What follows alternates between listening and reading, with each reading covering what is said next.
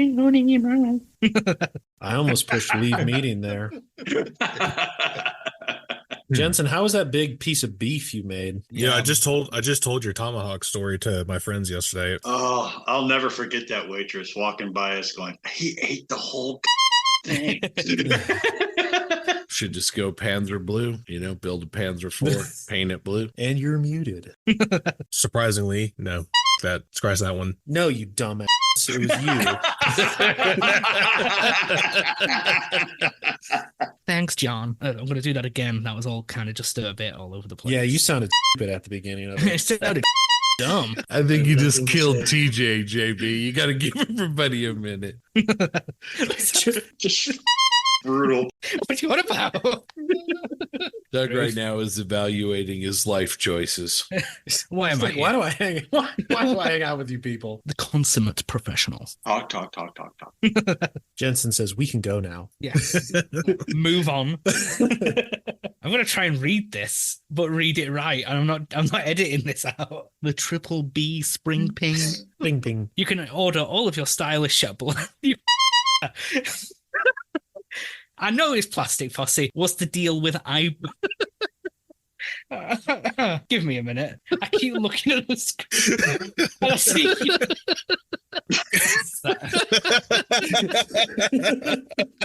That sounds right, though. And we are live. Recording in progress. Recording in progress.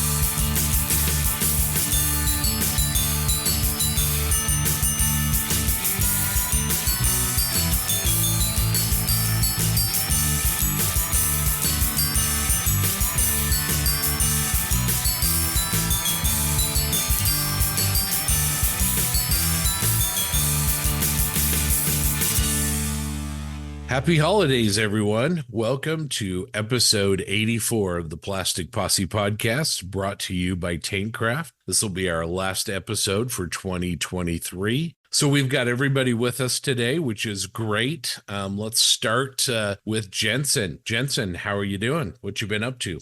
I have been really deep cleaning the studio for the new year, because I did so much modeling and I have so much reason to have this room be a mess. No, just gathering and collecting stuff that doesn't need to be in here. So when the new year starts, I just want it to be like really fresh and clean. Anything like last year, I tried to work on part-started projects. I don't want that going into a new year. I just want a complete fresh, nothing on my mind, nothing at back of the cupboard. Like, oh no, you need to finish me. So no, just getting everything organized and clean and ready for a fresh start for 2024. That's awesome. That's kind of consistent with Graham's recent post, which I thought was really kind of interesting, but kind of cool as far as, hey, sometimes you just got to do a house cleaning and move forward, right? Oh, absolutely. Yeah. We spoke about that a little. He just wants completely just anything part started, anything to do with group builds, projects of the past, just gone. Just completely fresh. A lot of those model kits I was okay with. To me, a Spitfire hurt my heart a little bit, but you gotta do what you gotta do, right? Won't judge him too harshly. That's right. I think it's a good thing if it helps him move forward. TJ, how are you doing, and what have you been up to? Oh, I'm doing well. It is the Christmas season, which is my favorite, so I've been enjoying it. No snow. We got a little bit of snow the other day, just a light dusting, so that was nice. Yeah, we've got our AMPS Christmas party today for our AMPS chapter later today. I'm really excited about that. My wife's coming with me, which is pretty cool. And other than that, as far as the bench goes, I've been plugging along on my Sherman 3 that I've been working on. And then I've also started working on a Sherman 5. That's an M4A4. And that one's for the Overlord group build. I'm doing a Canadian OP tank. Really well-known photograph. It's what the Asuka box art is based on. It is not the same tank, so the markings are different. But yeah, it's pretty fun. I decided to chisel out all the welds on the hull and redo them all. I don't know why, because I've never done it before, I guess, and it's good for practice, I suppose. So I've done like the whole front glacis, and also reshaped the driver's hoods to make them more accurate to what the Chrysler produced hoods look like. I don't really like it, but it's okay. And other than that, that's pretty much it. Just trying to wrap up the Sherman 3 by the end of the year. I don't know if I'm going to make it, but we'll see. Nah, that's really good. Keep everything moving forward. All right, JB, what you been up to? Same story as last time, I think. Sergeant York, it is primed right now. It took me a little bit longer than I expected to get to primer just because it's a beast of a kit in terms of complexity, part count, and then overall fit as well. I think we talked about it on the last time, and trying to be transparent.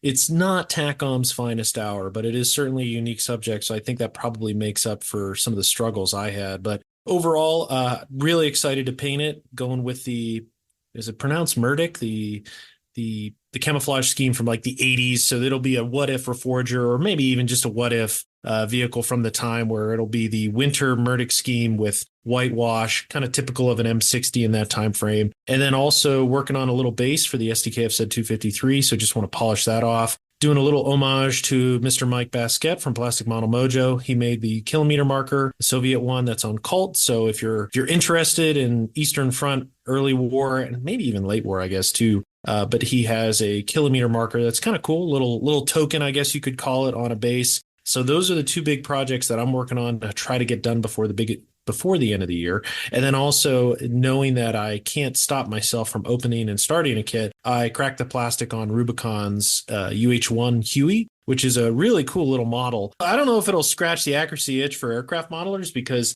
it is made for wargaming, so it has emphasized rivet detail and some other features, which I think is really cool and opens up a lot for weathering and painting. So I will be working on that. Looks, again, very straightforward. I started dry fitting parts, nothing really crazy. The only seam that you have to worry about is the spine one going down the rotor shaft in the back. So otherwise, that's what's going on my neck of the woods. Yeah, I really like the way that base turned out that you did. That looks really sharp, and we'll see what you do with that Huey. Mr. Smith, Doug, what you been up to, and what's on your bench? Well, I am currently trying to recover from my food coma from this week of different Christmas celebrations, and doing okay. I finally finished my TIE fighter, the one that I did in the red metal. I really like it. I don't know how to take pictures of it. I've gotten better with photography with my phone, but with this finish, it's really difficult to get an accurate representation of what it is. So I'm working on that, and I need to build a base for it, because I've gotten to where I just don't think those Bandai bases are enough. So that's my project that's wrapped up. I've been eyeballing my shelf of Doom stash and trying to decide which one I want to pull off and actually finish. And so there's that. I'm forcing myself not to open anything new right now because I've got too many in progress. Oh man, it's the holidays. Come on. Yeah. There's no such thing as too many in progress. That's a made up thing. I want so bad to believe you. I would say don't open too many, because then you're going to get to be like me, where I'm like, I should sell that kit. Oh wait, never mind. I've already started it. Damn it. Definitely. Well, Grant, how are things out on the left coast? What you been up to? Everything's out here great. I've been a little bit busy with the holiday parties lately, so not too much. I did finish the British ambulance, which is in Austin, but they can't say Austin on the cover of the box, which is a great little kit. Went together really fast, had it together in basically a night and a half, doing some little detail work on it now with putting some bolt heads and stuff like that on it. But it's a fun little kit, 1/48 scale. Other than that, I really haven't done too much. I'm also doing a Rubicon ZIS 150, the Russian truck. I was talked into doing that with a friend. We're going to do them as they're on the Ho Chi Minh Trail with the stuff on with the railings on top, and they put the palm leaves over there so they couldn't see them with the aircraft. So it's a great little kit. I love Rubicon models, and the Huey, like JB's building, is a great little kit. I do love they're starting the 113 series now. So they have the 113, the mortar launcher, the 106. They have the M577. So that's going to be fun. I'm hoping to get those later on, but that's about it. I'm just kind of taking it easy until next week when I decide to take a vacation and I can really jump into building some models. Nice. I hear that. Grant, I also have to compliment you on your new look. You've got a very Walter White look going on. Are you the one who knocks? I am the one who knocks. I have a shed now and public storage. It's filled with a large pile of cash that my wife cannot do anything with. So we are planning to move to Jamaica, I think.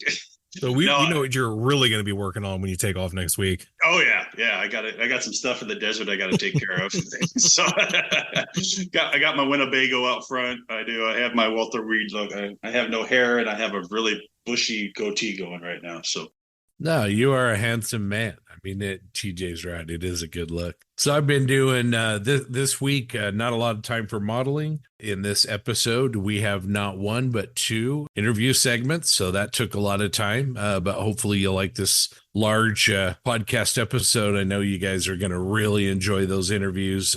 We had some great conversations. We'll talk about that more, but a little bit of a lot going on here. Worked on my Viper and I've got now every piece except one ready for the final prime. I've done 3 coats of primer. You want to make sure, as large as the model is, to get rid of all the build layer lines and all the support, points, all the divots, everything. So just about ready for paint on that. I've also been working on that Spitfire cockpits, ready for final washes and some metal distressing and chipping and things like that. So that's been a lot of fun. And then just kind of been working on other things. My good friend Grant is sending me a Warhammer figure that I'm pretty excited about. That Nurgle Death Knight is that what it's called? It's super cool. I'm gonna try and put that on the docket for 2024. Stay outside of my comfort zone. Our friend Gary Baker's been doing some painting lessons with me and kind of showing me what he does, how he does wet blending, and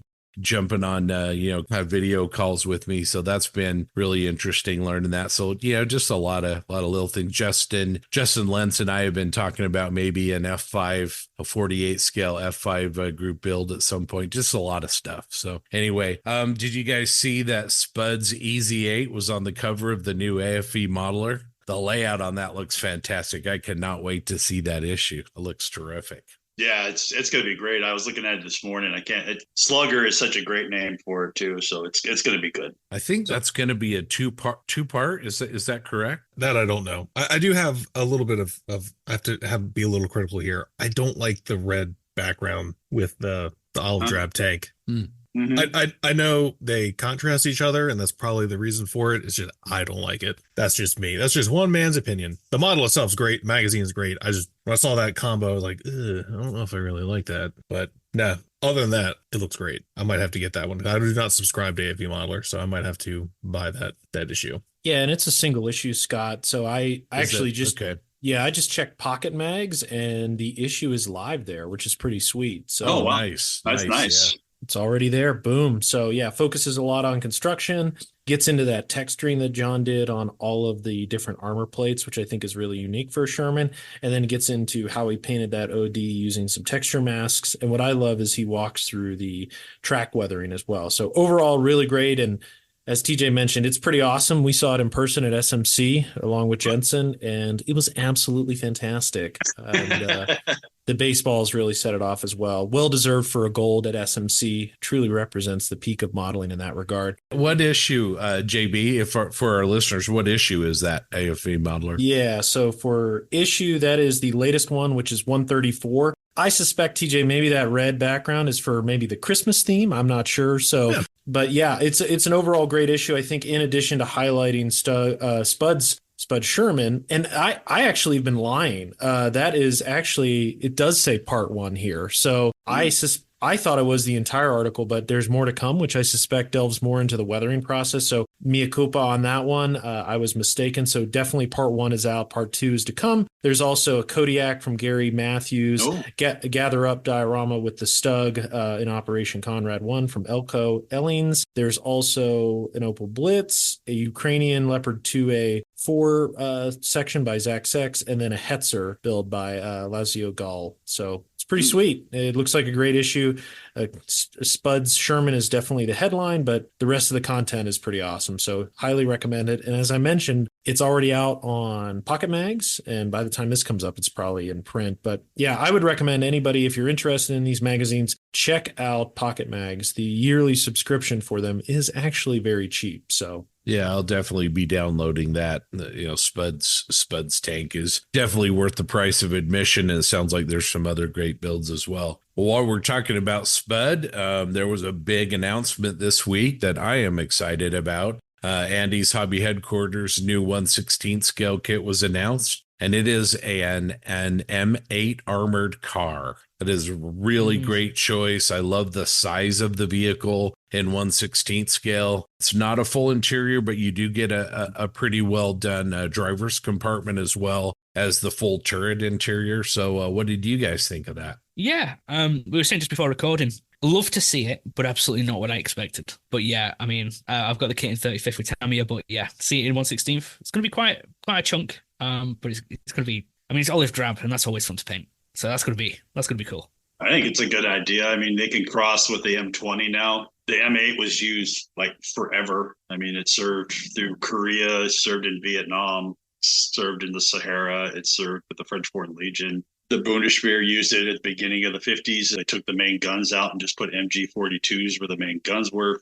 So, there's just 1,000 things you can do with it. I'm like Jensen, though. It's great to hear, but it surprised me. I didn't know what I was expecting. I was expecting some kind of it, but I think I was expecting a smaller Sherman, an M4A3, M4A1 or something like that, or maybe an M8. But it's great to see the M8 armored car instead of the M8 howitzer. So that's what I was thinking. So, yeah, instead of the GMC. Yeah. I don't know, but my hat's off to Andy. Andy's doing a heck of a job with these 1/16 scale kits. He's doing some fantastic work with them, I'm sure. So he's got a lot of kits now. Plus, he's got a lot of people making accessories for him. He also showed during the video that our good friend Steve at Value Gear has done a lot of work for him for the Achilles, the M10. So there's a lot of stuff out there, guys. There's figures, there's extra machine guns. You've got Dave Parker doing stuff for 1/16 scale also. So there's just a ton of stuff. So that's great to see. Yeah, I think it's a great subject choice. Kind of goes along. If you watch this video, he had the Puma there as well. So it's a welcome compliment, I think, to the German armored car that is. I think what I'm looking forward to, I'm already envisioning the project. It's going to be Ardennes, chains on the wheels, some of the fenders missing, loaded down with stowage, beat to hell. So already thinking of it. And this is funny. We've talked about people in the past. I think of Andy Golden, Greg Solar, and I've even saw Greg post on there. I can already imagine the small vignette they're going to make with that. So it's certainly going to be a hot topic, I think, for a lot of modelers. And I think what helps with this as well, it's not going to be that complicated. Where the SDKF said 250, the 250 that's out, or the 251, I should say, you can already see there's not a lot of them built. It is a complex model. It takes a while to put together. I've stalled a little bit on mine. I need to get back on it, but I think this will be a welcome relief to some of the more complicated 1/16 scale kits out there, and you're probably going to see a lot more of them built. And the crew figure looks great on it, and I think you'll see from an aftermarket perspective, Value Gear with stowage, def models on the wheels, especially chained ones. You'll see a bunch of interior stowage as well. So all in all, really great subject. Can't wait for it to come out. Probably, I would assume, late Q1, early Q2 next year. And let's take bets on prices. So I'm thinking $100 flat. Oh, wow. I mean, knowing Andy, that's a possibility. I was kind of thinking about that 120, mark. But yeah, I mean, the value that Andy is offering too, John, you mentioned kit selection and complexity, the value that he's bringing. JB and I were actually talking on Messenger this week, and I think Sol Models released a set of the T80 track for the Andy's Sherman that he released, and the price was $140. Well, on Black Friday, I picked up Andy's Korean Sherman with those tracks in it for $99. I mean, some of these prices are it's incredible the value he's bringing. And I think it's really blowing this scale out of the water, really bringing it to a lot of people that may not have even considered it. And John, you mentioned the figures that Jason is sculpting for these things. That is terrific. The steering on the kit is positionable anyway, but yeah, so I'm 120. Put You're me one. down for We're 120. gonna do Prices Right rules, There we go. which I regret doing and putting out mine. But I'm okay. So I'm in at $100. Scott's got 119.99. 119. Grant, where are you at? I'm low. I'm gonna go 190. That's or, sorry, high. not 190. 90. Sorry, 90. All right. Jensen. I was thinking about 110. Okay. Doug. Well, if I wasn't muted and I was the last to go, I would say $1 if we're doing the Price is Right rules. So TJ is the last to go, so he could say $2. So be careful. So are you locking in at $1? I'm locking in at $1. All right. Let's see TJ's character right now. Oh, we got 120, 100. Yeah. Grant said 90 Yeah. I'm at 110. or Yeah. 110. Oh man, that's a tough one. I might have to go 115. Okay. All right. Ooh. All right. Right in the delta. Nice. Yep. All right. We have all these captured listeners, so when we come back, when the price is dropped, we will see who enters the stage to do Plinko for a jet ski. Brand new 1974 Cordova. Come on down. Which with rich Corinthian leather. Dun, dun, dun, dun, dun, dun. Spirit of the holidays. This is going to be fun. Let's bump on over to Mr. Mayberry to talk about models on the Posse group. All right, so let's talk about group models. I'm going to go first because my name's first on the list. I am going to call out somebody that has done a fantastic job and posted something that I really enjoyed, and I thought he did a fantastic job on, though we pick on him a lot. But I'm going to call out Jensen. Jensen's facade hit the page, and I could not. Finally. Yeah. See, couldn't. So, but it's a very, very, very impressive model. We joke with Jensen a lot, but he does some unbelievable work. I think the door alone on that facade he nailed it. The pigeons out front with the gentleman, the figure from Mini Art. So brave. Yeah, so brave. He's just. I'm really pushing the boundaries with those pigeons. You are pushing the boundaries.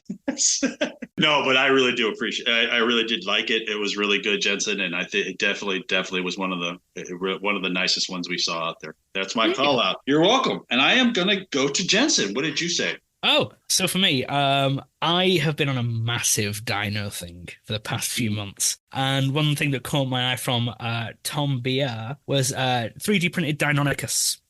I mean, it's a really cool looking dinosaur. And I know JB's recently been getting into printing some of these, and I found the shop on Cults 3D. I think it's Dinos and Dogs is the 3D Cults page. Yep. I don't want all of them. But yeah, this print really crisp, really clean. Really looking forward to seeing how it gets painted, because these could be really, really colorful. Like, 'cause it's a feathered dinosaur. Yeah. So this could get quite interesting and quite vibrant. But the print's really clean, nice little dino, and yeah, looking forward to seeing how that one progresses. Yeah. Can I throw something in about Deinonychus? Yeah. If you've seen Jurassic Park, that's Deinonychus. When they say Velociraptor, what they're showing you is Deinonychus. Velociraptors were quite a bit smaller than that. So and they had feathers, which they don't usually show in those movies. So, all right. Thanks, nerd. You're welcome. Sorry, just walked into that one. No, that's great. That's great. He does some, I really do love him. And you did a really good versus. I think, didn't you do the same one? Or I haven't done Deinonychus. I have a Velociraptor I'm working on right now too. Oh, so. I thought you did a feathered one also. So yeah, that's Velociraptor. Okay. That's cool. All right. Let's go to Scott. Yeah, I just there's a modeler that is going by the name French Modeler. They did a Copper State Models armored car vignette. Just really, really love the base and the figures and the composition. It's on a kind of a wooden bridge, and there's a couple figures standing in front of it, and it's been cut. It's very, very small, and so it's kind of a cutaway type approach. I really like it. I think the presentation is spot on. Also, want to go back to Grant's pick, Jensen's facade. Want to echo what he said. I thought that was really, really good, and here's hoping we see more facades from AK or other manufacturers in 2024. I also wanted to give a little plug to really quick to Jackson. He was kind of a late poster as well, but I really thought Jackson did a good job on his facade, and obviously Uncle Night Shift's facade was terrific that he's been working on as well for his next project. So facades everywhere. It's great. I really, really like it. Yeah, it is. All right, Doug, what about you? I'm looking at Lin Young, his 72nd scale Airfix AVG P40. Very nice. I mean, 72nd scale, not a big model at all. He's got great paint work. He's done it wheels up. The paint's beautiful. He's actually gone even in 72nd scale with antenna, which a lot of people stay away from in that scale. The markings look great. It's just a cool little airplane, and he's done an excellent job. Yeah, you did a really good job on that.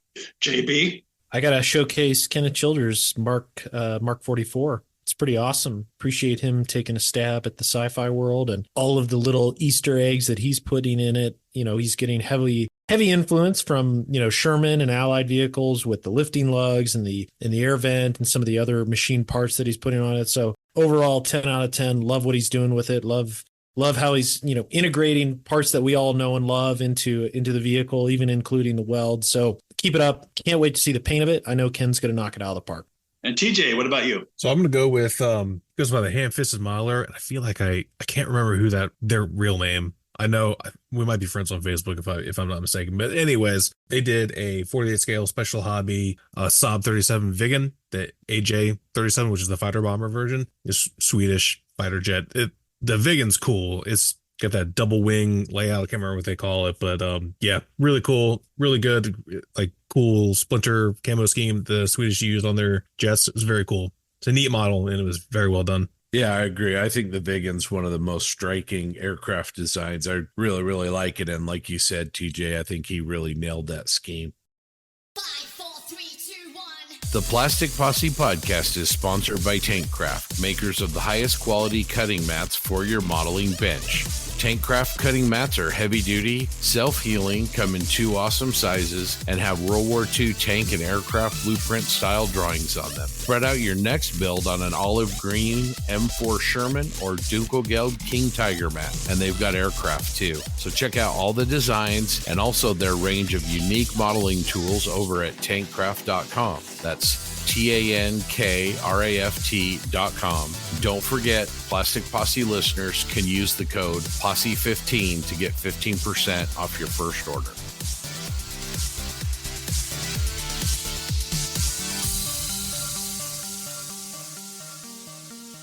All right, so now I'm going to pass it over to TJ for the first discussion. Well, since apparently it's the end of 2023, which I'm sure for a lot of people happened sooner than they thought it was going to, definitely feels that way for me. I feel like this year was over like in the blink of an eye. I guess we could do a little bit of a benchtop roundup for what everyone accomplished this year, both build-wise or just in general. So I'm going to start with Jensen, because I know despite your comments that you make all the time, you did get stuff done this year, even though you act like you didn't do anything. We already mentioned one of them, so let's hear it, buddy. You've literally mentioned 50% of the stuff I've done this year. I think, I literally, as we were talking about this, I was going back through my Facebook to see what I've actually done. I think, so obviously we had the AK facade, which got completed, and it was completed on time, just I didn't upload photos on time. And I think before that, the only other thing I finished was the AK FJ build. Oh, I lie. 3 things. I did finish the Tamiya Jagdpanzer, the L70. So 3, which again isn't really a great year. Like the output has been poor. But in all fairness, in my defense, I spent 5 months of the year depressed and didn't work on anything. So that's good. So for the other 7 months, 3 finishes, I'll take that. Would I have liked to have got more done? Of course. Did I have a billion projects in my head? Yes, I always do. It's just thinking about them and getting them done. That's the hard bit. I sound like a broken record. I think I've said this every year I've been modeling. Next year, I'd like to get a lot more done. But yeah, kind of running out of excuses to not do stuff now. Because, and I hate to sound like this, my is quite good. You can't say that. And is it though? You can't say that. Okay, it's passable. It's passable. Okay, default. Yeah, it's okay. Okay, my stuff's all right. Finish that damn jumbo. No. No. Finish that border models 190, please. No, finish Yeah. finish the jumbo. I have a jumbo on the queue for next year. There you go. That's a good point. Yeah, mine's base painting. What it was is I didn't want to put the markings on. It came down to that's why it didn't progress. I didn't want to put markings on it because There's in the like two box- markings on it. Yeah, there's the serial number and a star. Yeah. Yeah, well, it's the first in Bastogne box. I was like, well, I don't understand. Everyone does that. Yeah. They don't. Then don't do it. Just put a star on Stop it. bullying me. I hear what you're saying. but you sound Peer stupid. pressure, peer pressure. This is why I don't model. The pressure is too much.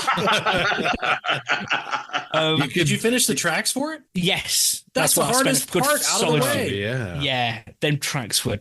It was Meng, and Meng's tracks are just. I always say I'd rather put a cocktail stuck into my big toenail and kick a wall than build those tracks again. They They're look not nice, though. good. It looks great. They're pretty and they work. They're actually very workable. They're just a bit shit. But yeah, apart from that, that needs finishing. I could actually technically finish that before Christmas and have a fourth, but if that's going to happen, don't know. Okay, Yeah. out of the three, which one's the standout to you? Which one do you think is the best? Facade. You think so? Yeah, really liked some of the techniques used on that for the building and the brickwork. That was fun. Yeah, it's all right. Yeah, it's all right. Yeah. The pigeons. I thought I'd revolutionized modeling when I thought of that. I know.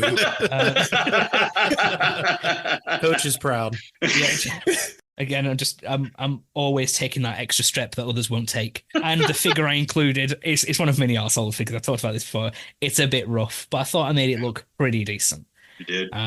But yeah, that was nice. But then again, the L70, I like to think I went quite extreme with the weathering on that, and that turned out pretty all right. But then, the FJ, that was fun. I don't know. Well, the stuff I finish, I do tend to kind of enjoy, but I think the standout's the facade because I really kind of pushed like Grant said, the door, the wood effects and the lighting. It's still quite extreme, but it's kind of the style I'm going for now. And yeah, it's quite pretty. I like it. Right on. Okay, next I'm going to go to Doug.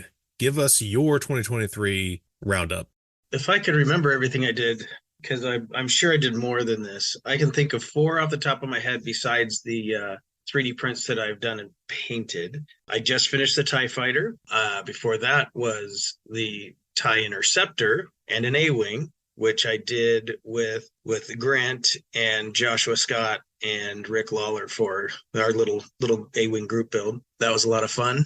I did I think my 48 scale Abrams, the Tamiya Abrams, I did that at the beginning of the year. And other than that, I think most of what I've done has been painting busts and things, dinosaurs in Lord of the Rings. I did a Pachycephalosaurus. I did a T-Rex head, a few other things like that. And that's where I've been. Oh, don't forget the 144 scale Razor Crest, which, took me all of 10 minutes. The Tamiya 148 scale Corsair. Oh yeah, I just did that. Oh yeah. I just did that. Wow, how do I forget that? Come on, we man. just- Gosh, sorry, guys. It's that Pachycephalosaurus, it's that rash you've got that you've been taking that cream for. It's messing with your memory, man. Well, you're not supposed to tell people about that, man. I shared that in confidence.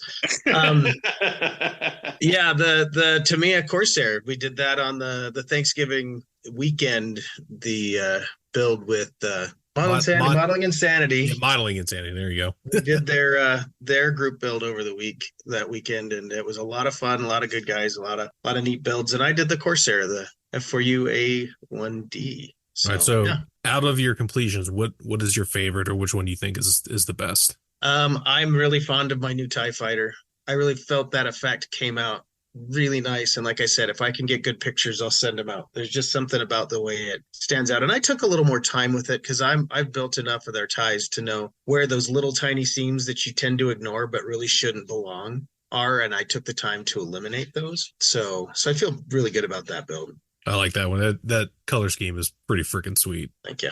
Yeah, I like the finish on your last couple of ties, Doug. I think you're bringing some innovation to the finishes on those. So great job. Well, I figured, ties are boring. I mean, I love them, but just they're gray. And there's a few that are part of, I don't know if you'd consider them canon, but from other origins that are out there, and I've not seen one like these. So I did the blue metallic for the TIE Interceptor, and I did this standard tie in the red. And I maybe we'll try another metallic on maybe a tie striker or something, a different color.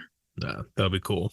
All right, I'm gonna go over to JB. I think the year it started off a little slow, or there was definitely some lag at least in the middle there. But you've been finishing the year pretty damn strong. Trying to catch up, so I'm looking back and trying to think of what I finished this year. So I mean, there was the Nashorn for the Models for Heroes, the Tamiya Jagdpanzer.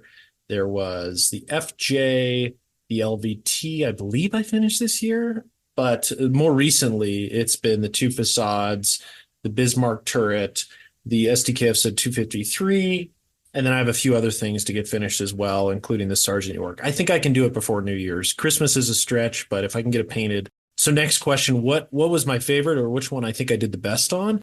I'll be honest, I think it might be a tie, and it's the Charvin's facade and the FJ, only because it explored colors and techniques that I've really never pushed. And to be completely honest, I really enjoyed. So I'm thinking of how to make things brighter and, what to do next in that regard, whether it's rust or, again, vibrant colors, the yellows, the turquoises, and seeing where that can fit in a build. But yeah, it's been not my most productive year, but certainly a year where I've learned the most. And, looking forward to 2024, I'm going to go back on what I called out earlier in the last episode. I just want to get better at figures because I noticed there's none in my 2023 builds. Didn't you do the L70 too? Yep. Yeah. The Tamiya Jagdpanzer. Yep. Yeah. L70A. Yeah. That was a fun build. Great kit. A lot of fun. Really enjoyed it. But certainly the FJ and the yellow and the facade, those were the fun. FJ is amazing. Yeah, it is. It was a good time. It's been an interesting year at the bench. And I think I've had more time, like you said, TJ, in the last month than I have probably in the previous 6.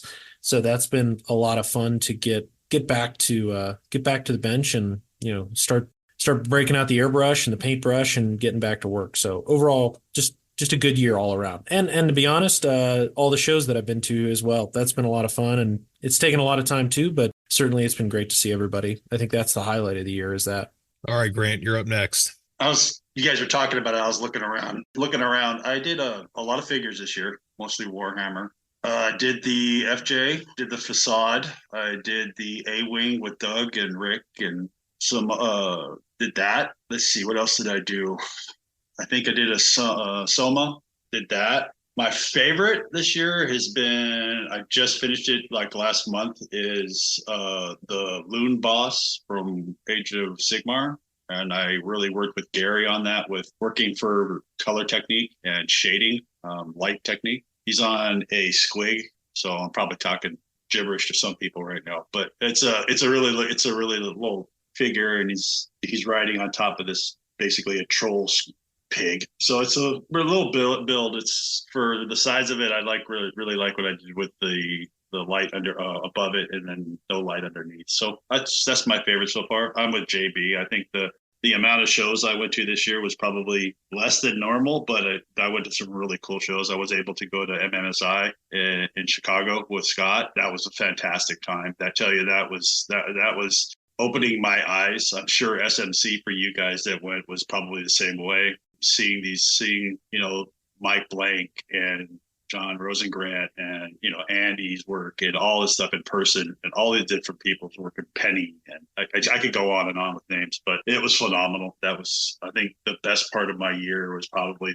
the shows, seeing everybody, hanging out with everybody. Nationals, Tommy's Fest up in Seattle, beginning of the year. So it's been a great year. I have had a great time.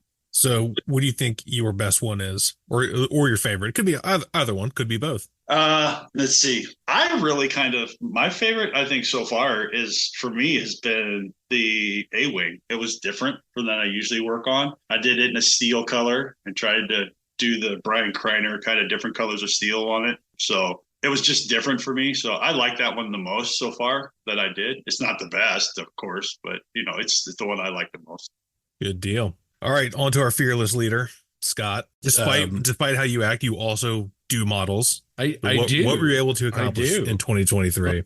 2023 was a banner year for me. I had 4 I had 4 completions. I did spend a big part of the year. I got a second 3D printer and really decided before I implemented that I wanted to really spend a lot of time on sort of that rabbit hole. But having said that, I finished the Tamiya M8 GMC in 148 scale. I finished the AKFJ 43. I finished a Bandai Y-Wing with a base. And the base on that was kind of something that was way above anything I had ever done before. And then, which one am I forgetting here?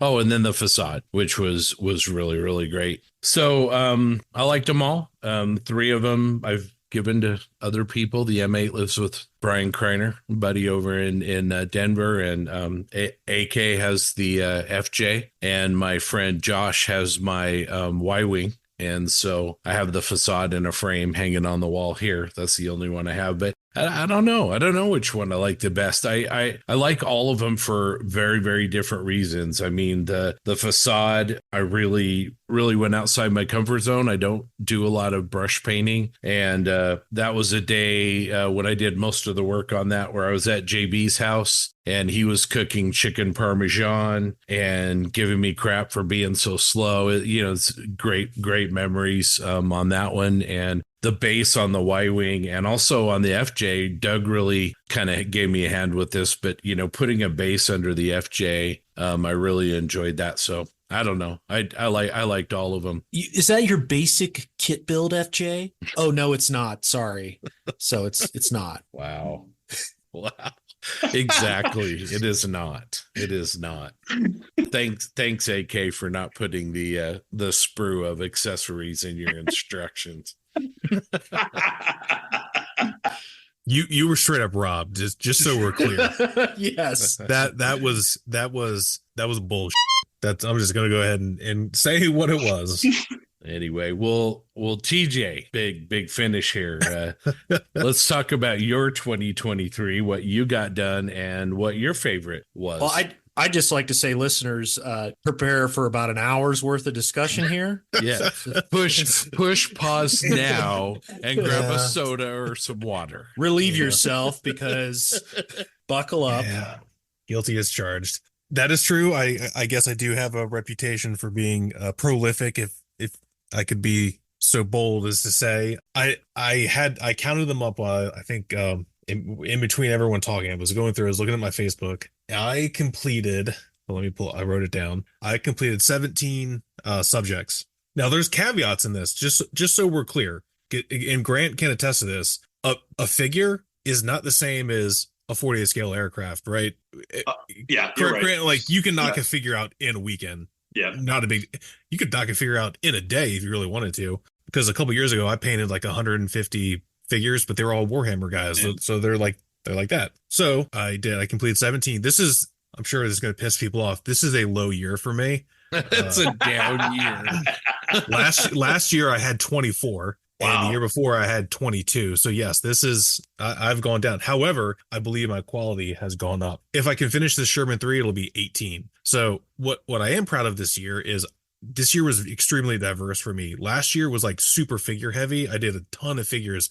Of the 24 models I did last year, finished projects, full half of them were figures. So this year I had 5 AFE subjects. I did 6 figures. I did 4 Machine Krieger subjects, 1 Star Wars subject, and then 1 airplane, my first 48 scale airplane. So to me, I was very happy because that's a lot of different things. And of the AFE, I did like an artillery piece. I did a soft skin. I did an actual tank, 48 scale tank, and then a civilian vehicle. I did the tractor. So I'm pretty proud of how I did. I think some of my best work has come in 2023. If I can finish the Sherman 3, I'll be really, really excited. And then I guess to which one I think is the best or which one's my favorite, it's kind of tough, honestly. I really like my Wildcat. I really do. I think it turned out really, really good. I tried really hard on that. That's the hardest I think I've worked on maybe other than the Sherman 3. If I can finish this Sherman 3 and it finishes as good as it is now, then it might take over for my favorite this year. But I was really, really proud of my Wildcat. For a non-airplane guy, I think I did a pretty damn good job. Jensen, which one of TJ's models is your favorite? None of them. No. Oh man. All rubbish. um, it's weird to say, like the one you're working on now, your current Sherman, like you posted a picture of it in your hands the other day or yesterday or this morning. Can't remember. All the same for me. And I looked at it for a long time because it's very pretty. Like you've just started putting oils on it, the paintwork on it, the chipping. It just all is right. It is very, very nice to look at. So although you've not finished it yet, it's definitely a level up from your previous armor. It's very pretty. Don't worry, I got time to ruin A it. compliment. I'm gonna jump in here too. You got time to ruin it. I'm gonna jump in here and say I like TJ's tractor. I think that was with the little base around it, with the grass and everything. I remember you getting that ready for SMC around SMC time, and that was I really like that. That to me, that you did a lot of, like you said, you did a lot of AFVs or the AFVs, but I think that tractor for me is, I look at that thing all the time and I'm like, God, I want to build that now. Just something like that was very cool. That was very, very good. Yeah, those mini art tractors are good little kits. Yeah. I don't like the base on that. If I hadn't put the base on, I'd probably like it a lot more. I didn't like how I did the grass. The tractor I was really proud of. Yeah. That's probably some of my best rust because it's all rusted out and old. There's a lot of different things you did really good on that tractor. Like you said, the rust and the color and stuff like that. It was really good. It was very good. Was your Lunagans a 22 or a 23 build? Lunagans was did I do that in 2021? That's pretty old because that was 2021 because I took it to the Old Dominion Open in 2022 and that's in February. All right. So, well, yeah, and I know. I'm going to agree one... with you and say I loved your Wildcat, man. Thank you. That's my choice. I really like that. See, I think the Y-Wing is the best thing you did this year, Scott. That Y-Wing was dope. Thank you. You do all right, I guess. Well, once in a while, even a blind squirrel finds a nut once in a while, right? So what about JB's builds, TJ? Which one of JB's builds do you think is his best? Oh, it's the FJ. That thing's so freaking good. Yep. It's so good. Yeah, it's hard to argue that. I mean, AK loves it. Yep. I love the seats. I love the seats on that. Beautiful. Yeah, those seat covers. Now, I was feeling really good about my FJ, and then JB plopped his down. I'm like, you know what? Never mind. Never mind. I'd love to know what inspired the yellow and rust. Yeah, there was this modeler. He posted. It was a Mac build. I'm trying to think. It was in our group. Something about pigeons. It was an Englishman though, and I know he took influence from somebody else, but that one, it was called Alone, I think. That was really the bee's knees. But no, you dumbass. It was you. This is a kumbaya love fest for the posse members, obviously, because we're loving on each other. But it's the goddamn truth. I think what's inspiring is that each of us create really unique work, and when we share it, I think it influences others. We joke a lot, but in this case, Jensen's Desolate, when he built it last year, the effects of the rust on the yellow was just really cool. And I thought, how can I use it someplace else? And it's not only us as hosts that take inspiration from each other, but you can see that in the group as well. I think one of the greatest things about this community is the ability to learn from each other, see our work, and then transform it into our own subject. So I just want to give a special shout out to everyone who's contributed throughout 2023 in the Plastic Posse group.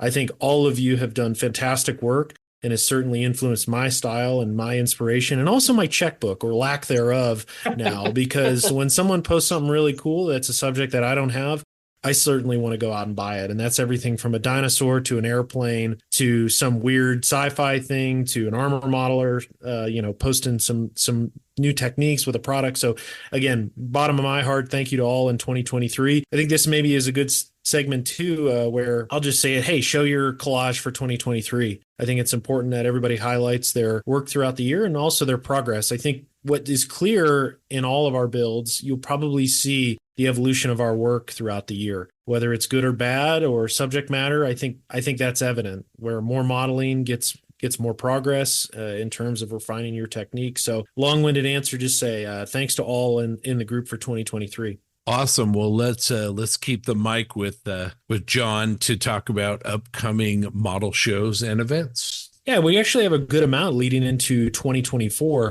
Certainly, there's going to be one every month, and each one seems pretty awesome. So the first is Winter Blitz Show. It'll be held on Saturday, January 20th at the Museum of the American GI in College Station, Texas. More details can be found at winter-blitz.com. I really want to go to that show. I saw pictures posted last year. I think Cliff Herring went to it. Certainly a cool venue and a lot of great stuff there. So wish them all the success in the world again. Another show staying in Texas is Model Fiesta 42 on the February 10th. At the New Braunfels Convention Center in New Braunfels, Texas. This is right down the road where the Nationals were held. Ooh, and this year's theme, I feel like Jensen needs to make a trip over because it's all things British. More details at modelfiesta.com. We also have 2024 Model Mania show in Seattle, which is going to be on Feb 17th and 18th at the Museum of Flight. That will be a massive show, as it is every year. That is display only, no vendors, and really a different approach on how we think of model shows. So I'd encourage anybody in the Pacific Northwest, or honestly across the country, if you can find a cheap plane flight in Seattle, definitely do it. It is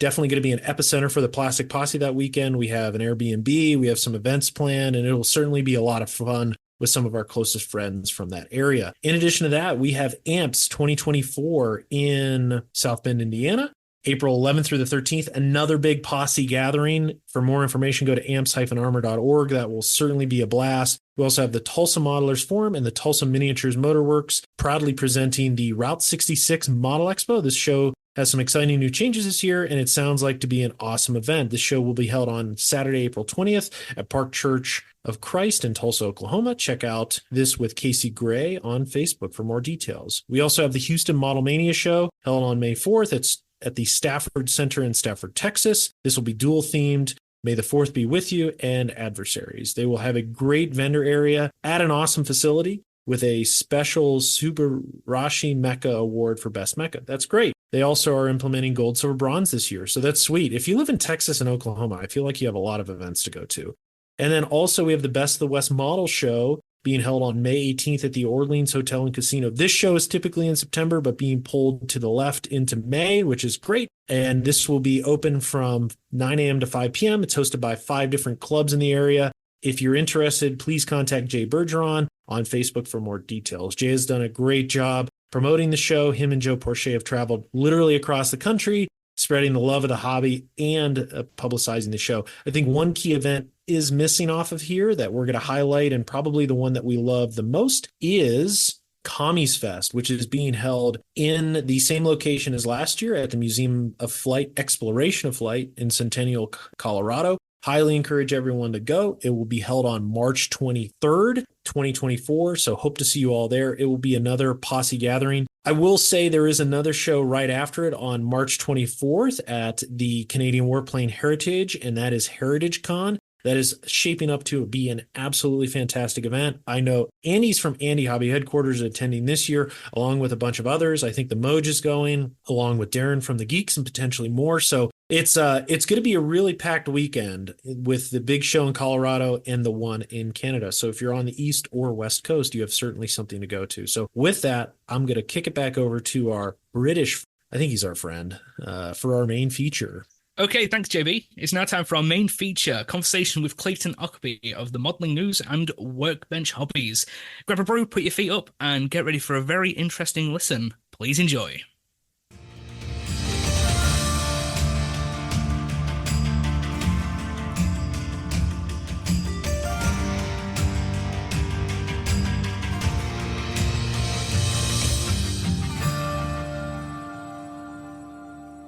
Welcome in, everybody, to the Plastic Posse podcast. We are delighted today to be joined by our friend Clayton Ockerby from Workbench Hobbies on YouTube. Clayton, welcome to the posse. Thank you very much, Scott. I appreciate it. Yeah, thanks for having me. It's a real honor. I've also got the one, the only Mr. John Bonani. How you doing, JB? I'm fantastic. I'm really looking forward to this. Clayton, I've admired your work for a long time. I think way before YouTube and probably even your Facebook page on the Modeling News, dating back probably almost a decade, I bet. So super happy to talk to you today. Oh, that's awesome. Thank you. Likewise. Also joining us to make sure that we don't do anything we're not supposed to, Mr. Grant Mayberry. Okay. It's an honor for me too. I've been a big modeling news follower for a long time, so I get a lot of my new information from you guys. It's really an honor to actually sit down and talk to you. Let's do the normal interview thing. Let's set the stage a little bit. Tell us a little bit about who Clayton is and how he got into scale modeling and kind of ended up where we're at today. I guess first and foremost, I'm a husband and a father and all those things. And I've run a signage business for 30 odd years. So that's personal life. Modeling life, yeah, it's one of those things like all of us, just start as a kid and just passionate with it as a kid. Didn't matter the subject, didn't matter the scale. If it was plastic and it needed glue, I was into it. And of course, I mean, it's a story everyone tells, isn't it? You drop out through those late teen years, but I always had sort of one foot in the hobby, just keeping an eye on it. And, if there was ever a hobby shop, you couldn't help yourself but walk in. But the whole building side of things didn't progress through those middle years. But with the business, that carries a lot of stress and whatnot. And my wife suggested about 10 years ago, why don't you sort of pick the modeling up to help relieve the stress from your working life? And I think that was probably the biggest mistake she's ever made in her life, because it's just, I mean, you guys know what it's like. It's such a time drain. But yeah, I mean, it's incredible. It's just one of those things I do that's all I think about when I'm doing it, and all the other stress just leaves me. So so I picked it up about 10 years ago. I think I was I'd never been part of a club, but I'd always wanted to join a club, and I saw a brochure for an IPMS chapter in New South Wales, and when I'd been back into it for about 6 months or 12 months, and so I decided to go along to a club meeting, which was one of the best things I ever did, because it all of a sudden gave me a line in the sand and a theme and things that I had to build towards. And because I was a notorious finisher. I never finished. I'd get to 80, 90%, and then it'd end up on the shelf to go to something new. And it was probably more because I didn't know quite how to finish it. I'd get to a point and you just get frozen in indecision. So it's just easier to start something else. So started going to the club, and that's when I crossed paths with Adam from the Modeling News, and he saw some stuff that I was building, and he said, "Hey man, that's really cool. Would you be interested in doing some writing for the Modeling News?" And yeah, that's pretty much where it all began. Yeah, so I think that's probably the best part of 9 or 10 years ago. And just things have grown from there. With the YouTube side of things, that's something I've been wanting to do for a long time, but it's only just recently I've found the confidence or the courage or whatever that might be, or just the self-esteem. I don't know what it is to actually be brave enough to sort of put it out there and put myself out there. And I'm not kicking myself if I didn't do it earlier, but I kind of wish I had. But that's just the journey. So I'm here now, and I'm enjoying it. It's hard work, man. It's hard work, but it's really rewarding. And just watching the community grow is just so rewarding. And yeah, that's where we are here today. Maybe starting at your YouTube channel, and we'll I'm sure come back to it, and then maybe moving backwards. A couple different things. First is a question. You are a really good teacher. Your videos are very instructive, and it isn't just what you're saying. It's how you're presenting the work. It's where the camera is. It's your editing. It's knowing which techniques to specifically talk about. Is there an education background that you have, or where does that come from? Because I think that's something that you're really, really good at. Well, thank you. No, absolutely no education background. I wasn't great at school. I was average, but but no, in terms of communication and a teaching background, no, definitely not. I think really all it is just, I mean, that's how I write. That's how I write for the magazines. That's how I write these tutorials for the Modeling News. And it's just really translated across. But it's probably a little bit different with the video, because I'm watching what I'm doing as I'm writing my script as well. So I'm able to elaborate a little bit further. And I think it's easy to forget that not everyone's at the same skill level that you are as well. So I try to sort of simplify a little bit so that information is accessible to a lot of modelers of different skill levels, I mean. I just the videos are just an extension of how I've been writing for the last maybe 8 or 9 years anyway. So I guess I'm trying to present it in a way that I'd like to receive it if it was me on the other end. Yeah, I mean, well, I would say, I mean, at least for me, well done. My other comment would be kind of, we talked about this kind of briefly before we started recording, but I feel like you're in a really good place inside of the hobby space on YouTube. And what I mean by that is you have a really broad-based appeal, similar to like Andy at Andy's Hobby Headquarters, where I think you present it in a way that's not intimidating at all. But yet I feel like your video production, your voiceover, again, some of the things I talked about just a second ago, are really kind of more up on the, the night shift level, some of the video channels that, to your credit, have actually been around for a while. So what were you aiming for? Was that, what I described, is that what you were aiming for when you started, or, what were you thinking? Well, I said it off recording as well, and I'll say it on recording again. The fact that you mentioned night shift and what I'm doing in the same breath is kind of a little bit embarrassing or something. I hope one day, when I grow up, to be, somewhere near that bloke. We all do. Yeah. Look, it was I was conscious not to be like anybody else. I was concerned that I might end up sort of mirroring what these people are doing. But in the end, I just kind of let go and I just let it develop my own style. I thought, well, whatever happens.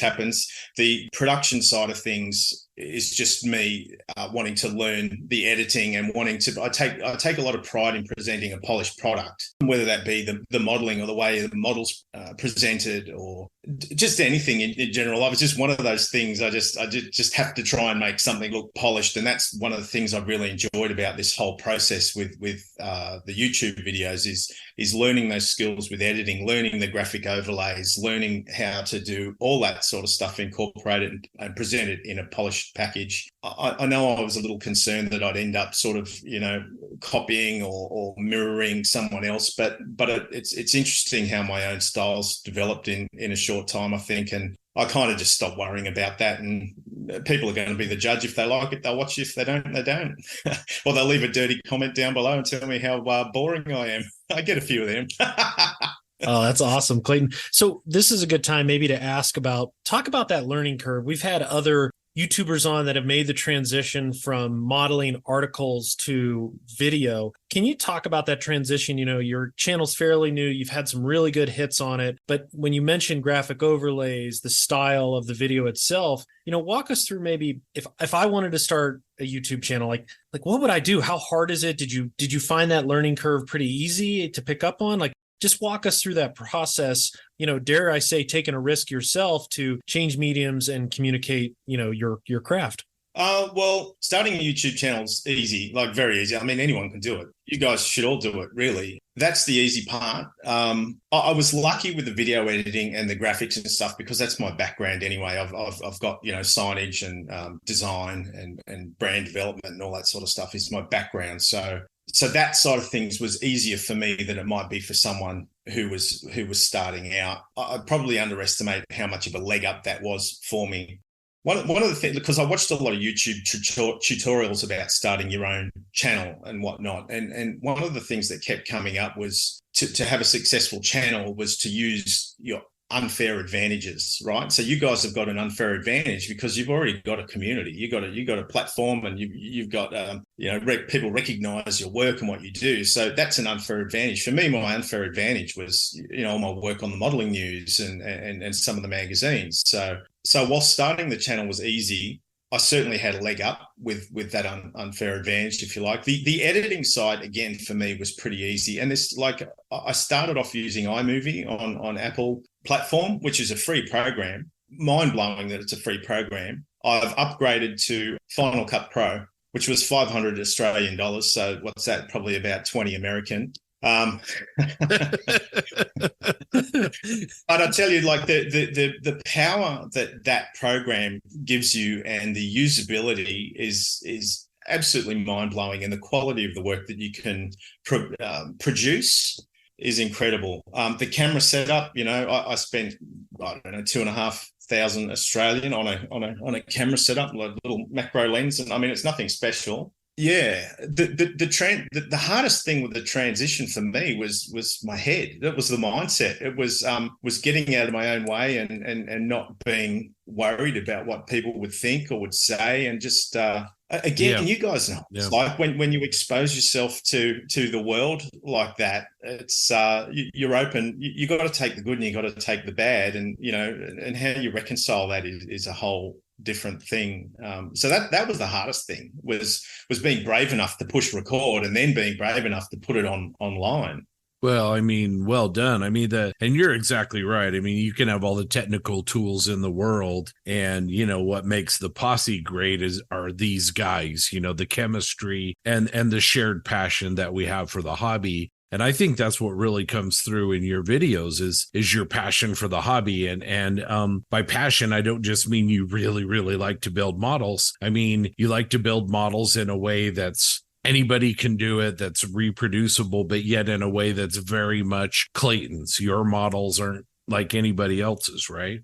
Well, I guess that goes for everyone as well. It's funny. I keep echoing what TJ said a few weeks ago about, what's the point of him doing like a YouTube channel? I think he said something like that, because I'd just be doing what other people are doing. So it's like, but that's like, like saying that, well, Pearl Jam or whatever should never have recorded a song because other people were doing music as well. But you're right. Everyone's unique. Everyone's doing something different. And of course, we're all using similar techniques, but it just doesn't matter. It's just content for people to consume. And if you're adding value or you learn one thing from the video, you've or made a difference in one person's life, I mean, it's awesome. The reach is incredible. So I would encourage all of you guys to put your stuff online, put your stuff on YouTube. It's it's accessible to everybody. Okay, so we've talked about all the practical stuff. Let's talk about the fun stuff, the models. Okay. All right. I really like your page. I really do. You actually helped me with a project I'm thinking about doing in the future, which is you did a Leopard 2A7 Mang with the camouflage. And I've always wanted to do a Berlin camouflage from the early 70s. So that's my big thing. So I see that you do 135th scale, 148 scale. Do you have a favorite? How do you pick a subject for this, your next video? Well, firstly, if you want to do a Berlin Brigade scheme, I've got a mask set for that. So flick me through details. I'll send you a mask set. Oh, that would be great. I'd really appreciate that. If you want to have a look at it, look on the on my website, workbenchhobbies.com. Okay. So, little side plug there. No, please plug away. How do I pick the subjects? It's more the subjects pick me. It would be, I would get the modeling news would say, I've got a kit, would you like to review it? So that would be it. I might get a kit from Brett Green, like he might say, can you build this for the magazine? So they're kind of just almost picking themselves. It's very rare that I would go to the stash and pick a kit, which, I mean, it takes the whole thought process out of it. But, and I often get caught up in these group build things as well. So if it's not a magazine and not a modeling thing, it would be a group build thing. Yeah. So, the stash keeps growing and, anyway. Does that answer the question?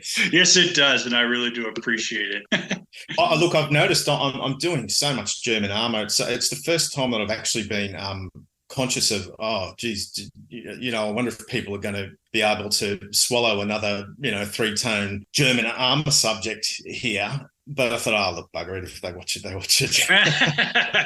Yeah, it's, I really like it. Scott brought it up earlier, talking about how you break it down, the how to very well. And I fall back to your Nashorn, your 148 scale Tamiya kit. And the first, it was the mud section, how you did it to the road wheels, and then how you added to the tracks, and then how you, for me and our listeners out there, you have to go to his YouTube page and watch this, because he explains the process very simple, very layered, and very think. And this is what I'm talking about. And I think Scott was trying to brought up too, is that your method of teaching is above 90% of everybody else, because I think it's that like you said, is your writing and your understanding in the process of that, how you do it, and that's how you spoke it, and it really did turn out well.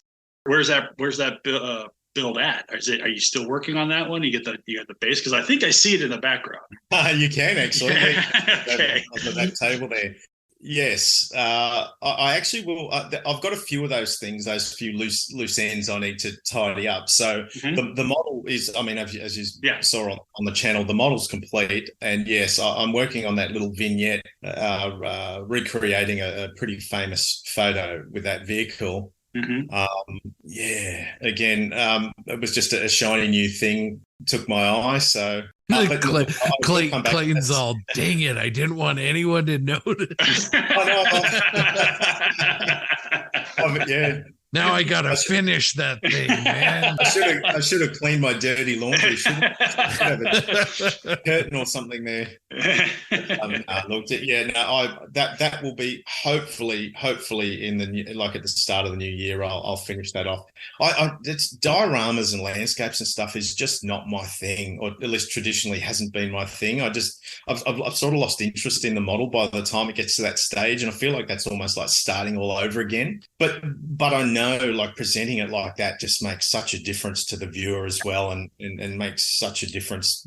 I mean, even in the showcase, when you've got one of those pieces, that's the one people go straight to and look at, because it gives that sense of relevance and scale and environment and all that. And so no, that one will be finished. Okay. I promise. And now you guys are going to hold me to account on that. So I don't have a choice. Nice. One of the videos I wanted to bring up, I appreciated, and maybe I'd say probably your spiciest video was the facts on the weasel from TACOM. The good and the bad I love from content creators, and you didn't hold any punches. You were very honest, and I actually love what you came up with. I'm looking forward to the finish of it. I have that kit myself, and I have to say it has tested my patience and my character in many regards for me not to throw it across the room. But I'm through the suspension. So, in terms of when's part 2 coming out? You did part 1, you got it to primer. When do you think part 2 is coming out? Okay, so you guys are going to hold me to account on that one as well, are you? Come on, guys. He's like never going to come on again. He's like, man, I did this interview and it was like, when are you going to finish this? When are you going to finish that? So when Grant asked me about the build order and the things that I got to do, you've really screwed that build order up now. This is another loose end one, obviously. I wasn't actually sure that I was going to go back to do that one. It's literally sitting on the shelf. I look at it every day. And I mean, obviously this weasel review was going to come up today. I knew it would come up today. And it's really interesting because, that was a review for the Modeling News. And he always says, just be honest. And I like at the end of this, I look, and there's a way you can be honest and there's a way you can be critical without being, a jerk. I was trying to find a better word than some of the ones I was going to use there. And I remember I wrote the review, and it was one of those things. I started that on a Friday night, I think it was, and I thought, look, this is going to be a quick build. It's a small vehicle. I can knock this review out. It'll be great. And I just remember that destroyed my weekend. That thing. I remember calling Adam, and I said, mate, I've been pretty brutal with this thing. I said, it's not great. I said, are you okay with this? And he said, it's fine, mate. If that's your experience, put it up, do it. I love the way you approach that, Clayton, because in the videos you're watching it's pretty clear early on in the video that you're not loving the experience, but you kept coming back to it, and almost like you were giving the kid another chance. And you were very careful to say, maybe this is me. Maybe I was the one that kind of caused that, but I really kind of felt like, even though the kid is an inanimate object, that you sort of gave it every chance you could. And from that regard, there are a lot of reviews out there that are negative that kind of become, this is junk. And you kind of wonder sort of the rest of the story, but I think you presented that really fairly. I mean, is that a good word, guys? Fairly? I mean, that's how I felt about it. Definitely. I felt the same way. I like John. I've got one. It's sitting. I finally finished the suspension. You're definitely being fair. It's a hard kit. There's a little bit of engineering in there that needs to be, I think, should have been looked at again. You brought that through professionally, and it wasn't just a slash hack job, where you just said get rid of it, throw it away.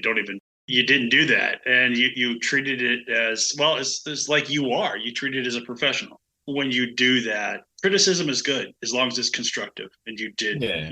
You brought constructive criticism. Thank you. Yeah, I think if I'd have bought that kit, I'm pretty sure it'd be in the bin. But with these review kits, I mean, you've got an obligation. Well, I think anyway. I mean, there's all these inbox reviews, and they just don't mean anything.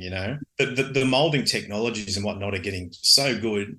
You can open just about anything, but if it doesn't build, I mean, that's what's the point? As Grant said, you didn't trash it, but on the other hand, you didn't let the viewer down too, right? Because I think like you were starting to say there's a lot of reviews out there that don't really mean anything, and for a review to mean something, it's got to be genuine, it's got to be authentic. Yeah. Look, I guess if I'd have given that thing a glowing review and then all of a sudden people start building it, then they start questioning themselves, oh, geez, is it me? And this guy didn't have any problems. And it's interesting when you put something like that up. And again, it's this whole thing of exposing yourself and opening yourself to criticism. And I'm building it, I'm thinking, is this me? Is this me? And you put it, and it's amazing though how many people agree with you, and then all of a sudden you'll get someone, oh no, hang on, he's wrong. This you can build this. It's like, well, hang on, I actually did build it. I just didn't have a great time building it. But yeah, look, if I can't be honest and do all that, you just lose all credibility, right? So and that was one of the great things with being part of the modeling news. He said that from the start, is just you share your experience, good, bad, or indifferent. Yeah, I mean, Grant and I both are fans of the Weasel. It's great that we have a new kit. And I think that Takom, one thing you can say about this kit is it's priced at a point where even though it's going to be a challenge, if you really like that vehicle, I think that's really, really good. There's an aircraft kit, I won't mention it by name, that recently has come out that I love the subject, but I'm not going to get the kit. And the reason is because it has some of these same issues that you discussed in the review of the Weasel, but the price point is almost $200 US MSRP. Wow. And so, it's like you've got the Weasel, which is $30 or $40, and then you've got 200. And so I guess as a consumer, my position is I'll put up with a lot more at $30 to $40 as far as challenges and shortcomings than I will at almost 200. I think if you know what you're going in for, though, if you go in with your eyes open, you would certainly have probably a better experience than I did. I'm a bit of a lazy builder, to be honest. I just, the building's something I do to get to the painting, and I do sometimes rush into that more than I should. But I think, yeah, with that, I mean, I agree. The Weasel's awesome. I actually asked for it. I said, can I have a look at this kit? Yeah, and just for the record, I'm a big Takom fan. Like some of the best models in my collection have been Takom, and some of the most enjoyable builds I've done have been Takom kits. So yeah, this is not a brand bias. It was just an experience I had with that model. Yeah, look, I mean, if someone can do a couple of little upgrades and things for it, geez, it'd make the experience a whole lot better. But yeah, you're right. I mean, they're priced at such a point that it's almost worth the pain. If you know what you're in for and you're willing to invest that pain, go for it. I agree. I was going to ask you what's your favorite part of the modeling, but I just think I just heard it. Is the painting and the weathering, that's where you look? Is that where your favorite part of the modeling is, or? Yeah, I guess that's a pretty broad, area of the modeling, weathering. Yeah, yes is the answer. But I love the airbrush. I just love using the airbrush. I love highlighting and shading and fine work with the airbrush. I think that might come from when I was a kid and I didn't have an airbrush, and I used to see these camouflage schemes in the Tamiya magazines and stuff, and be like, oh, how they do that? And then all of a sudden I found out it was an airbrush. Oh, you got to get an airbrush. And I remember Mum and Dad bought me an airbrush for Christmas. Like, it was a pretty good airbrush. but there was no compressor. There was no whatever. And, okay, well, how does it work? And then I remember having a big inflated tire tube as a kid trying, I don't know if you guys ever went down that path, but oh, goodness me. Like, where I started with the whole, cheap little airbrush, and it had those cans of compressed air, and you'd shake it and shake it and shake it, put it in a bowl of boiling hot water. And if you got 3 or 4 minutes out of it, you were lucky. Be lucky to clean the airbrush.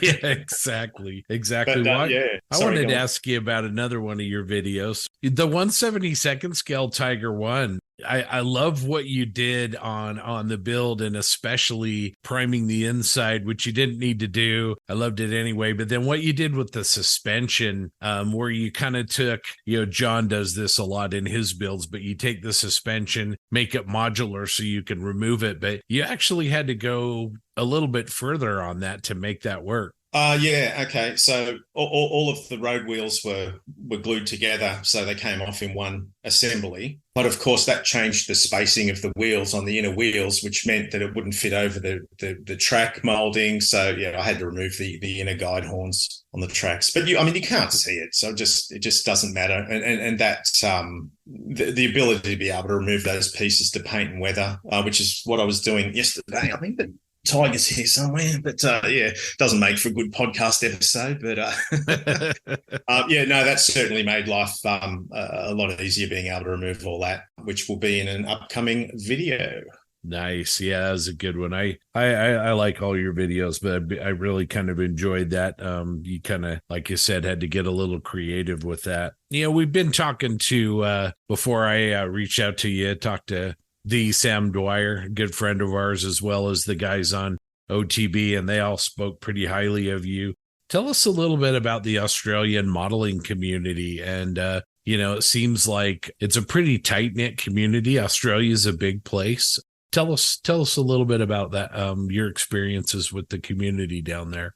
Well, look, I'm good mates with Sam as well. And I met Lincoln, paint on plastic, MAK Lincoln, down at Canberra a few weeks ago, and we've formed a bit of a friendship. Oh, look, there's so many talented modelers in this country, but it's a big country. In the past, it's been quite factionated and very almost tribal, if you like. Tribal, And I think that's changing. There's a big push to change that and trying to connect all these clubs and communicate better and build a better hobby. So the hobby is strong in this country for sure. The hobby's strong, but it's such a big country. And mind you, I say that like I complain about driving 4 hours to it's not even 4 hours, probably 3.5 hours to the Canberra Model Show. Like that's a massive drive for me. But I think you guys, I hear you get on your podcast. We can do 8 hours here. Yeah.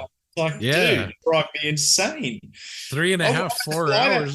Yeah, that's a commute, man. That's nothing. That's nothing. If I want to go see Grant, that's a 11 hour jump in the car. Oh, yeah. Man. It's worth it. It's worth it. Now we have great highways, and it's really, everything's very accessible. Really out here, especially I can't speak to the East as much, but the Western US is still really, automobile based, and it works out really, really well. I guess that leads me into something else I wanted to talk with you about. I heard some of the audio coming from the, was it the ACT show? Yeah, that's Canberra, yeah. Yeah. Tell us a little bit about the model shows down under, and if you might consider maybe coming up here to the States or somewhere out of country for a model show. Well, the model, yeah, I mean, there's again, I don't want to say too much. I feel like there's a shift in this country about where the biggest model show in the country was always Model Expo down in Melbourne, and I've been there once, but it's such a trek to get there for me and for a lot of the northern states to get there. It's definitely been the biggest show in the country. Probably is not even probably. It still is the biggest show in the country, but a lot of the other shows, like the Canberra show, the ACT show, the Queensland show, they all seem to be upping their game, doing it more professionally, having the demos, thinking about the experience more. So So that whole model show scene has definitely stepped up a gear. Like it's definitely, and people are responding. People are coming. That show in Canberra was fantastic. They had a record number of models on the table. It was rivaling the expo, the Melbourne Expo show. And just people coming through the door, and people who weren't modelers as well coming in just to look at the models. I mean, that's what we want to do, right? Is we want to expose other people to our hobby and share with them in the hope that they might pick it up, and at very least they'll just appreciate it. Maybe get the kids into it. Yeah. Sorry, what was the second part of that question? I got all excited in that. Just if you would consider maybe coming over to the States, or yeah. Of course. Yeah. Why not? Why not? I'll just start. Yeah. We had the blokes from OTB, and they all survived, I think. I'm pretty sure. We weren't too sure about Julian. He got a little bit ill, but yeah, I think they all survived. Poor old Julian was suffering at the Canberra show as well. He had bad hay fever. I suspect he might have been hungover for the 2 days, but he was hiding it behind hay fever. Hey, I heard that. I was thinking, oh boy, hay fever and a hangover. Ooh. He was I have to confess, he was struggling badly. His whole face was just I feel for him. I really feel for him. Yeah. But those guys speak so fondly about that trip, like trip of a lifetime. I know Ian he's frothing about it all the time. So I mean, man, I'd love to come and be part of that. So one day I'll have to save my pesos. Yeah, Sam came, and we tend to kind of turn all these shows into a big sort of, the show is only a small part of it, right? So Sam came over, flew into Colorado, and so before we even got into Omaha, we had all kinds of things lined up. Just had a blast, and you just find that it doesn't matter where you're from or what you model or what genre you do. You just sort of, because you share the language, right? You share the love of the hobby. You just feel like, we had dinner the first night that EOTBs got in. I'm sitting there next to Ian, and it was like, I've known Ian for 10 years. We're all sitting around a table, and there isn't really that learning curve that, like if you go to a work conference where everybody's kind of reserved. It was,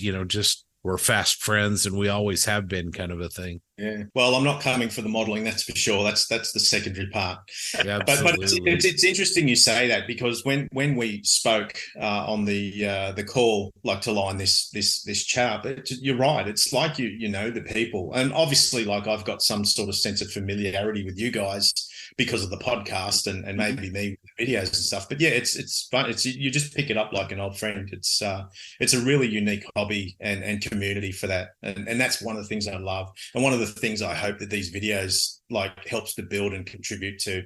Yeah, you definitely do. And I want to go back to one of your videos too, if you don't mind. You did a split Sherman, which I think was a fantastic idea. What you did is, if you don't know out there, he basically, it's a black basing versus pre-shading. Where did that idea come from? I mean, that's just phenomenal idea, and you show it like that. And where did that idea come from? And, how did that happen? Well, that video, I nearly didn't even post that video, to be honest, which is bizarre. I mean, that was a couple of weeks ago, and it's up to like 40,000 views already. Yeah. Crazy. One of the things I committed to, because I'm quite goal driven and whatnot, just by the nature of the way I am. One of the things I'd committed to when I started this YouTube channel was I committed to posting a video every fortnight, every 2 weeks. I'd be putting a video up, whatever that looked like that was going to be. And then all of a sudden I think about a month in, and I thought, no, I can do one every week. Yeah. So that black basing versus the pre-shading thing, I mean, it was an experiment I always wanted to try for myself as well, because I suspected there wouldn't be sort of too much in it, but I just wanted to have a bit of a play around with it. But that subject that I put that on, that was the model I took to the ACT show to do the demo, the web, live stream demo thing I did. So I needed to paint something in order to put these effects and do this demo over. And I thought, well, this is a good opportunity. I can see how that works. I'll do it as a blind test. So I'll do one half black based, tape it up, do the other half as pre-shaded, and just see how it came up. And they're both obviously painted olive drab. And being a blind test, it was interesting. but I was working towards that color just out of my own mind's eye, and just where it ended up was, I was really surprised. And man, that video has just gone berserk. It's awesome. That's it's probably my favorite video of yours, because of the way you did the blind test, and like you said, that how you kind of see how you went for that color on both sides, and it's very interesting. And I applaud you very much for doing that. It's a great idea. I mean, and that's look. And if people have got ideas for stuff like that, please speak up. And that was literally just, okay, what am I going to do this week? If you get a video up, let's do. Oh, should I? And then I'm looking.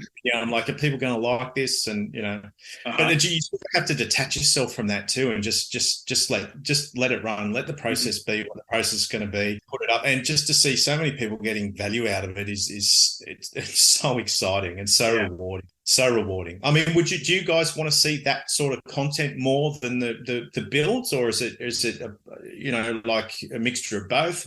I'll ask you guys the question. Yeah, I want to be a politician here and say I like one of the things I like about your channel is the mix. So I wouldn't say I prefer that video over your build series in any ways, but it's nice to see both. I really enjoyed your video going on OTB. I really enjoyed the regular build series. So I like the fact, I guess, that you're mixing it up. Yeah, I would have to agree with Scott. I'm not going to be a politician. I lean more towards technique. That's just the way I am. But I do like the mix of the complete builds, the painting sessions. I'm a big 148 scale guy.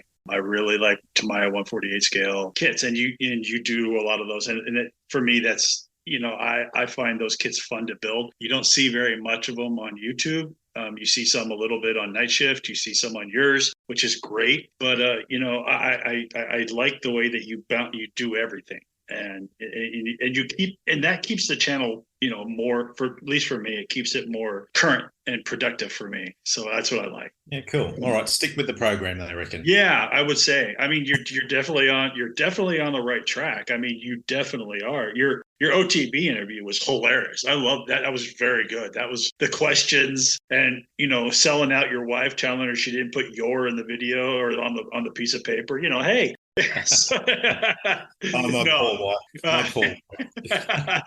No, I mean, you got to see one of the most beautiful aircraft carriers that I only saw it on the video. It's a phenomenal looking aircraft. The Shikaku, yeah, that is cool. We went back to Ian's place and a few beers, and that was such a great afternoon. I enjoyed that day immensely. Cool. I'll have to make a video with you guys when I come over. Yeah, absolutely. Well, we're having some fun and everything. So I think we're going to turn on the lamps. We're going to make you sweat a little bit here. I have a couple of little bit more serious questions to ask you. So, for better or for worse, you're an influencer. You have a community that you're growing. You have a YouTube channel that's, becoming very popular and everything. So what is your own sort of perception of your role for the hobby and for the community as a person that's on social media? And, how do you feel like that role, do you look at it as a responsibility, and what does that look like as far as you being a person that's put yourself out there? That's a really interesting question, and I wasn't expecting to get that one today. I really understood. Well, I'll start again. I never understood how important community was up until probably about 18 months ago. I won't say I rejected it, but I was very much maybe I don't know. Geez, it sounds bad. I'll go with lone wolf for want of a better term. It doesn't mean I didn't go to the modelling clubs and stuff like that, but that whole desire and need to feel like I could make a contribution just wasn't there. And, I made a lot of life changes and stuff maybe a couple of years ago. And I really, it was like a light bulb moment, how important community was and how important it was to add value to people and to make a difference in other people's lives. And I know this is just a YouTube channel and whatnot, but I think that was one of the things that kind of drove me was that I could make a difference to people, even if it was just in a small way, if it was teaching them how to do something or just making them feel part of a community. Or, I mean, it sounds so righteous, I think, now I hear myself saying it. Look, my main motivation was to build models and share the work, but the underlying motivation, which is why I try to throw it out in that little end blurb on all my videos about, let's be proud of what we do and, pardon me, grow this community and share it with your family and share it with your friends. It's there's so many people struggling out there, man. So many people struggling, and this is just this is a hobby that can help focus people, bring people back, and when people share this hobby with their community and their families and their friends, I just see the difference it makes. And so yeah, that's my hope for the channel is to grow this. I mean, obviously, I'd like to do this more than I do, but my time's limited. But yeah, if we can just grow this community, support each other, that would be an amazing thing. No, that's really terrific. I mean, certainly a value that we share. And like you said, when we started, we sort of, the concept that we had, the name for the podcast is, we all grew up with, communities that revolved around a brick and mortar shop. Now, from what I understand, like Melbourne in particular really still has that. I mean, I think David told us there's 13 or 14 hobby stores within maybe an hour of them, which is great. But in the US, that's very much not the case anymore. It just isn't like it was. And that was our idea. Let's get back to that Saturday afternoon with a bunch of friends at a brick and mortar shop. And then that sort of, like you said, I think we underestimated a little bit how the community would react, how fast the community would grow. It isn't for want of fame. It's really for sharing and I think for providing a platform where people can take what is very easily a solitary activity and making it a social activity. I say it all the time, the collaboration that social media affords us because of what it allows all of us to do on social media, it is more valuable to me than the glue and the paint and the plastic. Yeah. And anyway, yeah, that's awesome. Good on you. And I hope that we can continue seeing you grow. And I'm sure that we will. Let's start with your modeling first. And I know everything's tied at the hip, right? But what are some goals maybe that you have for your workbench? And then maybe as an add-on to that, maybe what are some goals that you have for the YouTube channel in the next year and beyond? Well, I committed to 12 months of these, recent release, the regular releases. And that was, I started it in March. So I was always going to get to March 2024 and sort of get my head around it and review where I'm up to. I mean, things are going great. So yeah, obviously I'm going to keep going. I think committing to that weekly video is probably going to be unsustainable moving forward. It's a heck of a lot of work with with a family and obviously running a business. But that's you just never know. Every time I think I'm going to back off, I can't do it, and I just have to keep pushing. So we'll see. So yeah, I think.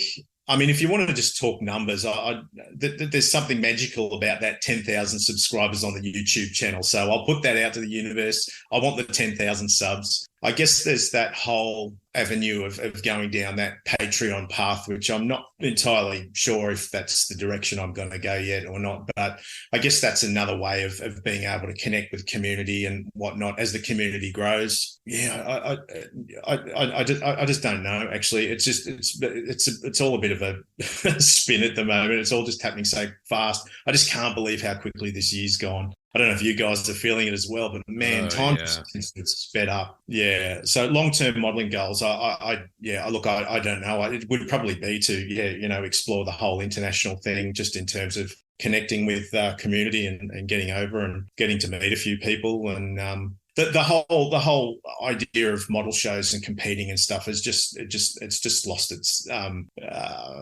draw for me now. Of course, I love putting models on the table and all that sort of stuff, but I used to get quite wound up with wanting to win and all that sort of stuff, but it's just not important anymore. Just all about community.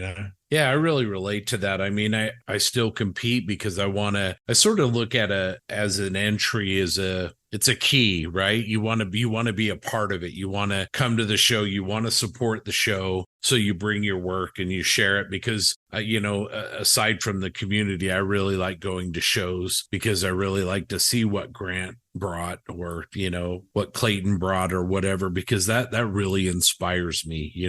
I'm somebody that really, I'd say I'm probably more inspired by other hobbyists' work than I am by like historical photographs or things like that. I mean, that's an inspiration as well. But and I always have this, I guess, experience at a show because even if I've seen, like, if you were to bring some of your models over here to a show or I was to go down there, you sort of have that what it looks like online, but invariably when I see a piece for the first time in person, it's a completely more tactile, just different experience seeing the work with your own eyes. Definitely. And I should say that I've probably answered that whole competition question thing because I've resigned myself to the fact that I'm never going to beat Sam Dwyer and Chris Lehman in model competition. So it's just easy to say I don't care.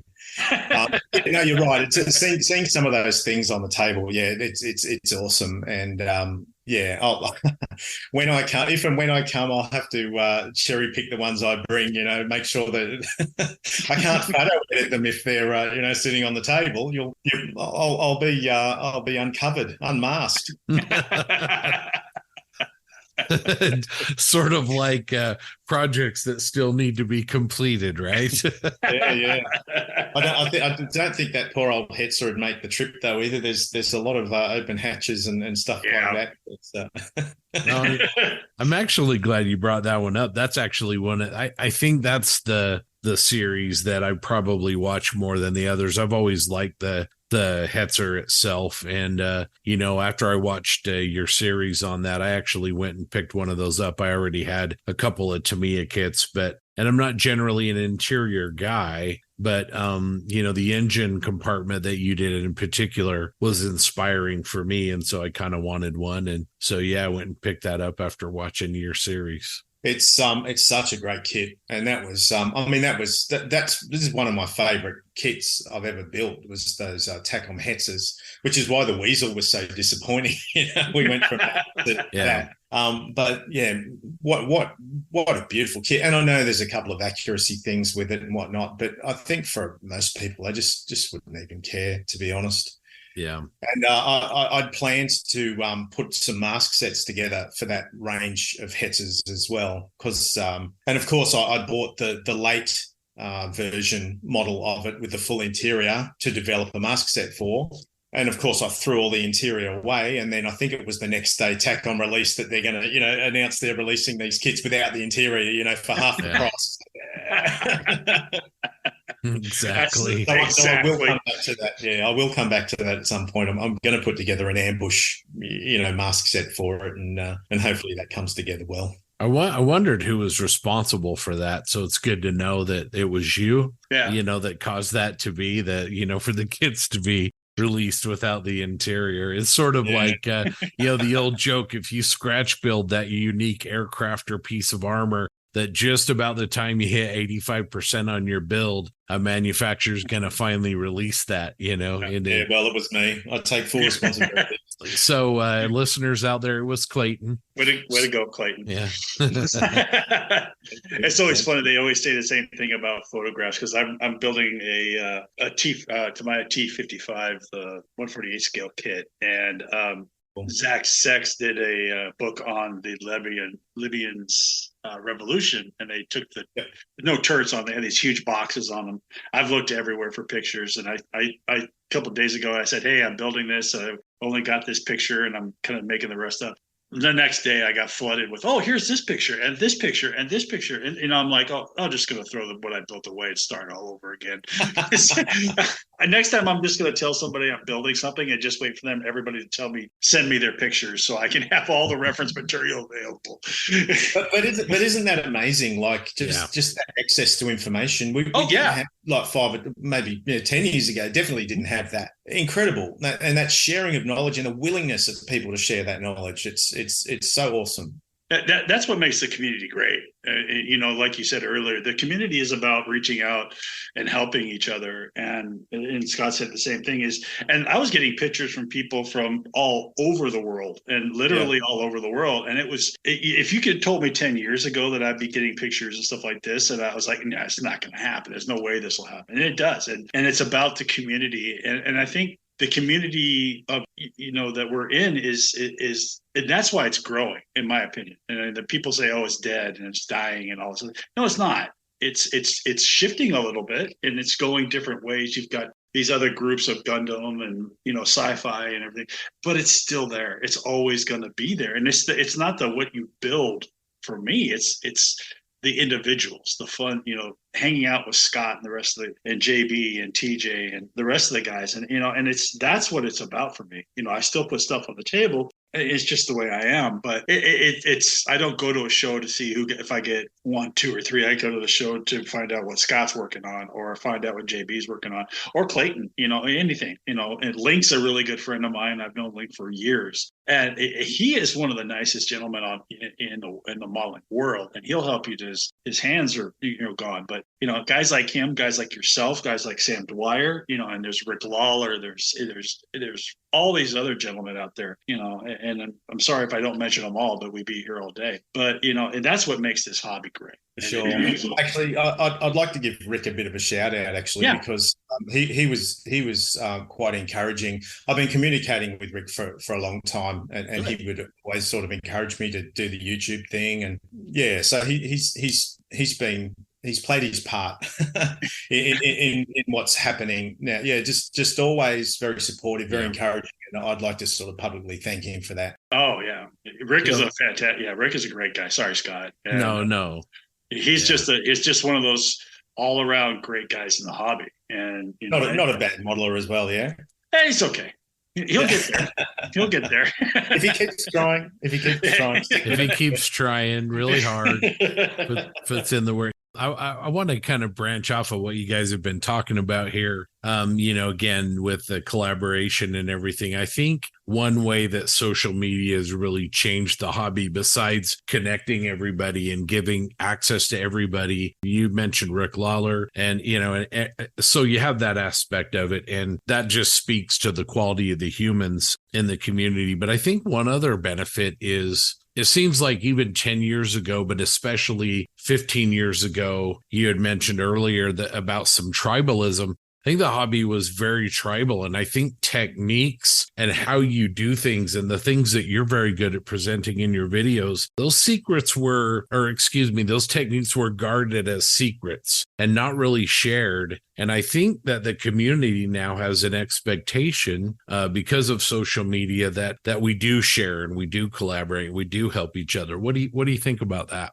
I completely agree with everything you said. Yeah, I mean, there was those techniques were secretive, and people would keep their cards close to their chest. I mean, I can think of a handful of guys at the IPMS club that I went to back in the day that wouldn't be that willing to share. But there's been a shift. There's been a massive shift with the willingness of people to share information. But I think that, I mean, just the whole YouTube thing, like if you don't share, you don't have a YouTube channel. You can there's only so many slideshows of finished models people will bear. And of course, these publications, AK and Ammo and the tank art books and things like that. I mean, it was just this flood of information and generosity, and it was like the floodgates had opened. And what's the point of keeping a technique hidden? I mean, we're all just using the same techniques, right? Just with a slight variation. There's not too many people coming up with something groundbreaking and brand new. They're all variations on a base technique. So Well, yeah, it's just, and you see it on the modeling tables and on the photos on Facebook and the forums and things like that. The quality over the last 10 years has just exponentially risen. It's some of the work that's being produced now you wouldn't have thought of 15 years ago, 10, 15 years ago. It's mind-blowing how good stuff's getting. I agree. And I think there's other ramifications of that too. I think that globally, there's been a lot of controversy about contest formats, the merits of 1, 2, 3 versus gold, silver, bronze, and, regimented contest systems versus open judging systems. And I think that part of that is driven by what you said, the depth of the talent, the depth of the work on the table is such that I think a lot of people see that and go, we don't want to recognize 3 pieces of work on this table. There's 15 or 20 pieces of work that really deserve some kind of recognition. And it's this idea of the rising tide that lifts all boats. Yeah. Look, I think there's merit in awarding a winner. I don't mind there being a winner, but definitely that whole gold, silver, bronze thing is. See, I guess I'm talking from the center of my universe as well, like how I feel about stuff, and I appreciate that's going to be different for everybody. And if you'd have asked me that question a few years ago, I would have said no, it's got to be gold, silver, bronze, and there's first, second, and third. But I think now, and it probably comes back to the whole connection to community thing for me. I sort of, the more I think about that gold, silver, bronze, like, well, why wouldn't we do that? Why wouldn't we do that? But I think there's room still to have, the 4 gold models on the table, 2 silvers, whatever it might be. However, this is the winner. Yeah. But as contestants, when we enter these things, we really need to shift our focus and in terms of, going in with that winning mindset. Mm-hmm. I believe, because, man, that just opens the door to disappointment and frustration and anger and all those things. And if you adopt that wanting to contribute just to contribute, you're just going to enjoy yourself so much more. And I mean, these guys that are judging these things, I mean, they're all volunteers. A lot of the time, their skill set may not be as achieved or accomplished as some of the guys entering models on the table, and that's okay. That's just the nature of these shows and the way it goes. You bring up some great points. I think the idea of if I can back out of model competitions, sort of look at it as a competitive competition is Grant's model versus Scott's model versus Clayton's model. And so you have that competitive aspect, which probably has good and bad things about it. Or then you've got the model of, say, playing a round of golf where it's you against the course, and it's how well did you,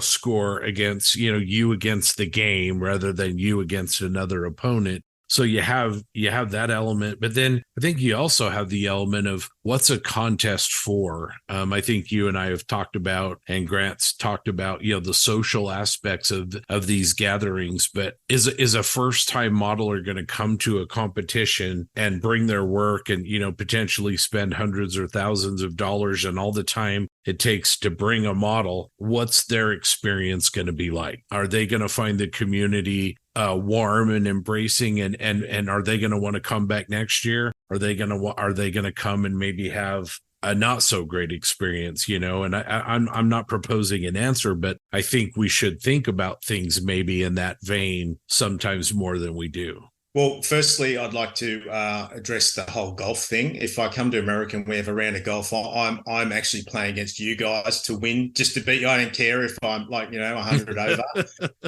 I'm just looking for the win. You just want to see every part of the course. That's when I play golf. It doesn't matter what I score. I just want to see the whole course. I paid for it. Right? That's right. And if it's on a buggy, that's even better, right? That's right. Yep. We don't want to wreck the experience with walking.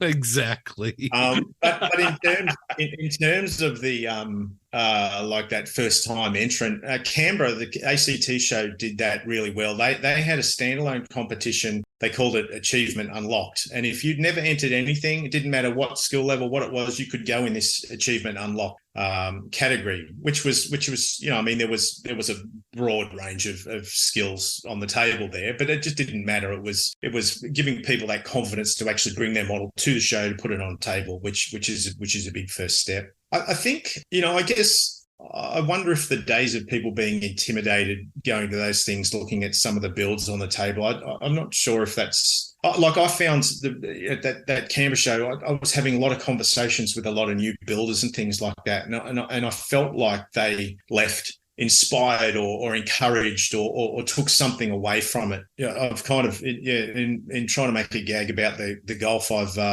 forgotten what the question was, but. It comes back to community. I think that, if people are willing to engage in that community and willing to ask questions, like I had people coming up and asking me to critique sounds like such a give advice, maybe a nasty word. Yes, give advice on. Can you please come and have a look, give advice? And I got to say that's a bit of a strange spot to be in when people ask. I'm not used to that, because some people just don't take you're pointing out flaws and things well. But I thought, well, if this guy's asking me, he wants honest feedback. So, so it was nice to sit down and say, I like this. You could do this a little bit better. Maybe try this. I think the culture is changing around these shows. Yeah. Well, and there's those that, we go to a show in Seattle every year with the Northwest Scale Modelers, and they don't have a competition. They give one award where the museum where the event is hosted, curator goes around and selects one model, but other than that, it's display only. So they've gone to the point of, we're just going to eliminate the element of competition completely. But I think the main thing is what you said. If we're talking to people and we're giving people opportunities to grow and giving them feedback and advice, then I think that's really, really good. We can use those events to grow the space and, make people feel welcome. And, kind of getting back to tribalism, the one area where I think we, as not just modelers, but maybe people that get out in front of people is eliminate tribalism for genres. I really think that's an area where we still have some work to do. That's just Scott. Me personally, I have a lot of work to do there too. I just can't respect auto modelers. So just joking. So silly. Sorry, Julian. Sorry, Julian. I think. Look, I'm not off competition. I think competition is a great thing, and it helps people strive to better what they're doing. So I would encourage anyone to enter a competition, but just go and don't base your self-worth or your self-esteem on the result that you get on the day, because if you do that, you're just going to be so disappointed. 9 times out of 10, you use it to improve your skills and connect with the community, and you can't go wrong. Man, that's good. That's good advice. You should make a video about that. That's my suggestion. I kind of did, after there was a show in Illawarra, I kind of had final thoughts after that, and I'm pretty sure I said something, but I might revisit that. You definitely hit the nail on the head. We've talked about all the crazy stuff. We've talked about all the fun stuff. What is your favorite genre? Oh, 35th scale armor, without a doubt. Yeah, it's what I grew up on. It's what I enjoy building most. Mind you, the those 48 scale Tamiya kits, they they come pretty close second. They're so, and again, it comes back to my joy in the painting and the weathering. It's they just don't fight you. They don't, they're just a joy. If you want to upgrade them, you can upgrade them a little bit. And it's but 35th scale armor is my passion. But I think armor builders in general, and again, I'm speaking from my own center, but I think armor builders tend to be a little more sort of all-round builders as well. Like, because I'll do sci-fi, I'll do aircraft, I'll do anything. I'll even build a car. That's how desperate. But, don't tell OTB that. I was challenged by one of the Canberra boys to build a car, so you just but I don't know. I think armor builders tend to be a little more, and I'm speaking generally now, but a little more willing to expand the boundaries. but yeah, armor is my passion. It's what I grew up with. It's what I love. I love everything about it. And you'll find with some of my other builds, like all the aircraft builders, probably give me a little bit of stick on the on my aircraft because I weather them like tanks. That's where I get my joy. So whatever. Hey, good on you. Good on you. Yeah. I do notice you have a little bit of a like for the 38, the Hetzer, the chassis. So a lot of 38Ts, a lot of Hetzers are on your site. So that's definitely another plus for me. Yeah, it's worked out that way. It wasn't by design. It's obviously just the way it goes. Yeah. There's nothing wrong with it. Trust me. It's a beautiful chassis. It's really good. Clayton, what are some things you wish you were better at? My building could really just patience. Patience is something I wish I was better at because I tend to rush things and then get myself in trouble. I rushed that little Vespa Tiger, that 72nd scale Tiger, just not reading the instructions, and I got the wheels in the wrong sequences. But I picked it up quick enough to be able to correct it. Yeah, I hate photo etch. Absolutely hate photo etch. So I wish I was probably better at photo etch. Super glue just sucks, man. He's not wrong. He's not wrong at all. The construction side of things definitely is an area I need to slow down, and that's something that the videos are really testing me with, because obviously there's that momentum I need to keep up with the videos, but then I've got in the back of my head I need to slow down with this construction. So it's a real sort of quandary I get in with that. You can just everything I can improve on. There's just absolutely everything, and you still, and I know, I think TJ and John have spoken about this whole imposter syndrome, and, you're always, I'm always second guessing, when you see other people's work and, oh, geez, mine isn't as good as this. And so, I don't know, maybe that's another thing I can work on. Just giving it to the universe, just letting it go. It is what it is. If people enjoy it, that's great. And just always that comparison syndrome of comparing your work to other people. It just doesn't serve you. It doesn't serve us as modelers unless we use it as inspiration to improve or change or modify what we're doing. Yeah, I really think, we all have a drive to be better. We invariably will see a model that inspires us, and I think it's natural to want to improve. But, I tell, a couple of my friends that struggle with that a little bit, I tell them, if it's not fun, it's a job. If you're not having a good time, if you're pressuring yourself, then it's probably not worth doing, because at the end of the day, it's a hobby, I think sometimes, though, in this hobby, you kind of have to lean on yourself a little bit. And I suffered that before, like I touched on that before with getting a model to 90% and then putting it aside, or when it comes time to weathering, that procrastination, sitting on it. And sometimes I think you need that little bit of self-discipline just to push yourself to get it over, because the reward is the finish and the build. Yeah. That hit you get from that is you forget all the pain that came before it. So yeah, where's that balance, right? Like, where's the, you should be disciplined, which is something I struggle with. I don't finish enough as well. But also, like I said, finding that line between making sure that you're not making yourself crazy going after a gold medal or a first place or, whatever it is, but, modeling to, looking at each model as a journey, not looking at it as a destination. And this idea that this one has to be perfect because, I think we're all still waiting for that perfect model. Definitely. The joy is in the process, right? That's what this hobby is all about. It's the process. Yeah. The finished model only, gives you a buzz for a couple of weeks, then all of a sudden it goes in a box or goes in the cabinet. You hardly ever look at it. So the joy is in the process, and that's where we have to, and even with these videos, I'm trying to find the joy in the process of doing it. Yeah.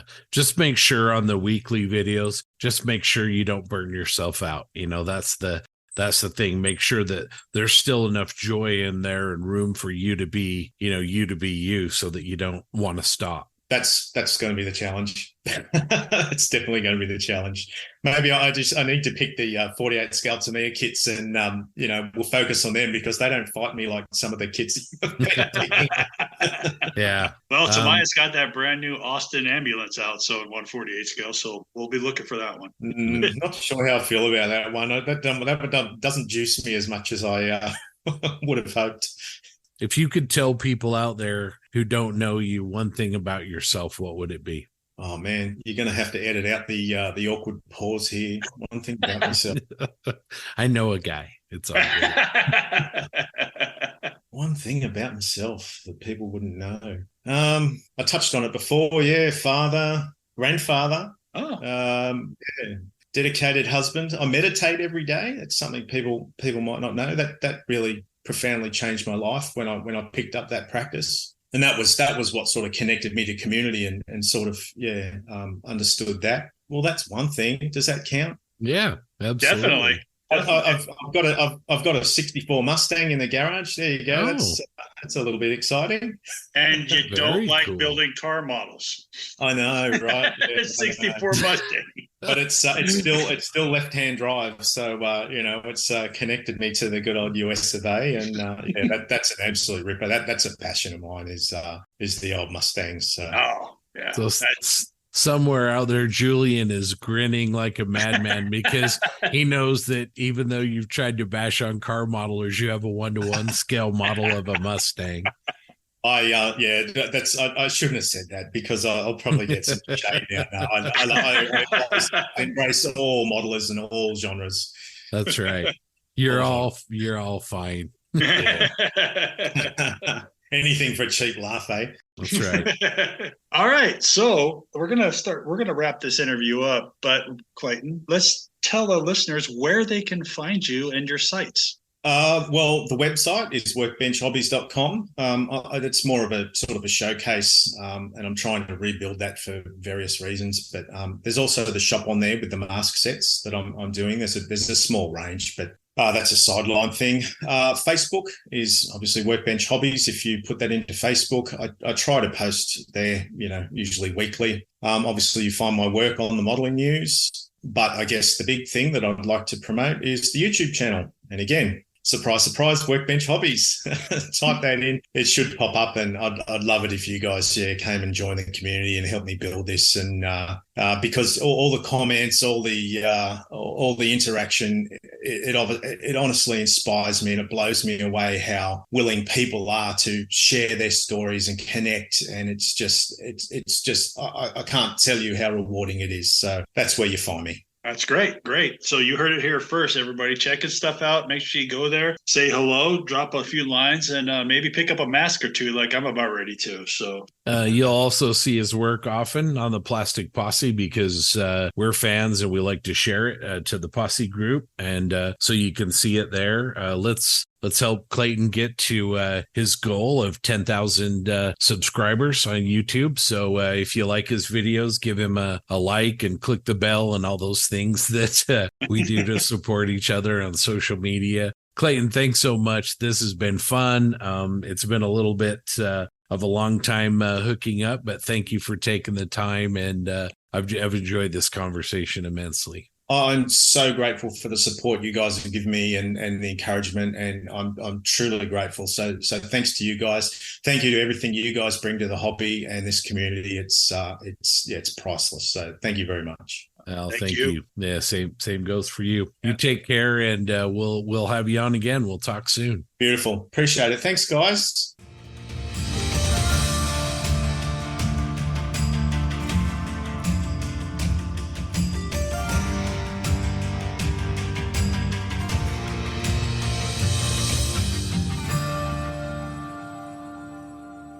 that was a great conversation with Clayton, and we all had a great time with that. It was such an interesting to talk to him about his models and working with the Modeling News and his new YouTube page. It was just a great time.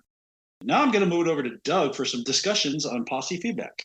All righty then. Let me see. We are going to start off. Tim Berg. He said the new episode was really great. Really enjoyed the interviews. I've become a big fan of Night Shift. Just an amazing modeler and seems like a genuinely great person. As far as practicing, I don't have mules. I feel like if I'm trying something out and I get it right on the mule, I probably won't be able to reproduce that on the second pass. I often joke at our model club meetings that all my pieces are practice pieces, but really, aren't they? Also, the people that know me at a model club know I don't ever keep track of what I'm doing. When I'm modeling, I'm just mixing and trying new things. I might not know what I actually did the first time. Come to think of it, I should record myself just to be able to go back and say that this is what I did. Happy modeling, everyone. Peter Ferrugia. Was just listening to the interview with Uncle Nightshift and Spud Murphy when I heard Spud and Grant mention that they would love to see a 1/16 scale M13. That made me ecstatic. I wrote a while back to take on behalf of the M113 model group and asking if they would consider doing one, but to date I have had no reply. Maybe after the mention of such a kit on your podcast, someone of influence might be able to get something happening. Keep up the great work you do on the podcast. Oh, and please make sure you mention Sam's name again. He's a top guy. The Sam Dwyer? He's okay. That's what he tells me. I heard he tells me something else that I animals. can't say on the show. All right. Brian Nylander. Great episode. The storytelling, even with aircraft models portion, resonated with me. I build my airplanes as part of a scene to tell a story. Besides his stunning work and enjoyable videos, Martin has been a great source of how-to, especially painting figures, as in one of my builds from last year's Victoria Cross theme. And Graham Davidson, finally, we'll finish with him. Great episode. Totally concur on the rising tides, plateau analogies. What is average now was gold 20 years back. Hey, thanks, Graham, for writing in. If it's the Graham Davidson I'm thinking of, admired your work for a really long time, seen it on Missing Links, have some of your books. Thanks for listening, and thanks for writing in. Awesome. And thank you all for your feedback. If you have anything to add to us, if you have feedback, you have anything you want to say, please feel free to message us on our Facebook page or at plasticpossepodcast@gmail.com. I think we're going over to TJ for an Overlord group build update. You are. Just a quick reminder that we are hosting an Operation Overlord group build with our buddies over at the Model Geeks. It is a Facebook group and also a special interest group from the IPMS. So go ahead and search for that on Facebook. Find it, join up. If you're interested in participating, just comment on the pinned post or let me know or Frill know what you want to work on and start building. Are you a member of the Plastic Posse group page on Facebook? Well, you should be. Remember that you can send your feedback and suggestions to us via email at plasticpossepodcast, all one word, @gmail.com. Thanks, Grant. Well, now we're ready for our second main feature. As I mentioned at the top of the episode, we got to actually 2 interviews this time. And we had John and I had a really good conversation with our friend Stephen Lee from Sprue Pies with Frets. Stephen wrote a blog that he entitled IPMS versus the Golden Age of Modeling. And this is a great discussion. The blog entry was really, really good. I think Stephen identified that in some ways it's been a little bit of a rough year for the organization. But I think more importantly, he had some really, really good ideas for IPMS as well as other organizations to kind of step into the future. Yeah, Stephen has a great background in nonprofits, and he's a very, very eloquent writer. So anyway, here's this conversation. I think you'll enjoy it.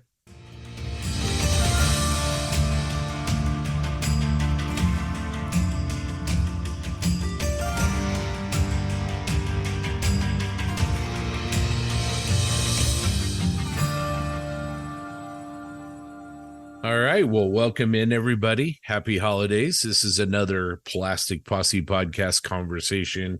Today, I'm with my partner in crime, Mr. John Bonani. How you doing, JB? Absolutely fantastic. Super excited for this interview. And we are also joined, it's been way too long in getting this set up, by a good friend of ours. He's very eloquent. He is a blogger. You probably all know his work in the excellent modeling related blog called Sprue Pie with Frets. We have Mr. Stephen Lee. How are you, Stephen?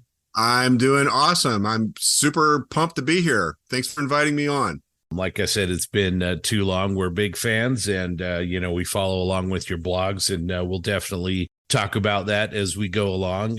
Some business before we get started. For those of you that are interested, Stephen was just recently on episode 104 of Plastic Model Mojo, and he got into a talk with the Kentucky boys on 3D printing. It seemed like listening to that, you had a really good time on the show. Indeed, I did. I love those guys. There might have been some modeling fluid involved. Just saying. Well, I don't think they would have it any other way for sure. Well, Stephen, let's get started.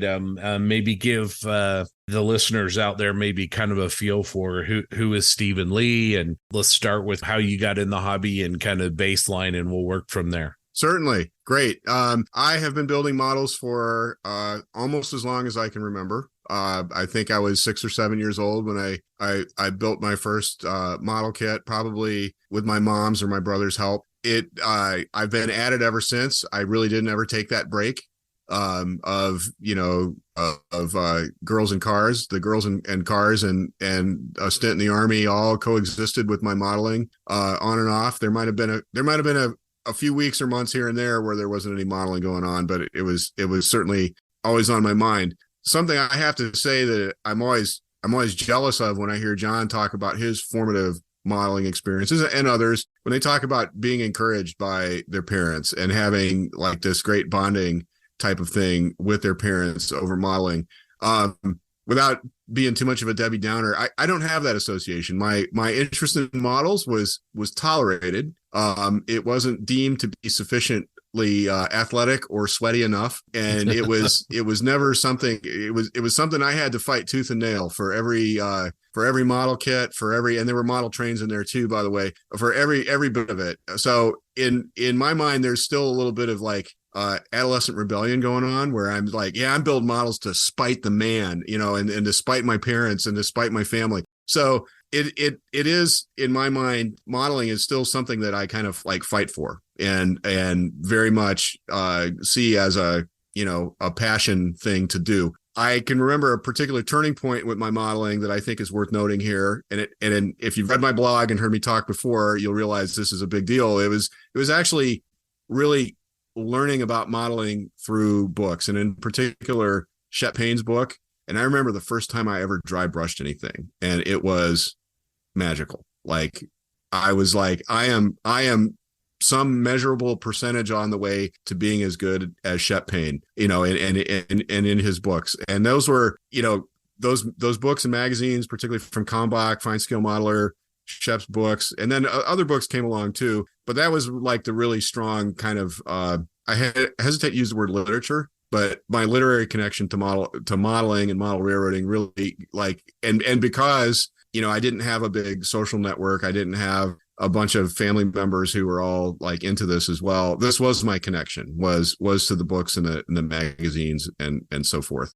But it carried on through the Army. I think that was where I did my first ever commission build. Somebody saw one of my armor models I was a cavalry scout, and then I was a company NBC guy, but I had a little office, and there was one of my models on display, and some lieutenant asked me, hey, can you make me one? And the next thing you know, I was making M1A1s, or out of that old Tamiya kit that, that has a lot of features on the outside of it that were nothing like most of the production M1s of the 80s. So I built a few of those, and then got out of the Army, still plowed through with model building, put myself through college on the GI Bill, but got a job in a hobby shop, which was also a very formative, seminal experience for me with modeling.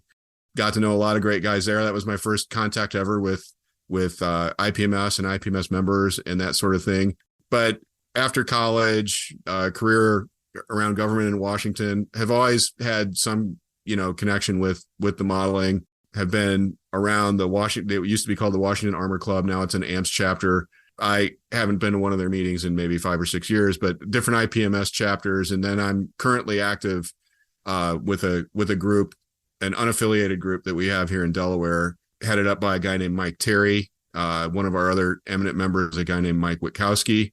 A lot of people know him. All the geeks guys know him because he demonstrates airbrushes at NMRA and regional show, or not NMRA, IPMS and other regional shows and stuff like that. And he makes his living with an airbrush on the boardwalk. So if I'm going to trust anybody, who's got literally tens of thousands of hours of trigger time, he's it. He knows as well. He knows his way around. So that's kind of my modeling life now.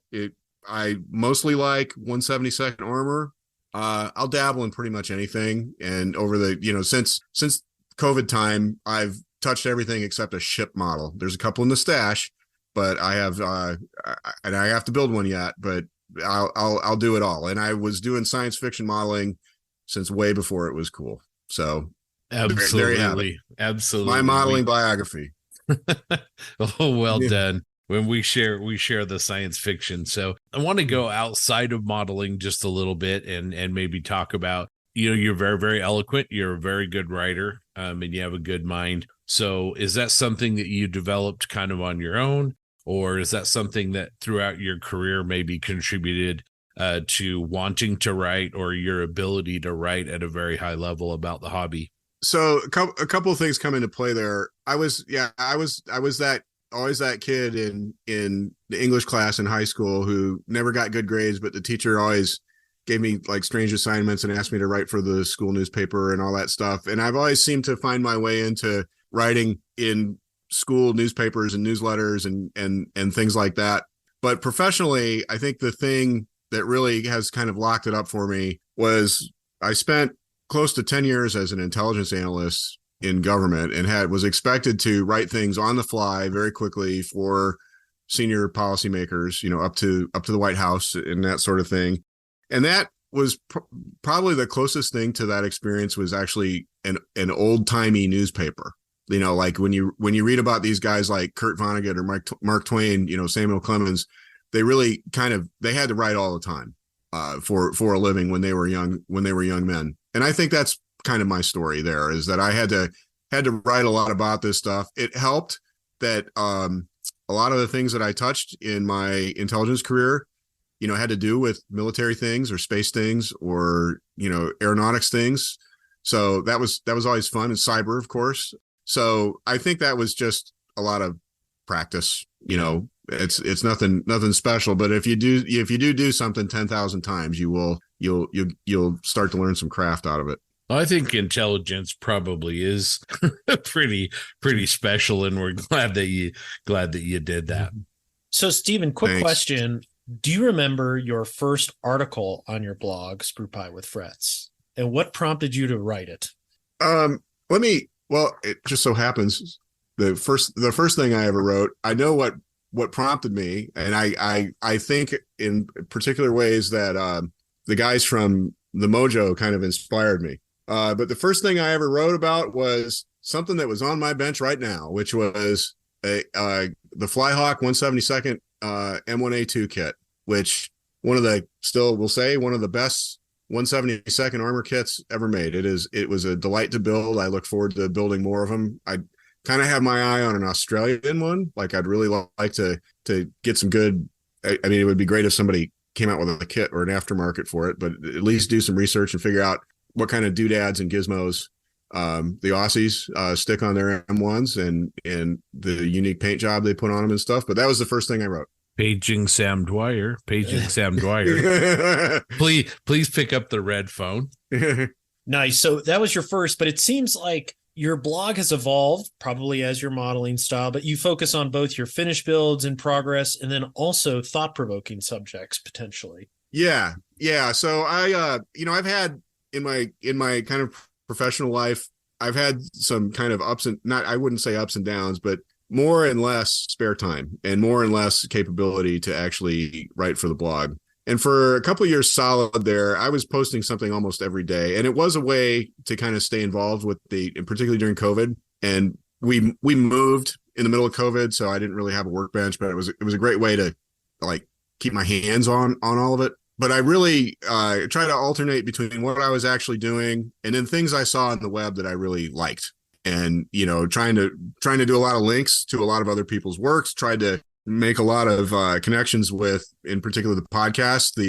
One of the things that kind of kicked us all into gear was I kept writing really long emails to to Mike and Kentucky Dave on Plastic Posse, and they finally just said, "Why don't you just start sharing this with everybody? Like it would probably be, it'd probably be better if you did that." And that's why I did it. But it was a way to stay engaged with modeling, and also, if I had an idea or a little bit of inspiration about something, I would share it. I remember an early post, John, and I didn't even make the connection.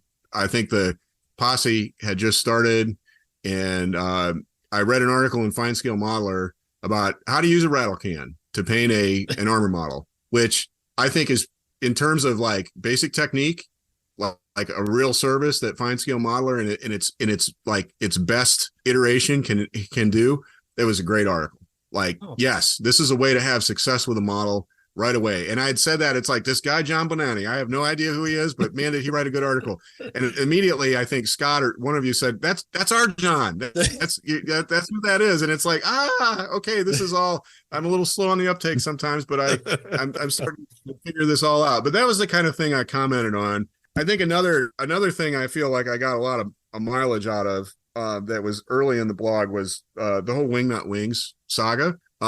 There was a lot that went down. There was a lot of like high emotions and all that kind of stuff. And one of the things I noticed right away was that, and I'm trying to think of a nice way to say this, there was a lot of folklore and really simplistic ideas about how the hobby industry works. Now, I mentioned I worked in a hobby shop. Something that I've done professionally in my years since working in intelligence and what I do now, which is with the aerospace industry, is I worked in Big Four consulting for about 10 years. So yes, I've been parachuted into companies to tell them how awful their cybersecurity is and how awful their business process is and all that kind of stuff, and having to come up with ways of articulating that and getting change and results and all that kind of stuff. And that was like one of the moments where it's like, okay, real life is meeting my fun life.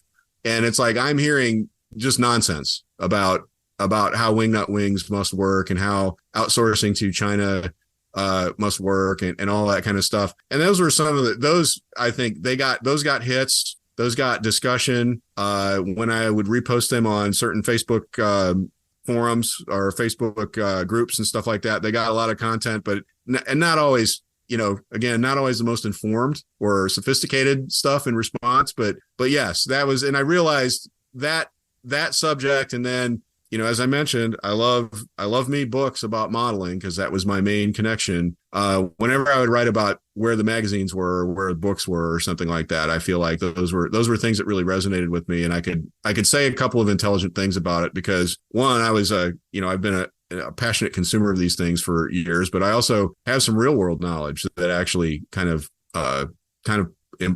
pertains to this stuff. Yeah, definitely. I think that was a great series of posts and blogs that you did. I remember that being really useful and insightful. I don't have the background you do, but I do have an injection molding background and a strong background in manufacturing quality assurance. And I really related to those blog entries for sure. Before we move on a little bit more, what's your current career that you're doing besides making awesome models and writing about the hobby? So thanks for asking about that. I do something that I am extremely lucky to do, and that is I run a strategy unit at an aerospace professional society. And what that means in practical terms is I am there to bring new programming and new content in related to the future of aerospace. I'm tickled and delighted to say that has actually put me in actual business contact with John Bonanni at certain points. Like, that is because high speed flight, which I know is something his company is very, very interested in. Well, we're super interested in it as well. So that's the kind of thing that we do. But we're also looking at a whole bunch of topics related to the commercialization of space. The thing I like to say is I hope we're trying to be at the beginning of Star Trek and the Federation, not at the beginning of The Expanse, with that kind of like crazy, capitalist hellscape that you have. But we are having the serious conversations about what economy in space looks like, and then a whole bunch of R&D topics too, like things like digital twinning and use of AI, machine learning, that sort of thing. Sustainability, making aircraft more fuel efficient, both by kind of like tinkering with the fuels and the propulsion, but also by introducing whole new paradigms like electric propulsion, all that stuff. So I've got a little team that does all that. I've got a public policy guy, a lobbyist, who we take this stuff up to Capitol Hill and to the federal agencies and stuff like that. So it's great. I've got an excellent team. Everybody who's on the team is smarter than me, which is like one of my main criteria for hiring. But we get to do a lot of fun stuff. We get to talk to John Bonanni. We get to talk to fighter pilots. We get to talk to astronauts. We get to talk to senior federal officials. It's great, and I do love it. That's awesome, and I think it's relevant for the next conversation we're going to have.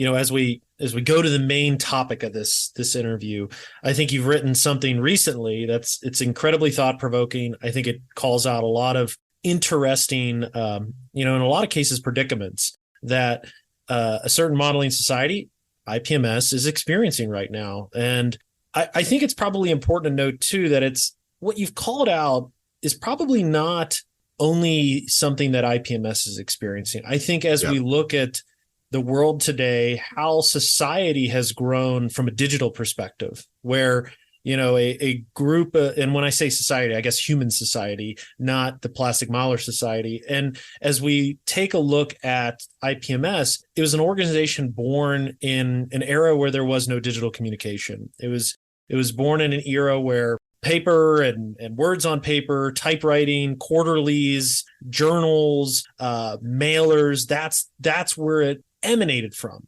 And where we are today is a vastly different landscape. It is a landscape that changes not only by the month or day, but honestly by the hour and sometimes by the minute. And a society can find themselves almost on their back foot from one day to the next, where you come out of an event such as the Nationals, something that is the crown jewel of the organization. And then things start to happen.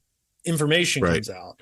How that information is handled, replied to, managed can be life and death sometimes for organizations. What I'd love is maybe, Stephen, talk about, just introduce the article that you recently wrote on IPMS, maybe the impetus of it.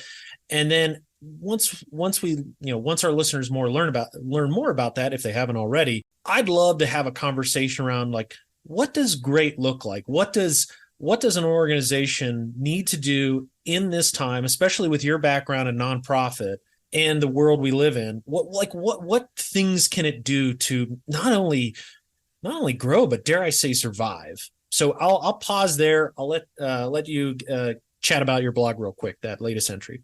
Certainly. Well, thanks for that introduction of that particular piece.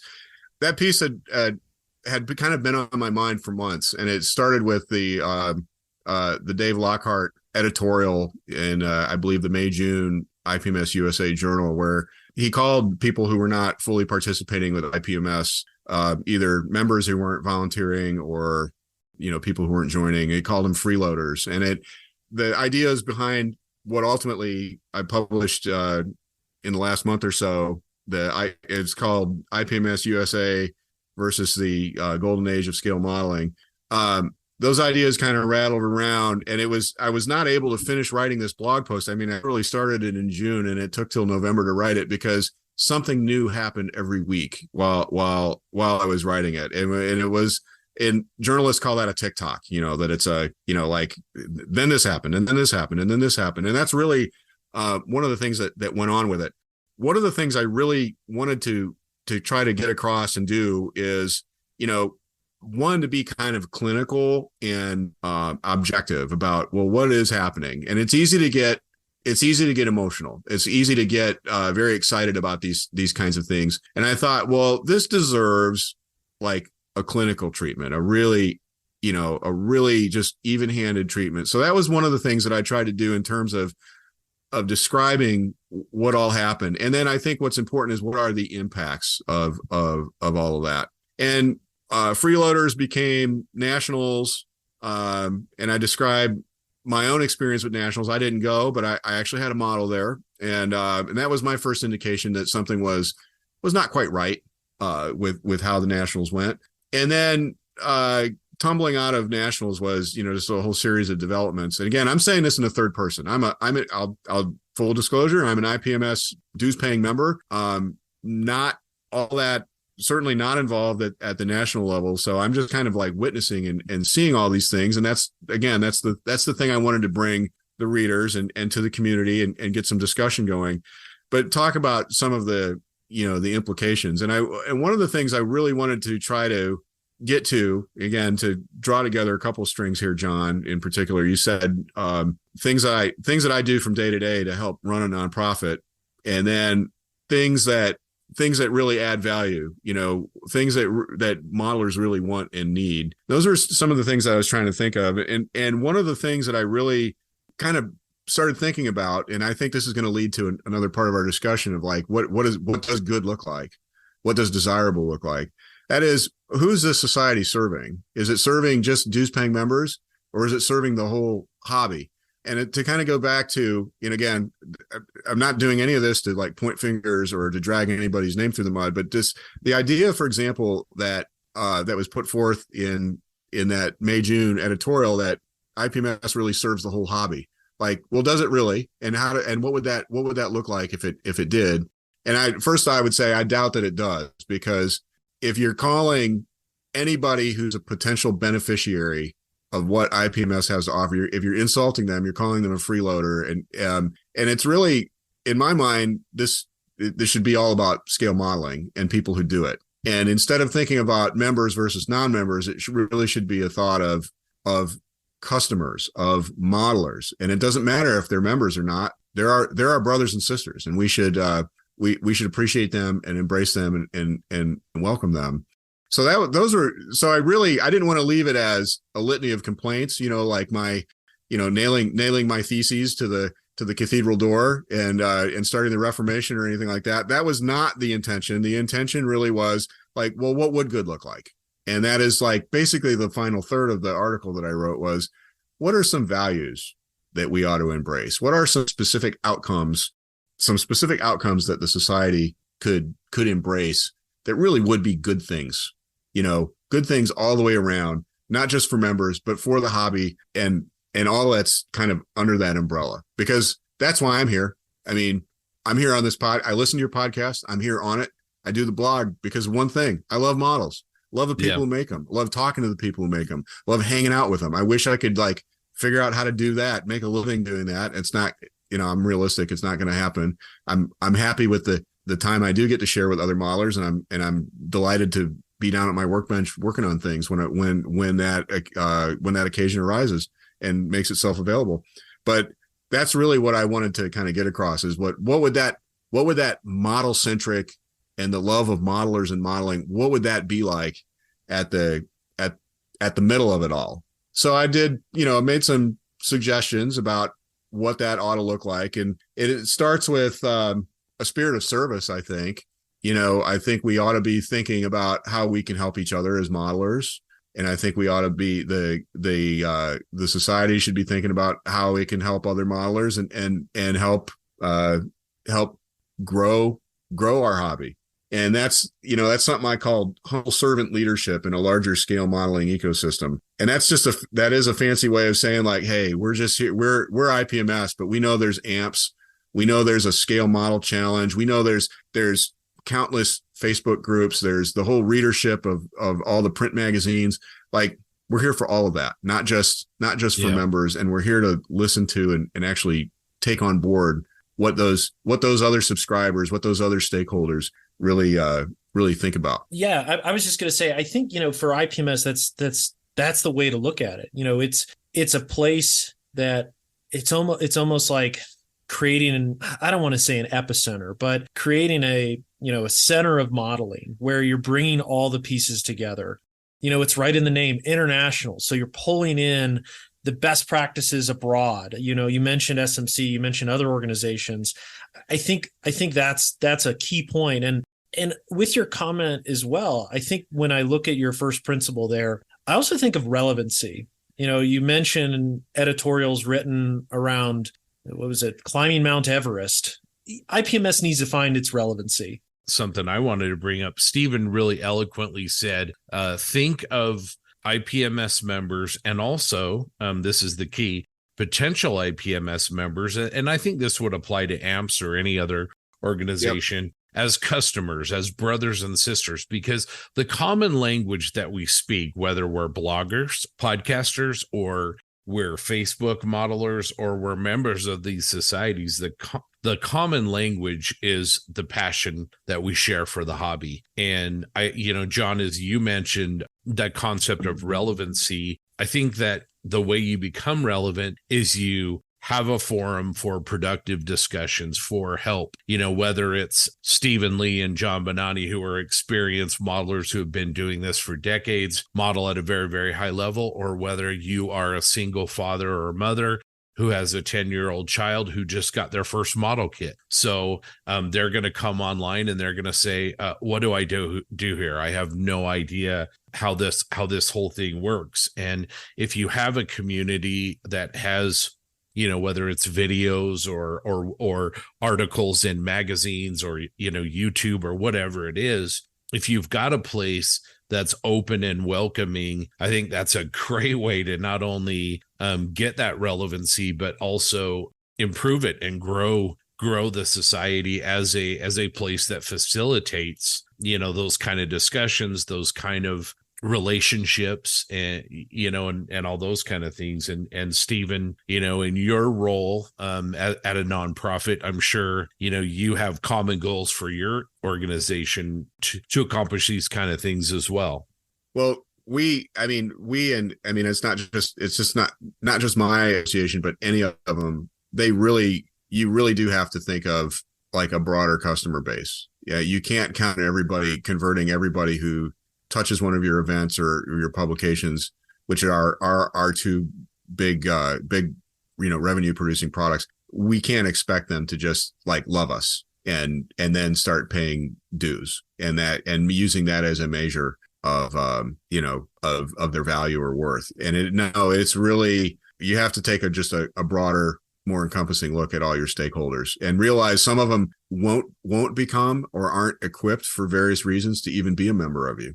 It's just a reality, but for lots of reasons. And they're good reasons. So that's like a big part of this that I think we need to recognize. Like it's just making that particular division of like, oh, they're not members, so we don't like them, or, we're not going to be as loyal to them. Like that's not a luxury we can afford.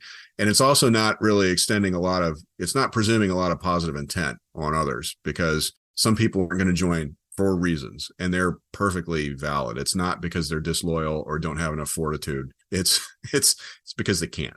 And that's okay, because I still want them to enjoy building models, and I still want to share with them knowledge about how to do that. And I want to show them good models, and I want to welcome them into our community. Yeah, I think that's really key. I like that. You want to show them good models. When I go to a contest, and this goes back ever since I sort of discovered this idea of a model show or a contest. Just for me personally, I don't really care about the competitive aspect of it. What I go for is getting to see Steven's models and John's models and everybody else's models, because invariably, whether it's a junior or it's some of the best modelers in the world, I find inspiration in not only seeing the work in front of me, but then having these kinds of conversations as an offshoot of those models, getting to shake someone's hand and say, that's your motorcycle. Tell me about how you put that finish on the fuel tank, because wow.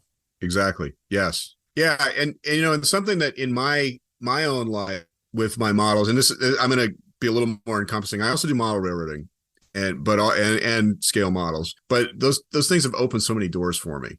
And in a couple of instances, it's been because, I'm going to let Steve Lee have the interview, or I'm going to do this referral for him because I know him from a model club. That's like a really easy to explain sort of thing, but just all the knowledge that I have about, because I work around aeronautics and astronautics and R&D now, I can attribute almost all of it has some origin in the world of models. And I'll bet $1 million that John Bonani is in good measure an engineer, because somewhere along the line either his imagination or something was inspired by models. And that's not to say everything in modeling leads to something good and constructive and all that kind of stuff, but it's a swinging a door open on a world that's very exciting and interesting. And all of a sudden you'll just always be surprised, particularly with young people, like what kind of connections you're going to make, personal connections, intellectual connections, you name the connection, because you're doing models. Like you understand how an airplane works. You understand something. You understand some kind of paint can't go over other kinds of paint. Those are, believe it or not, those things have very practical applications in the real world and can be a great advantage and boon to you. But that's the kind of thing I really would love to see us be able to say and do. Like you've joined this fraternity or sorority or family, and you're going to learn a lot of cool stuff. Yeah. And, bang on, Stephen. I mean, I am where I am today from a professional standpoint, in large part because of scale modeling at a very young age. I did a few things growing up. I went to air shows, I read books on airplanes, and I built scale models of airplanes. That was all introduced to me by my dad and has influenced my professional career since day one. And I don't want to do anything else in my life than work in the aerospace industry. Everybody's asked, well, what's your backup plan? That's a distraction from the main goal, which is always be around aerospace. It's something that I'm always passionate about. And I have a lot of that passion due to scale modeling. And I think you've hit on something there. And this is where I feel that modeling organizations, I truly believe it's a long game. And I say a long game in terms of membership because, we hear people talk about, well, there's only 6 juniors entered this show. I'll be honest, I've been going to model shows since I was 3. There's always been low counts of juniors.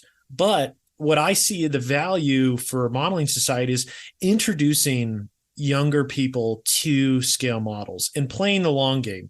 Never try to force it. When you try to force it, it will be a friggin' disaster. My dad never forced it on me. There were times where I couldn't care less about models, but I'd always find my way back. And I think you'll see that where some people, and I give credit to those who got it in their like 30s and 40s. I think that's amazing. I think for little kids too these days, it's great for that introduction. And then when there's disposable income, when there's means to support a hobby, maybe they revert to something that they've always enjoyed. And I think that's where a modeling society can really help the future of the hobby, not itself in the near term, but it's you play the long game. You're planting the seeds to harvest those trees down the road. And I think that's where I see a modeling society prove its worth, where the make and takes, as some people think they're cheesy, I think they are a great tool. You're not looking for that person to build it and enter and build a model or build 10 right away. There's always maybe going to be 1 or 2 of those people, but the vast majority are going to do it once, forget about it. And maybe if you're lucky, they come back to it 10, 15 years down the road where they're like, oh, I built that model that one time. Let me do that again. And I think not only that, but then also embracing other types of modeling, wargaming, miniatures. That's modeling. Gundam, scale modeling. Yeah. These are all scale models. And to think differently, dare I say, that's ignorant. But I think it would behoove a modeling organization as well to take the risk, put categories in a contest. Don't wait for 3 years of data to tell you to put in something. Go out there on a limb and make a category for specific subsets of sci-fi, Gundam, wargaming, you name it, anything. Try to pull them in. That's where I think, as we talk about your first principle, humble servant leadership, that's one of the ways I think you can do it is you just open up the doors and see who walks in. You're not everybody's going to come in, but the door's unlocked. You can come in. We got chicken parm on. It smells great. Come on in. Like that's where I see your first principle really shining is be an example, be open, because there's learning on both sides too. And I think that's important to acknowledge as well.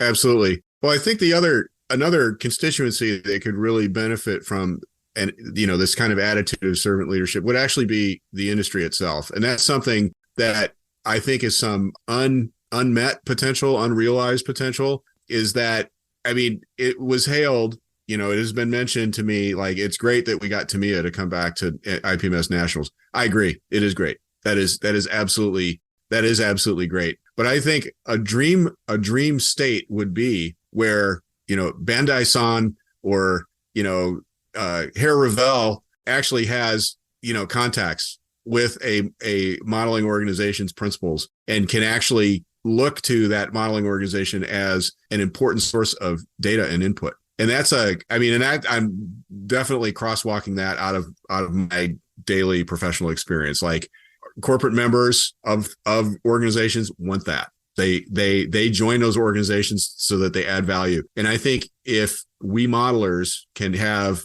constructive dialogue with Tamiya, with Hasegawa, with all the Chinese manufacturers, all of them, that would be great. That could actually be a service to that industry, so that whole, whatever that town is in Spain that's got, AK MiG, all of the different, like if they had speed dial, right to a hobby organization's leadership and say, how do you think this would fly? Or here's a thing we want to do to support. What do you think? Those are all things that I think would be the kind of the dream of what that servant leadership could add up to. Yeah, absolutely. I think as far as like an organization's relevancy, to kind of go back to that, if that funnel exists, and it's a two-way value proposition, right? So the consumer or the customer, going back to your turn, they have a reference to go in and say, well, what did Stephen Lee think of those little Dune kits? This is something that I'm interested. Did he like it? Did he have a good experience? And then conversely, what did Mang or Mung or however you say that, what value did they get out of it? They saw kind of your experience with it, and then they can take that data and maybe on the next release, if they need to make an adjustment, that they can. So I think formalizing that, and this isn't, I'm going to say it just for the record, this isn't just an IPMS thing. I think this is absolutely the entire hobby thing that we could probably all do a better job of, is, making sure that people have the opportunity, whether they're a provider, a manufacturer, a distributor, whatever. And then that helps facilitate discussions and suggestions. You have people, the inevitable post of, oh man, why doesn't anybody make a P51C or, whatever. I think those things start to happen if we have better conversations and more conversations. Yes. And there's more dialogue. It absolutely, I think it would be to everybody's. It'd be good for the industry that makes all the stuff that we use, and it would be good for us if that could be constructive, sort of a constructive feedback loop. Yeah, and it's, with that, it's data too. One of the things is cataloging and managing that data and understanding trends in the industry. That, I think, is some of the hardest things to get out there, to absorb from scale modeling. When a manufacturer wants to be successful, they release a Tiger tank, but it gets back to, what does the community really want? I don't know. And I don't think people do know in that case. I think at one point there was a relationship between, IPMS and Revell back in the day, but I as we see today, the professional connections between a society that represents a portion of the hobbyist, I'll say portion because there's just about 5,000 members, and for 350 million people in the United States, I'd say that's a sliver of a sliver of a slither. But it's that's one area of opportunity as well, is to start to understand, catalog, and really look at the data from a market and customer base. So I just interesting things that it's really, really interesting to look at when people say the hobby's dying. Well, I don't know about that. So, Stephen, going back to your second principle around embrace social media and other digital forms of media, one of the things I love to talk about with people is, when they say the hobby's dying, no, that it's evolving. And one of the statistics I love to look at is YouTube views. So I'll pick Boil Eye Hobby Time. Maybe Scott can look up Night Shift quoting Boil Eye. So Boil Eye created a scale modeling channel. And I say scale modeling, but it's more around miniatures and crafting and scratch building. He formed that in January of 2020. We're nearly, full 3 years, 4 years down the road. And he has over 87 million views. That's astonishing. Unbelievable. Yes, it is. And he has nearly 890,000 subscribers. So there are modelers out there. There are modelers in every corner of the earth, every corner of society. And, how do you get them involved? Some of them don't want to be, and that's totally fine. But I think there is a untapped wealth of hobbyists out there.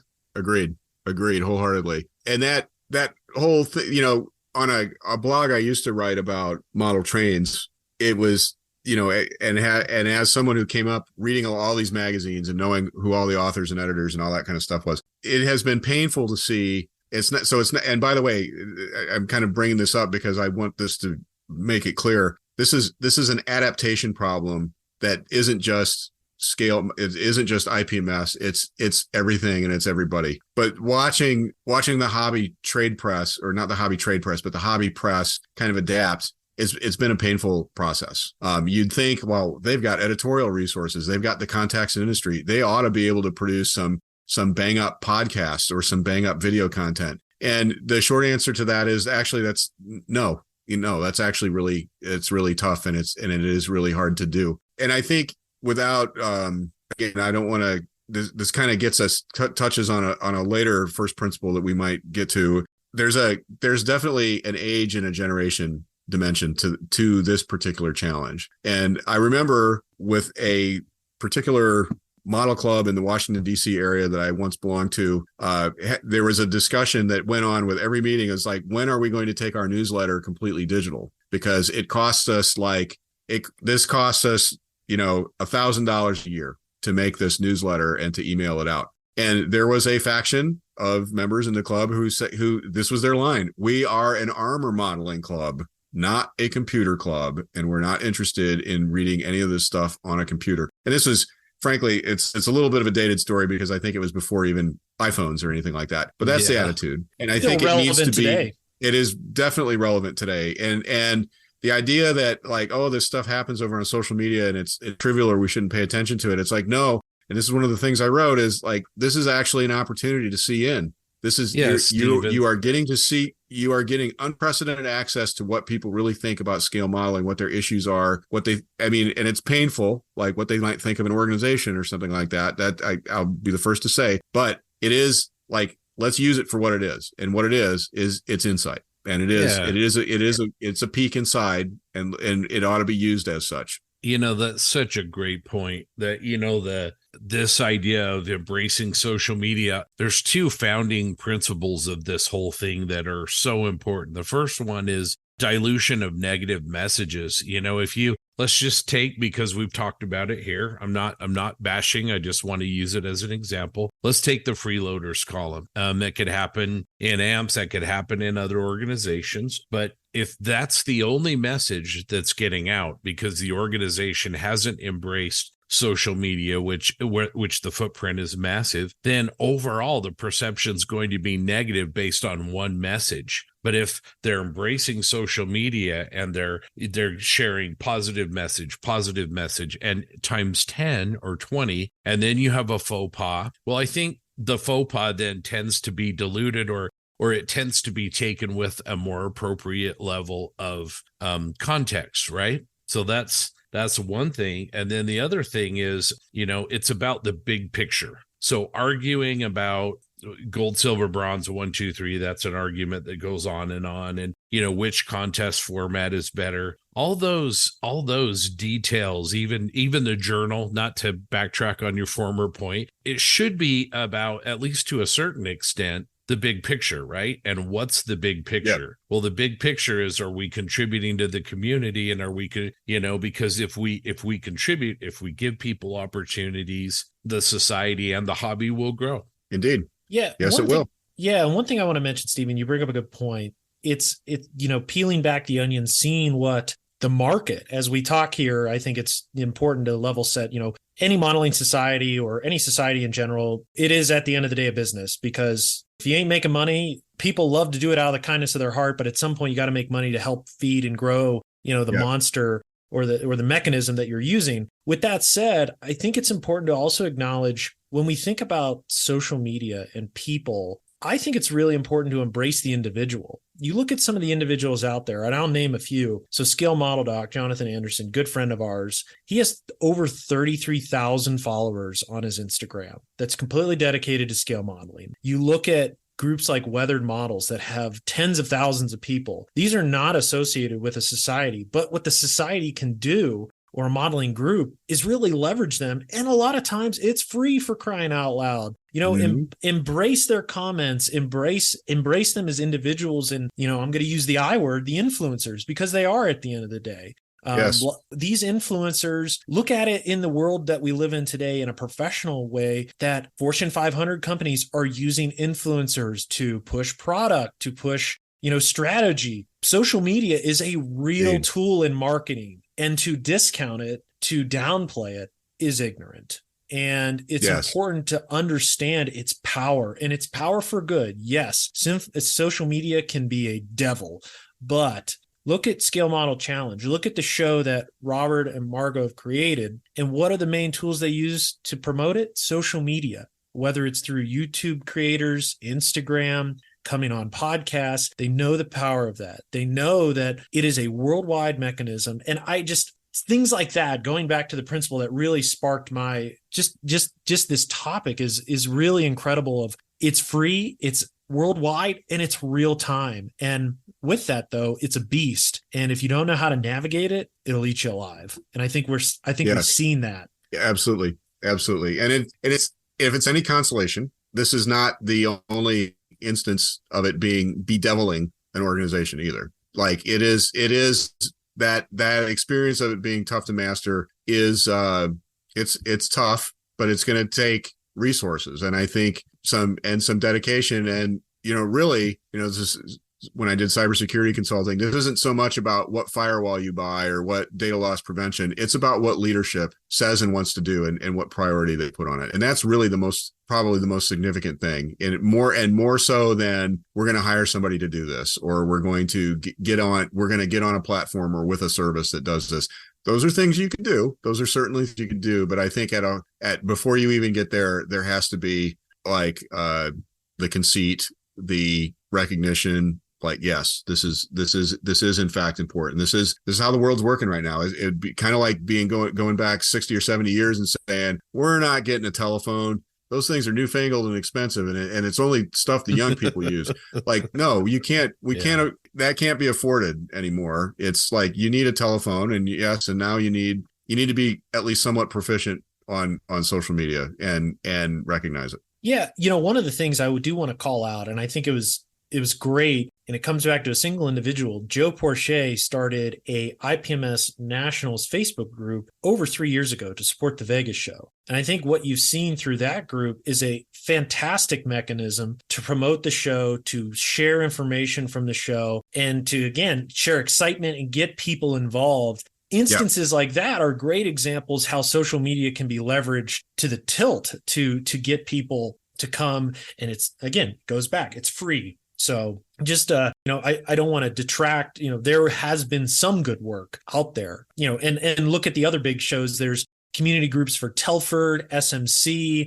I think Motion has a group. So all of these big shows are understanding like this is a great mechanism. And it also helps with the C word, the community, and getting them not only to support the show, but to talk and relate with one another and also create friendships. I mean, I've seen a post daily where an individual is like, hey, I'm showing up at this time, yada, yada, yada, whether it's a train station, somebody else is like, hey, I'll pick you up. So I think there's a lot of good out there too. And that's important to highlight as well. Absolutely. Absolutely. I have a question. Your suggestions at the end of this article are fantastic. Is there an obligation, let's instead of focus on AMPS or IPMS or whatever, let's focus on the life in a perfect world modeling society. Is there an obligation of that society to do good, to engage with not-for-profits and charities, or is that just something that is optional?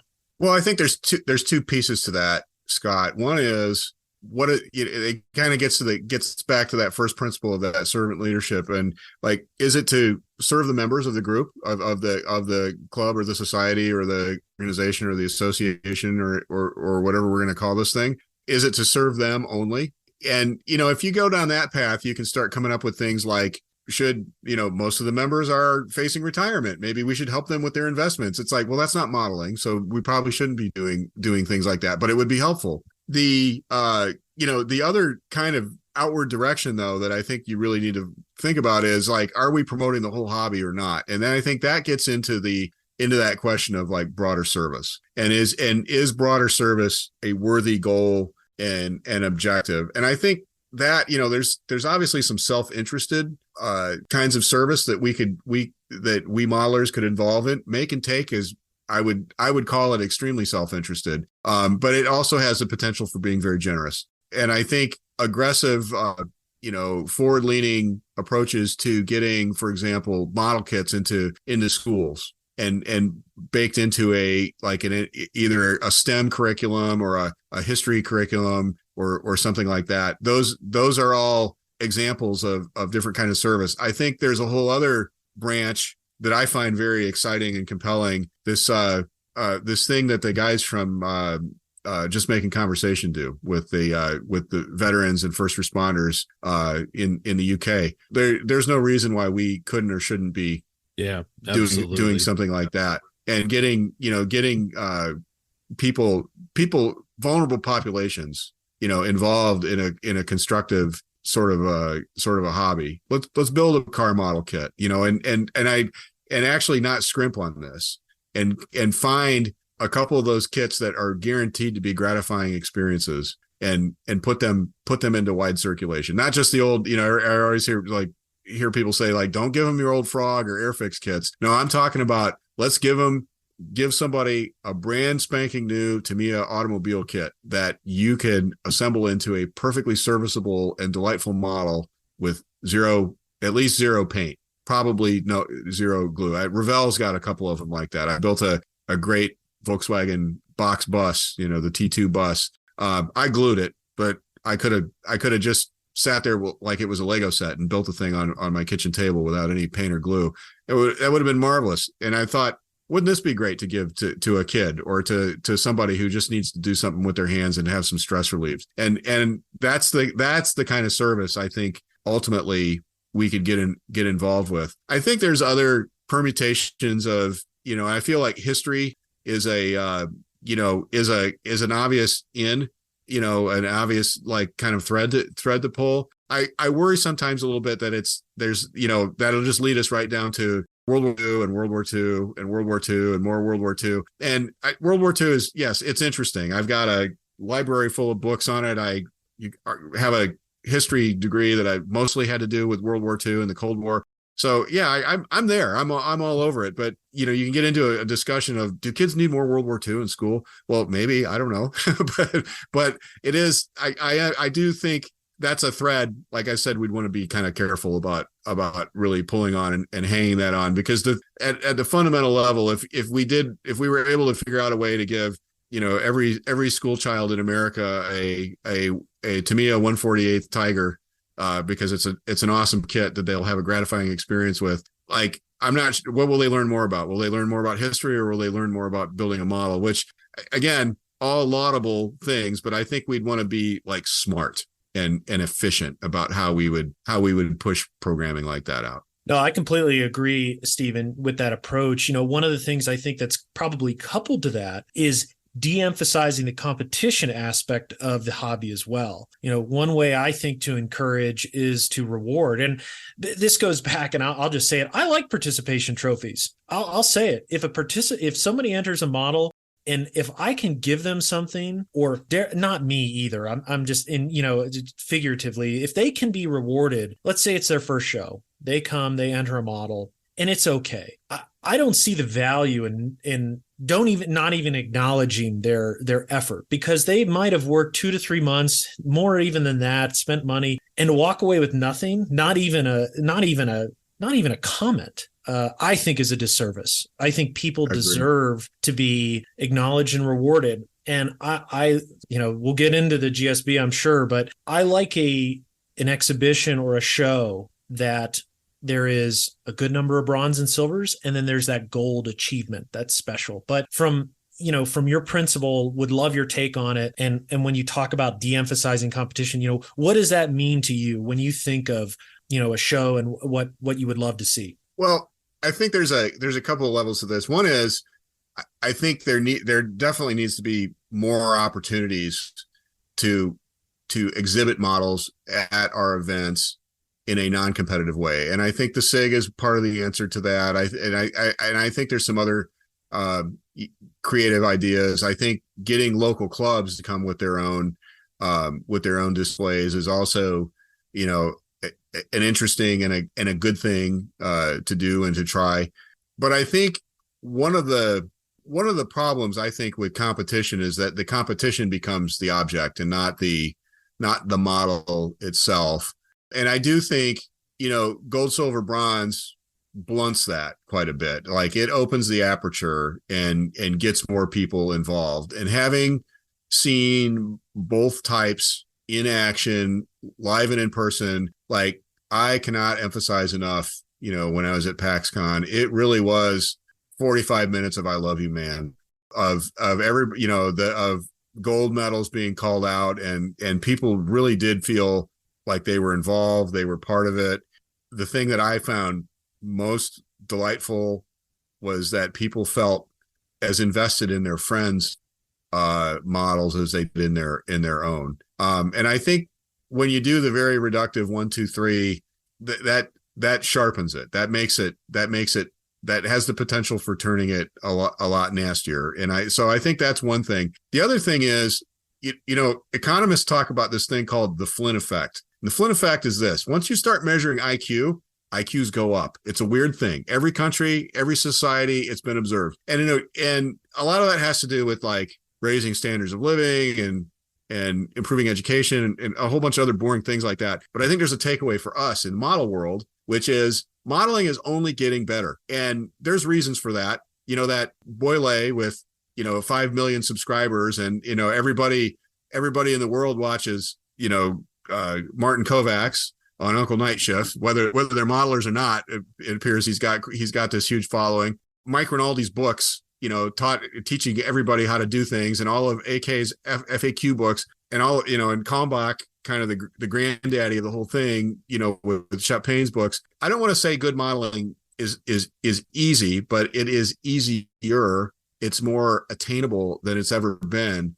And I think that kind of changes what the competition outlook really looks like, where I think there probably was a point where like a couple of first place winning models will show up at this show and the rest of them will definitely not be. And there will be head and shoulder favorites. And I think at the point we're at right now, frankly, a lot of good models show up at the shows. I mean, I can say with the benefit of a few decades of being around this hobby that yes, models are generally better than they were. So maybe that's a whole other reason to kind of take the edge off of competition. But one of the things that I really liked hearing about Scale Model Challenge was that it seemed like, even though you had literally world-class modelers there presenting their models, judging them, there was still this great sense of collegiality, of family, and of real admiration for the models, for the craft, all those things. And that's really where I think I'm going with this idea of de-emphasizing competition, is like, let's bring the models together. Let's assemble them, but assemble them together in a single spot.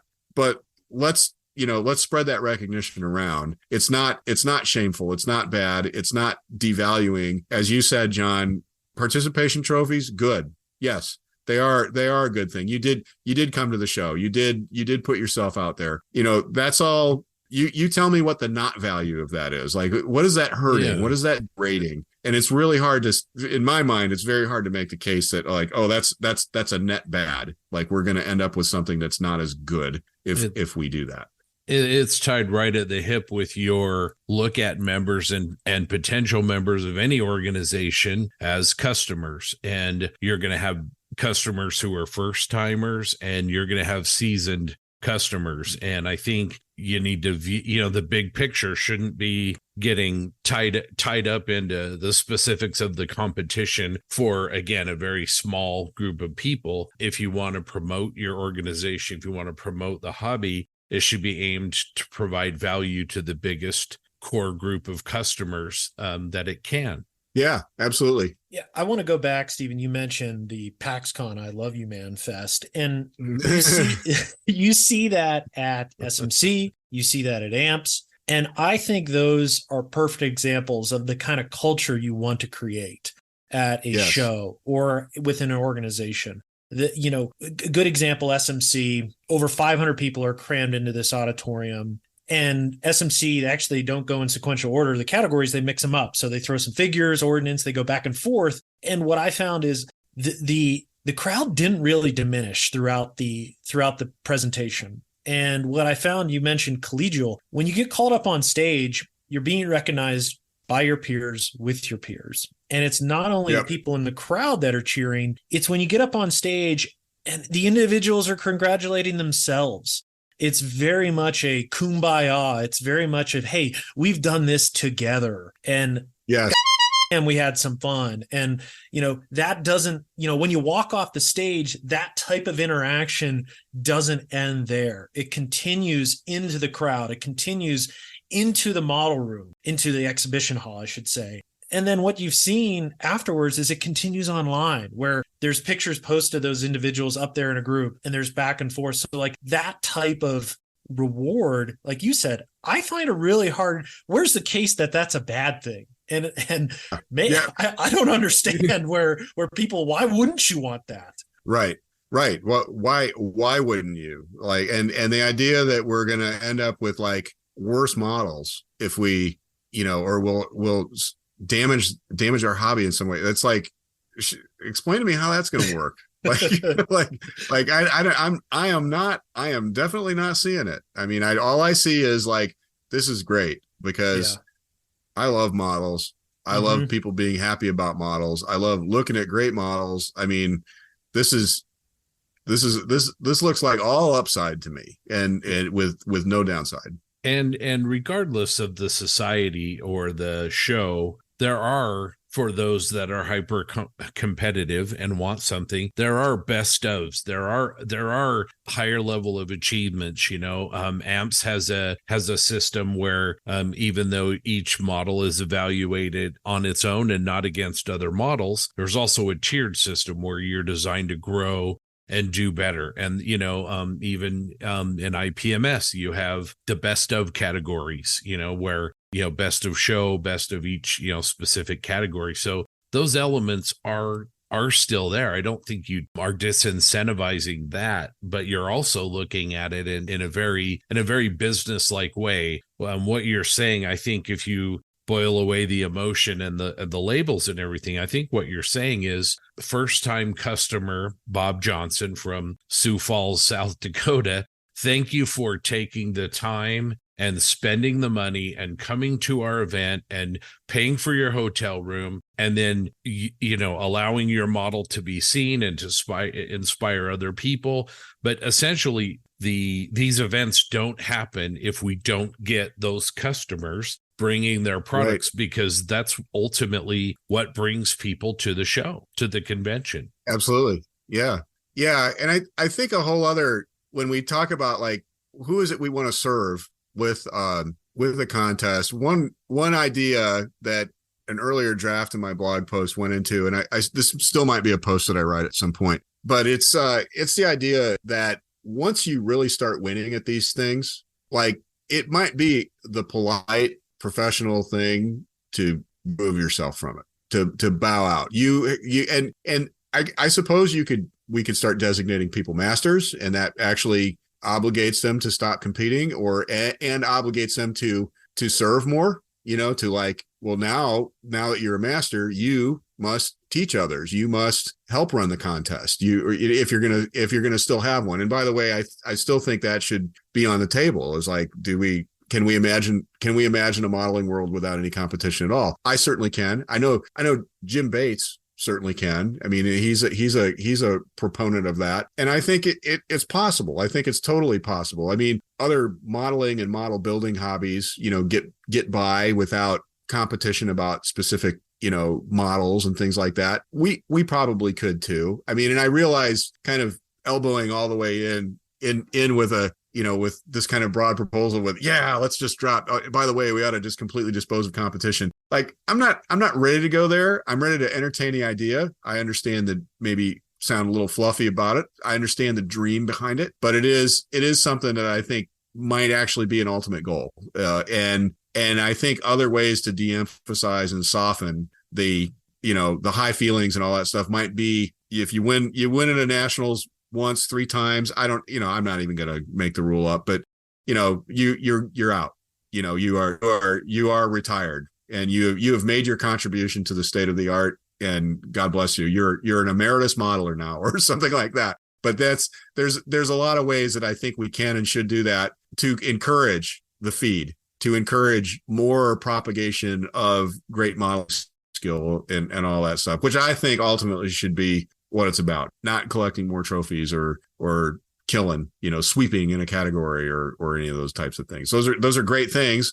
I mentioned a guy in my club locally here who manages to do that wherever he goes. That's Mike Witkowski. He does great stuff across all genres, and it's really impressive stuff. I don't want to take any joy away from him, by making a suggestion like that. But on another hand, let's think about what it is. What first principle are we really adhering to when we put all this emphasis on competition? Yeah, one of the other things I think to stem, there's a level of competition, but there's not in it. I guess what I'm trying to say is where the community rewards modelers, and we've seen a little bit of that pick up recently. Where I'll just say, shameless plug, the Plastic Posse, we hand out challenge coins to models and modelers we like. There is a group of individuals, mainly led by one person, that manages the Mystery Modeler Syndicate, where those coins have popped up all over the world to reward a modeler for their work. When I was at SMC, the Italians provided bottles of wine for people. There was community awards there. There's also a community award, I believe, at the IPMS Nationals for a Canadian subject. So what I would love to see too is emphasize that. Emphasize like, hey, Stephen Lee's coming. He's going to give out an award for best XYZ. And, maybe the Model Geeks podcast puts one out there for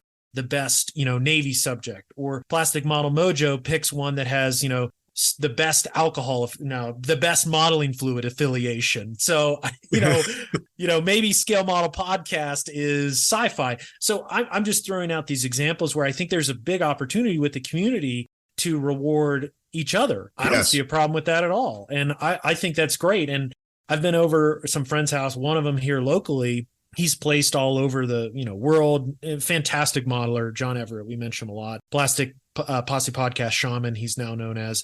When I walked into his basement, he has plenty of awards. They're tucked up in the rafters, but in his workshop, he has one of his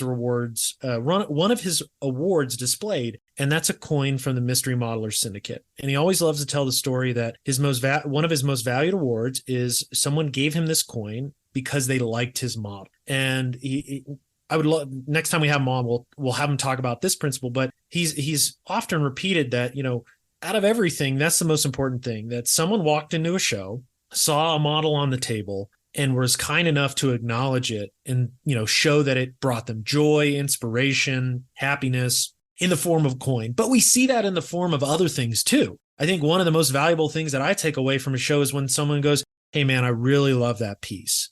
Like that trumps a piece of hardware that eventually finds its way into the garbage. But when someone goes, man, how did you do XYZ? What did you do? How can I achieve this? Come take a look. It spurs conversations, it spurs growth. And I think that's where it's the community enforcing not a competition, but growth and bettering ourselves. And I do like the aspect of a competition in some ways. Crowning the best isn't a bad thing in my mind. I think it's acknowledging someone mastering a craft, and gets back to your comment where maybe that individual hangs up his cleats and becomes, the word master we use, but, whatever, name we want to call them, they become a figure in the society or in the hobby itself, and can help the community grow and achieve that level. So mentor. Yeah, exactly. That's the best word. Yeah. Mentor modelers, be a resource for modelers. And you see that today. Let's not get convoluted. That does happen today. I think mentors are influencers. Those are synonymous in a lot of cases. Night Shift, fantastic mentor. Boylai, like all of these individuals sharing their craft, wanting to better the community, and they're bettering themselves through that as well. Absolutely.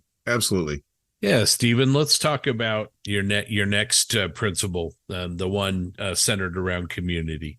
Sure. Well, I mean, to me, that's like the greatest thing about going to my local modeling club, to any of the, the big shows, is you're going to be there with a bunch of other people who love what you love. And that's the natural outcome of that, is community. So we should be growing that and taking away anything that detracts from it. These ideas of excluding or dividing our communities by, like, oh, the airplane modelers are all a bunch of assholes and don't want to tell anybody their secrets, and armor modelers are kind of cool and mellow. I mean, every time I hear those things, I'm thinking, it's like, no, I've known a lot of jerks who are armor modelers, and that's and then one of the, perhaps the most generous modeler I have ever known, string bag airplane guy. That, I mean, and if you wanted to have like a 6-hour one-on-one session with him to show you how he does rigging in 1/72nd, which is like mind-blowing to me, like, oh, he'd do it. You'd come over and he'd be like filling you up with Cokes, and he'd be showing you this material, that material, all that stuff. So get rid of all that stuff and like really figure out the ways to make, at big professional conferences, we always call it networking time, which is like, all right, I guess we don't have anything better to call it, but it's networking time. And that's almost like something that we ought to, in our events and in our activities, we ought to do. I feel like it occurs at the more successful types of organizations. It has a way of occurring naturally. I think the big challenge is to take that from being the function of a couple of individuals who just happen to have the gift of gab and the gift of introducing people and making connections, and figuring out ways to make that more systematic, more part of the process, rather than, well, that's because Joe Blow's in this club. Joe, everybody loves Joe Blow. He's just like kind of natural conversation starter kind of guy. Like, we need to get past that. And by the way, this is closely related to something we're going to talk about right after this, but it is like, create the values and create the system for this, for community to form, for people to spend time with each other and enjoy that time, and I don't mean this in the way that I think, and you need to lubricate it, not in the sense that you need to get everybody like sloshed or drunk, but you need to have those, you need to make it low risk. And there's a lot of ways to do that, by the way, that do not involve any controlled substances or intoxicating liquids or any of that kind of thing. Like, you do need to make sure that it's open for everybody. Yeah, I agree. You got to make sure that whatever this society is called or named, that its values are front and center, and that contributions and a spirit of inclusion is publicized and reinforced and rewarded. Absolutely. Yeah, and I think this flows right into your next principle as well, you highlighted, which was around be excellent to each other. It's about the community, but also when a new person comes that's different. People are different, not only themselves, but how they model, what they model. And I think it's important to be embracing of that uniqueness, and talk about maybe how you see that and what you've highlighted in your blog as well. Sure. Well, I mean, I've written blogs in the past. They might have seemed a little like misanthropic or something, where, I'm talking about some of the first adults I ever knew as a modeler. So this is when I was just a wee lad going into hobby shops and that sort of thing, and realizing that some of the adults who were involved with these hobbies that I was so interested in were actually kind of jerks. And that's disappointing. I managed to power through it, and it never discouraged me as that, that kid who was like just super interested in all of this stuff. But it is almost a cliche. I mean, I feel like every gathering of modelers that I am in, and we talk about like, well, I was in IPMS this place or IPMS that place, and it's like, well, yeah, there was always this one old guy who was like, he was such a jerk to everybody, or he'd corner everybody, and it's like, that shouldn't be happening. I mean, that's my punchline to that, is that should not be happening. And I think I'm not necessarily calling for, we must have a rule against people acting like jerks, but it's a value that needs to be actively promoted. That needs to be encouraged, and it needs to be reinforced. And occasionally I suspect someone's going to have to be asked to like, shut the heck up and sit down and stop accosting the new people and all of those kinds of things. But it absolutely it's a value that needs to be like nurtured, grown, and without sounding too geeky, it needs to be programmed. Like, it needs to be part of, values that we have and all that stuff. And I've been around clubs where new guy comes in, and they get assigned, like a mentor or a more experienced representative of the club. I think those are good ideas. I think that needs to be backed up with good press. In other words, not everybody is really ideally equipped for that role. And we need to be honest with ourselves, either not handing that responsibility over lightly and easily to just anybody who volunteers for it. And also, what can we do to improve that situation? So like, hey, maybe you don't want to tell the new guy everything he's doing is wrong, or you don't want to tell the new guy that his stuff sucks because it's armor and you're an airplane guy. Like that, you just like that all, I believe, can be trained away. But we have to have the commitment to actually do that. Yeah, and I've seen it firsthand.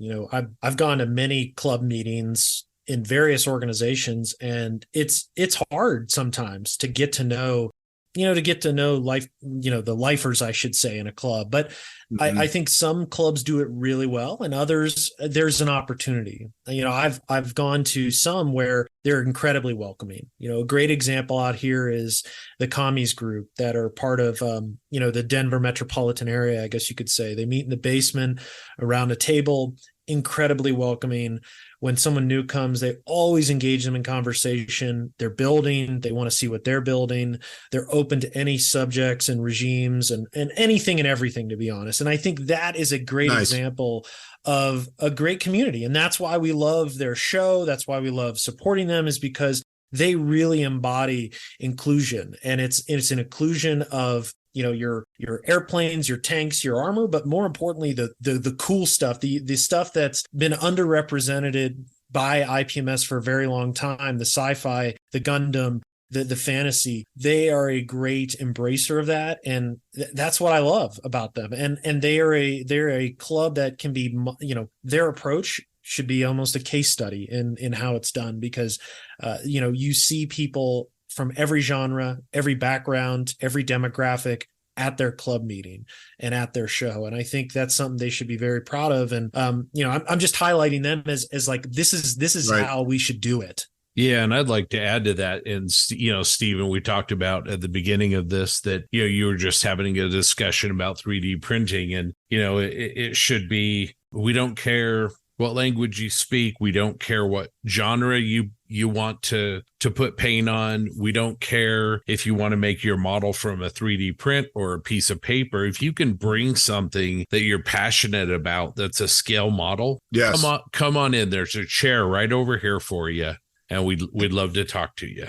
Yes. There's an AK book on taking die-cast models and making them look more realistic. I'm intrigued. I really am. I mean, I want to know more about this and people who do it. And it's like, it sounds like it might be a thing in Europe and not really a thing here, but I would welcome that. Like, yes, bring your Matchbox or your Corgi or whatever, however you're doing that. I mean, I'm curious. Maybe I just need to spring the $25 for that book and read it and see what that's all about. But it's all because what we're talking about is a model. It's not how you got there. Like, oh, it must be injection molded out of styrene, and we will tolerate resin and vacuum form styrene. You're like, no. We love it all. We want every last bit of it. Yeah, I mean, a great example is Will Pattison, and we've talked with him here, a good friend. And he loves tractors. And, I don't think there's a huge demographic of people out there that love tractors, at least not to the level that he is. But he's designing a complete tractor in, as an STL and printing it up. And he's going to the detail. I mean, it's almost like he's designing an actual, tractor for John Deere, but, he's going to make it printable. And it's like, even if you don't like tractors, you can appreciate Will's passion and his attention to detail. And because it blows my mind. And I want to see more of that, not less of it. If you're passionate, yes. I mean, heaven forbid, I might learn something. Right. You know what I'm saying? Come on in. Yeah. Let's talk about this. Absolutely. Oh, tractors and construction machines. Like, there's a whole sub industry of model railroading in Europe around that. Like, if you wanted to have a train layout that just had like one train running through it, but the rest of it was just a giant parking lot of every conceivable kind of crane, front end loader, paving machine, road planer, cement pump, you name all of that. It's like, there's brilliant models of all that stuff. it all happens to be an HO scale. So you gotta be ready. You gotta be ready to deal with 187th. But it always has made me wonder, like, well, why isn't there more of that in 124th or 125th? The car scales, or maybe even military scale. Big cranes and front end loaders and all that stuff. Because if you really do like your chipping and your wear and your oil stains, like those things are monsters of weathering possibilities and just really cool lines and design.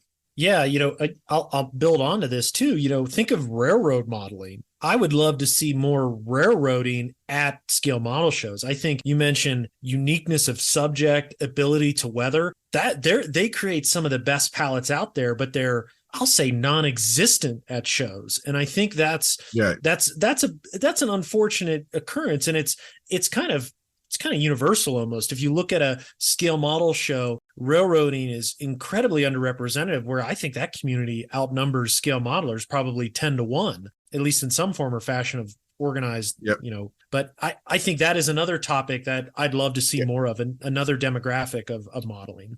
Yeah, Chuck Doan. I mean, probably one of the, if you were to make a top 10 best modelers in the world, he certainly would be on the list of that. Don't know, Stephen, if you're familiar with his work, but he does railroad and railroad adjacent modeling. And it's just, it's jaw dropping. I mean, he'll spend, sometimes a couple, 3 years on a single project, and it's every little piece of wood and every little, take in what Adam Wilder and Martin Kovac and all of kind of our scale modeling people that are really at the top of what they do, and combining that in that's Chuck and Luke Towan, who has millions of followers on YouTube. And we mentioned Boyle Hobby Time, who is a guy that is, I mean, his channel is just exploded. And some people would look at his subjects and kind of giggle because, it's very fanciful. It's, T-Rex versus the Cowboys, but it's awesome and it's fun and people love it. And it's like, why not? Why not? Even though that's not your thing, why not? And I'll even tie it in with, I'll go back to our shaman, John Everett. We have a saying, what would John Everett do? Because he creates some of the most unique models out there. And I think this is where, if you're organizing a show, an opportunity is kill the categories for that matter, or at least make them broader. One of the things I think is a limiting factor is, well, where do I enter this in? It doesn't matter. Just put it on the table. And I think it would behoove a lot of organizers to do that, is to just open it up to broader than just specific scales and subjects. And I'll go back to John. He took a bullfrog model and made it into a Maschinen Krieger I Walker. love that. I mean, so good. Talk about left field, but it's like those types of ideas I love. I mean, that gets me thinking, how can I change my modeling? How can I make it more unique? There's only so many ways you can paint a Jagdpanzer. There's only so many ways you can paint olive drab, but is there something from his modeling that I can use, whether it's a piece of stowage or a painting technique, or maybe even just throw that out the window and make it a hover tank, for crying out loud. So right. I think that that's the kind of stuff I've recently opened up to. If you check my YouTube modeling history, it's Boyle and Squidmar Miniatures and Duncan Rhodes. It's fantasy, it's terrain, it's those subjects that I'm not used to, that I have found a lot of interest in. And, look at my purchases. I'm going to hold it up. I just went to this game store last night and bought Citadel colors. Stuff like that is just, I'll be honest, it's turned something that I've gotten a little bit bored with into something fun again. And it's really sparked me back into a building regime that, I'm not TJ speed, but it all kind of started with those AK facades where it's completely non-traditional subject, went out of my comfort zone, and now I've found the mojo to propel into more subjects. So I don't know what I'm trying to say other than embrace the uniqueness. I think that's the most, that's the most value you can have. For an organization. By the way, if you put enough of those facades together, you would have a nice basis for a train layout, is what I'm saying. I think you now you need to build a streetcar with some live wire over it to actually go in front of all your facades. Just a thought. No, I love it. Yeah. No, you bring it up. I was photographing them. I put them next to each other. I'm like, man, this is kind of cool. And I've thought about exactly that, where and some people do it. What if you created a facade that served as like a photo booth where you build a new model and you want to put it in an environment and take a picture of it? I've thought about like creating a factory scene, creating a store block for urban, like those types of things I wouldn't have thought about, I don't know, a while ago, but now it's like, well, what the hell? Why not? It doesn't need to always be entered into a show. The facade is a great example. Like, where does it go in a show? It doesn't matter. I don't care. It's going to hang on my wall. I put it in a shadow box. Yeah. And it's something that's cool. And I think the same goes for, a lot of the stuff you've done, and especially recently the Dune vehicles. Those are those little cool things. You almost want to put them on your desk and use them as a conversation piece for a coworker if they come in. So I think there's a lot more out there than just a model show and displaying your work. Yes, absolutely. Well, when you say something that is kind of like a personal goal of mine, and I don't know, I mean, this is kind of off the topic of what can a model organization do, but I think it actually has a relationship to it in a way, and that is modeling that has impact on people that are not just other modelers. The last model railroad I built, my great badge of honor in building that thing, and I had a nice article in Railroad Model Craftsman with it, was when my wife to say she knew the landmarks that I had produced with this train layout. So it's that's just like before you go into the tunnel in Jersey on Amtrak. And this looks like up by BWI in the countryside between Washington D.C. and Baltimore. And it's like, yes, I succeeded because I just made something that was instantly recognizable to a lay person, somebody who doesn't care a whit about models, but knows the real world and can make that connection to it. And that's why ultimately the kinds of things, the kinds of modeling that I think is really successful are, everybody talks about storytelling and stuff, but no, if it has some teaching point to it, or like, this is the thing that Enola Gay is the best example. Everybody knows what that one is, but there's lots of other, other things that you can say and do to kind of tell those little stories and that have some connection. And to me, like, if a historian, somebody who's primarily trained as a historian, can look at the diorama or at the vignette and say, oh, that looks like the invasion of France, or, oh, that's obviously a scene right during the Battle of Britain. Like, then we're to me, that's one of my sort of markers of success. And one of my things that I strive for with any of this stuff is like, that looks like something that I know. And if I can get a lay person to say that, and by the way, science fiction is really easy, by the way, to accomplish that, because everybody will say, oh, that's what Luke Skywalker flew, or that's what Paul Atreides was hanging out of in that one scene in the Dune movie. Like, yeah, you got it. You picked right up on this. But that to me is like, that's like a really joyful moment. Not just like, I love other modelers to recognize like, whoa, how'd you mask that? Or how'd you get that camouflage, or something like that. But it's like I may care about really good MERDC camouflage in 1/72 and how hard that is. But it's like anybody else, would they look at it and say, wow, you are really representing the central plain of Europe in the high Cold War there, aren't you? Like, well, no one's going to think that. But anyways, that's one of my personal things, and something that I feel like really excited about with models is making the connection to the normies, to the civvies. Yeah. And I think you bring that up, the normies, the civvies. I think those interactions actually spawn interest in the hobby with them. And I've seen in some cases where they're like, oh, well, I want to go buy that. How did you do that? And you have the conversation and you talk about, well, what do I need to do that? Well, here's a basic list. Stop by Hobby Lobby when they have 40% off, grab a few cheap kits to start with, and, spawn something. I have seen that happen where, it's not only myself, but others who have built a model. Somebody walks in, again, somebody that's either never been introduced to the hobby, or let's bring back a conversation we had before. Oh, I built something like that as a kid. And it sparks an interest. It reignites something that, in the back of your mind, that's kind of floated out in the ether. It pulls it forward and then projects it. And like, oh, well, maybe I should try that. That's a hobby. How much time do you spend on it? Well, I have some time. Let me try. And then it's like, oh, this is fun. And it goes in more and more and more, and it snowballs. I think that's a great example. And I love your take on this, Stephen. I think there's a huge misconception out there. And the misconception is we need to hide our hobby, or, oh, we don't tell people about it. That's bull. I'm proud of it. I talk about it. It's funny. I recently took a new job, and I work for, directly with the boss of the company. In the first meeting we had as a team to introduce ourselves, I brought in scale models to introduce who I am and what I enjoy to do in my spare time. And I don't hide it. I'm very proud of it. My coworkers know about it, and I embrace it. And I've done it at grad school. I did it in every job I had. And I think that's the one thing I would love to see broken down is this is not something, nerds are cool. I'm sorry. Nerds rule the world, and it's to embrace the hobby, share it. And if you share it with the passion you put into the model, if you share it with that type of attitude, that type of emotion, people get sucked in. They want to know more. Now, maybe they're just, placating you or humoring you, but I truly believe in a lot of cases, people are interested. People want to know more. Yeah, there's a fascination, and with that fascination comes maybe they can do it, and it's not maybe they can, and it's enabling them and motivating them to. So, right.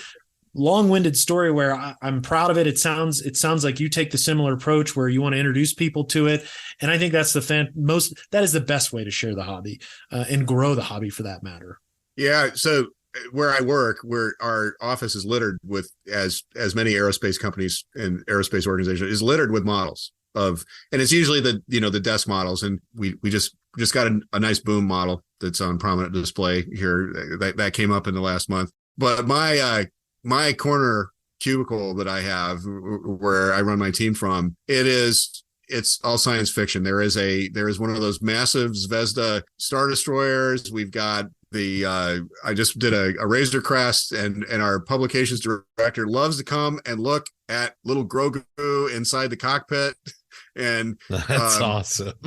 There's Babylon 5. There's, we've got, everything I make that science fiction ends up in the office just for it to be my little personal punctuation. And I always like to point out, you can see the backdrop behind me. Science fiction is why we do what we do in aerospace. Like that is the vision of tomorrow and of the possibilities. And it's absolutely like I'm on it. And I do want to kind of fly that freak flag any chance I get. And maybe it's not even, I shouldn't even call it a freak flag, just fly that flag, because that is how we form the visions of what it is we're going to do in the real world. Oh, absolutely. I think that's well said. And I'm going to give you opportunity that sometimes you don't get with a blog. And just kind of say, we've talked about a vision, you've identified some challenges, and we've had kind of a vision of what that society that we all dream about might be capable of. But if there's one takeaway from this blog that you would want people to, have, what would it be? Love models. Just love them, build them, do them. It's a great therapeutic exercise. It's a great intellectual exercise. It's a great ego boosting and community building exercise. Just I love the models. Go build them and have a great time doing it. That's I guess that is my one big takeaway. There are real people and real organizations behind all of this, and I think that is one thing that I've kind of learned over time is, in the process of doing it, and maybe reinforced is a better way to say it than learn. But you may think, it may be easy to think that it's an inhuman sort of like industrial complex or something like that's out there that's making models, but humans make them. Humans make the kits, they make the supplies, and humans assemble them and turn them into little scale representations of things that we know, and sometimes things we don't know. And it's all everybody's got a part in that, and everybody's got to put their love into it and put their passion into it. And that's how we get it all. But it's not there's no conspiracy, there's no nobody's getting rich. It's just it's a thing we're all doing because we like it. Man, that is so eloquently said. Awesome. Well, for those who don't know, let's talk social media links. Where do people find photos of what you're doing and find these awesome blogs that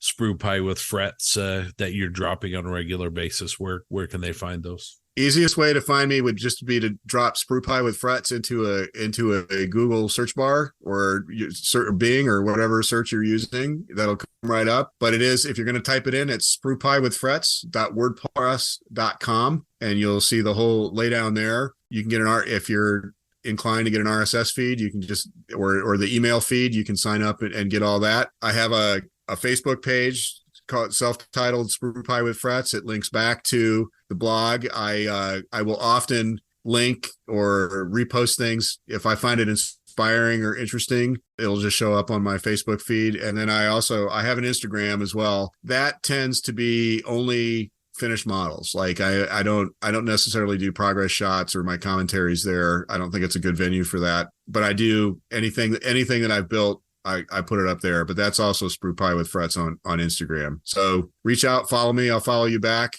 Scrolling through Instagram has turned out to be one of my favoriteest things in the whole world. You never know what's going to turn up there. Magically, it ends up being curated with if you start following a lot of modeling feeds, you just will start getting a steady diet of really good modeling. And I recommend Instagram for that reason. It's something I learned from you all early on, because I think you guys were extolling the virtues of Instagram at some earlier point. Well, definitely. Well, here's hoping that Dune 2 comes out sooner rather than later.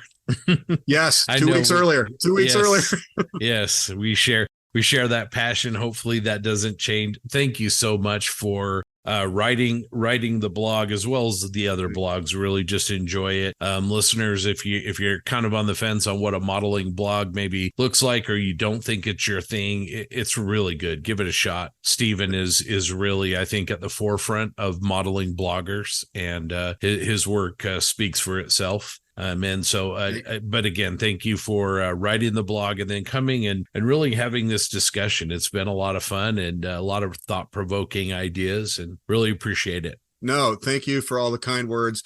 Thank you for all the support over the years, for all the plugs, and for the very generous and robust plug. Now, I'm just going to go ahead and invite myself onto another episode where all we talk about is models and not any of the nonsense along the sides of it, or any of the vitally necessary things that go alongside of our modeling. But I'd love to talk about magnum opus builds, and I'd love to talk about what's on my bench and all that stuff. So yes, I'm inviting myself back on to actually do that. Well, the invitation is open, and absolutely. You drive a hard bargain. Yeah.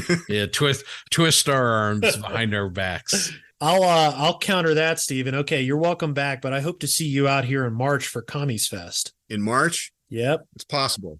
Appreciate it. Thank you. That's very generous.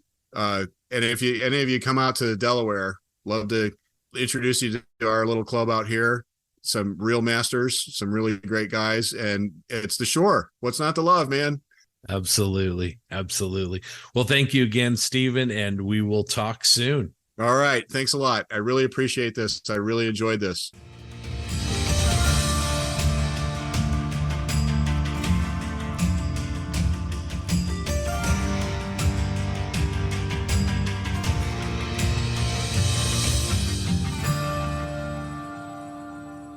That was certainly entertaining and thought-provoking discussion we had with Stephen Lee. Always interested to talk to him about a myriad of modeling subjects. And you heard the bet we made with him at the end. He'll certainly be back, and we hope to connect with him more on a personal level to learn more about his modeling and his history and background, and just jump more into that. But I think it was a really great discussion. If you have any feedback on it, we'd love to hear from you. This is something that we always care about, but it's time to now go into our second discussion topic, which is going to be led by TJ. Yeah, so I thought about this because I'm currently kind of dealing with it, and then I was talking to our buddy Bruce Worrell this morning, and he's about to be dealing with it, and it's because this is a new thing for me, because and what it is the stress, I guess, for lack of a better term, of or pressure of building a well-known subject. And what I mean by that, like, if you're building a well-known tank or a well-known airplane that is photo documented, it's fun. It can be fun, and it's exciting because you can pick out all the right details to add. But then at the same time, there might only be two angles of the vehicle, and you're like, oh, what is on that other side? It could be this. And then you almost get like analysis paralysis. And that's what I was talking with Bruce this morning, because he's trying to build Bomb, which is a M4A2 direct vision, like early A2 Sherman that the Canadians used landed it in Normandy and made it all the way to Germany at the end of the war. It's the only one. It's now up in Sherbrooke in Canada because it's part of the Sherbrooke Fusiliers, preserved. And he's trying to figure out what markings it had on it because there's only a handful of photos of it and not ones from the top. And I don't know if anyone else has gone through this. I know I was going through it and currently going through it on both my Sherman 3 and the Sherman 5 that I'm building because they're both based on relatively well-known photos. I have two known angles of the Sherman 5. It's not even really an angle. One's slightly from the left front and the other one's slightly from the right front. I was given a photo that I was told is the rear of the vehicle, but I don't think that it is based on what I can tell on it. And the same thing with the Sherman 3. I have one good photo and I try to recreate that angle as best I could, but then you get kind of like the freedom, I guess, to do what you want on the other side. But, it's always in the back of your mind, is that really what it looked like? I can't see the back. Did it have all these markings on the back? And for me, I was just like, whatever, and just do what I want. But at the same time, you kind of don't want to do anything. Has anyone else ever dealt with this? Like the hesitation that I'm kind of talking about? Yeah, definitely. I think that in our last podcast with Martin and Spud, they both kind of talked about this. Martin has, said many times he doesn't like to build the photos for some of the reasons you're saying. And Spud, he said he likes to do that sort of next tank in line of the photos because, he's done a couple of times, he's done builds, and then after he's finished, somebody will say, well, hey, I found this photo and that's wrong. And, that kind of thing. And I think Doug will relate to this. When it comes to my Star Wars modeling, I really struggle. I just don't want to do Red 5 again. There's so many pictures of it. Everybody knows it so well. And there's so many models of it. I kind of like to, generally speaking, bring my own, sort of spin to it. But, like Slave One, there's really only one Boba Fett Slave One. So then it's that double-edged sword, TJ, that you were talking about, which is you get the documentation. So you get, a lot of photos, but then, you've got to hold yourself to that standard. And, in the case of Slave One, it's like you said, you're in World War II, you're trying to match photos and make sure you actually have the photos you need of that vehicle. With Slave One, there's actually not one Slave One model, there's a whole bunch of them. So you've got to then, interpret, okay, which one is this one and which one am I going to use? And with Slave One, you also have the matte paintings that they use for the backgrounds. Yes. And I don't think the matte paintings, they're amazing. If anyone's ever seen the matte paintings they use for the original Star Wars movies, they're freaking amazing. That is such a cool, almost lost art that we don't use in movies anymore, but when done well is phenomenal. And I don't think the matte painting, especially that one of it on Cloud City, I don't think that matches the actual filming model they built. It's similar, obviously, because it looks like the ship, but yeah, and that's really one of the best photos anyone has of the vehicle because it's a very prominent scene. And for that matter, that's a great point. For that matter, the sets. They had the models, but they also had set pieces, when, the actors would walk up the ramp and, all that kind of thing. So, yeah, I think it can definitely be a blessing and a curse. Yeah, when it comes to building something so famous or well-known or well-documented, to an extent, really it comes down to the amount of effort I want to put in, really. If it's stuff that is, say, not on a kit or is very obvious and very specific to a reference, I'll add it and go to the effort to try and replicate it and get it as right as I possibly can. But then I don't go to the extent of literally going through trying to find that exact manufactured tank and every maybe piece of damage it received and its entire route through the war. Yeah, I only kind of try and go for the obvious. I'm not going to really spend too much time studying because I study too much. I overwhelm myself, then I just don't build the kit. I try and just stick to what is like the one you're working on, like really good reference picture. Okay, take everything I can from that picture, add it on from what I can see. But like, if I can't see around the rest of the tank or whatever, I'm just going to kind of make it up because, well, if I can't see it and no one else can see it, then I can do what I want. Yeah, I mean, I can see, I can identify with you get overwhelmed to the point where you don't know what to do. I went through that with my Sherman 3 and the turret because I've got a good shot of the turret from one angle, but you can't see the roof. and I didn't know who made the turret and who different foundries made the turrets, so they had different markings on them. Some of the markings are really cool, the casting markings. Other ones are kind of lame. They're just, a random number. And it's like, oh, which one do I use? Everywhere I looked, I couldn't find who made these turrets. And of course, right after, and it's kind of goes like what Spud said, right after I decided, after talking with David Hobbs, like it was probably one of these foundries. And he sent me some pretty cool photos that are not generally available out there of a vehicle, a preserved vehicle that had a turret from this particular foundry. Right after I did it and committed to it, the guy that runs the Sherman Minutia webpage made a list of what factories that built them used which turrets from which foundries. Luckily, mine was correct, and that chances are that's what it was. But I'm like, oh, of course. Right after I committed to it's going to be this one with these markings, someone comes up with a list like, oh yes, here it is. I just happened to get that one right, so I was pleased with that. But I would have been pissed if it was not the right one. Not that anyone would have cared. Literally, no one would have cared except for maybe David Hobbs, and then he would have given me a bunch of shit about it. But other than that, yeah, that it's tough, or can be. Yeah, I mean, for me, I have two styles of build. I'm either going to paint a Panzer Gray vehicle blue, or I'm going to go hyper accurate on a model. And those hyper accuracy moments, they're typically one project a year where you just get bogged down in the minutia. Great example to me is Brumbar dot scheme. I went to the length of recreating the actual stowage configuration on it, down to the ropes and other things they were using. And then after, I build it, gets published, I don't know, 6 months later, a book comes out on the unit that used these vehicles during the Ardennes. And what do you know? There's a photograph I've never seen that shows a Balkenkreuz on the front part of the vehicle. And I'm like, damn it, I didn't even come close to seeing this. So I totally understand that. And I actually love that aspect of the hobby. I think it is fun to do some fantasy and fringe fantasy type of work in terms of finishes. And sometimes I don't even care and I'll just throw stuff together. But then there's those projects that it is hella fun to look at photos, dissect them, understand them, collaborate with others on what that vehicle was. Great resource. I feel like Sam Dwyer has a picture of everything from every angle.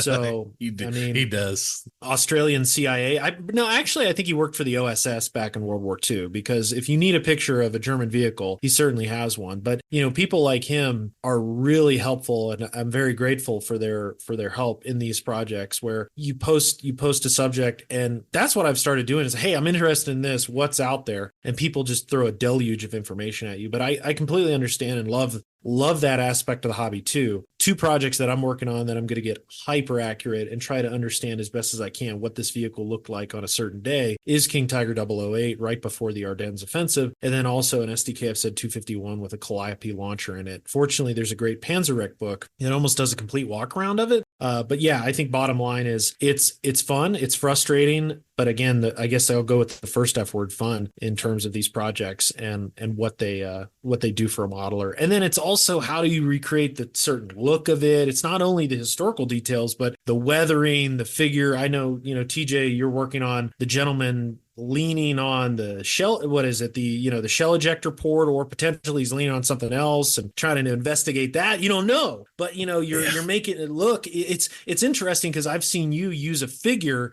to kind of put it against the turret, and you're like, there's no way he's sitting on this thing based on this pose, but what else is he sitting on? So I think that's investigating history in some regard and kind of solving mysteries. And I don't know, I think someday people appreciate that too, because they'll want to stumble upon that project, and they'll always make it better in that regard of learning and having that more information available to them.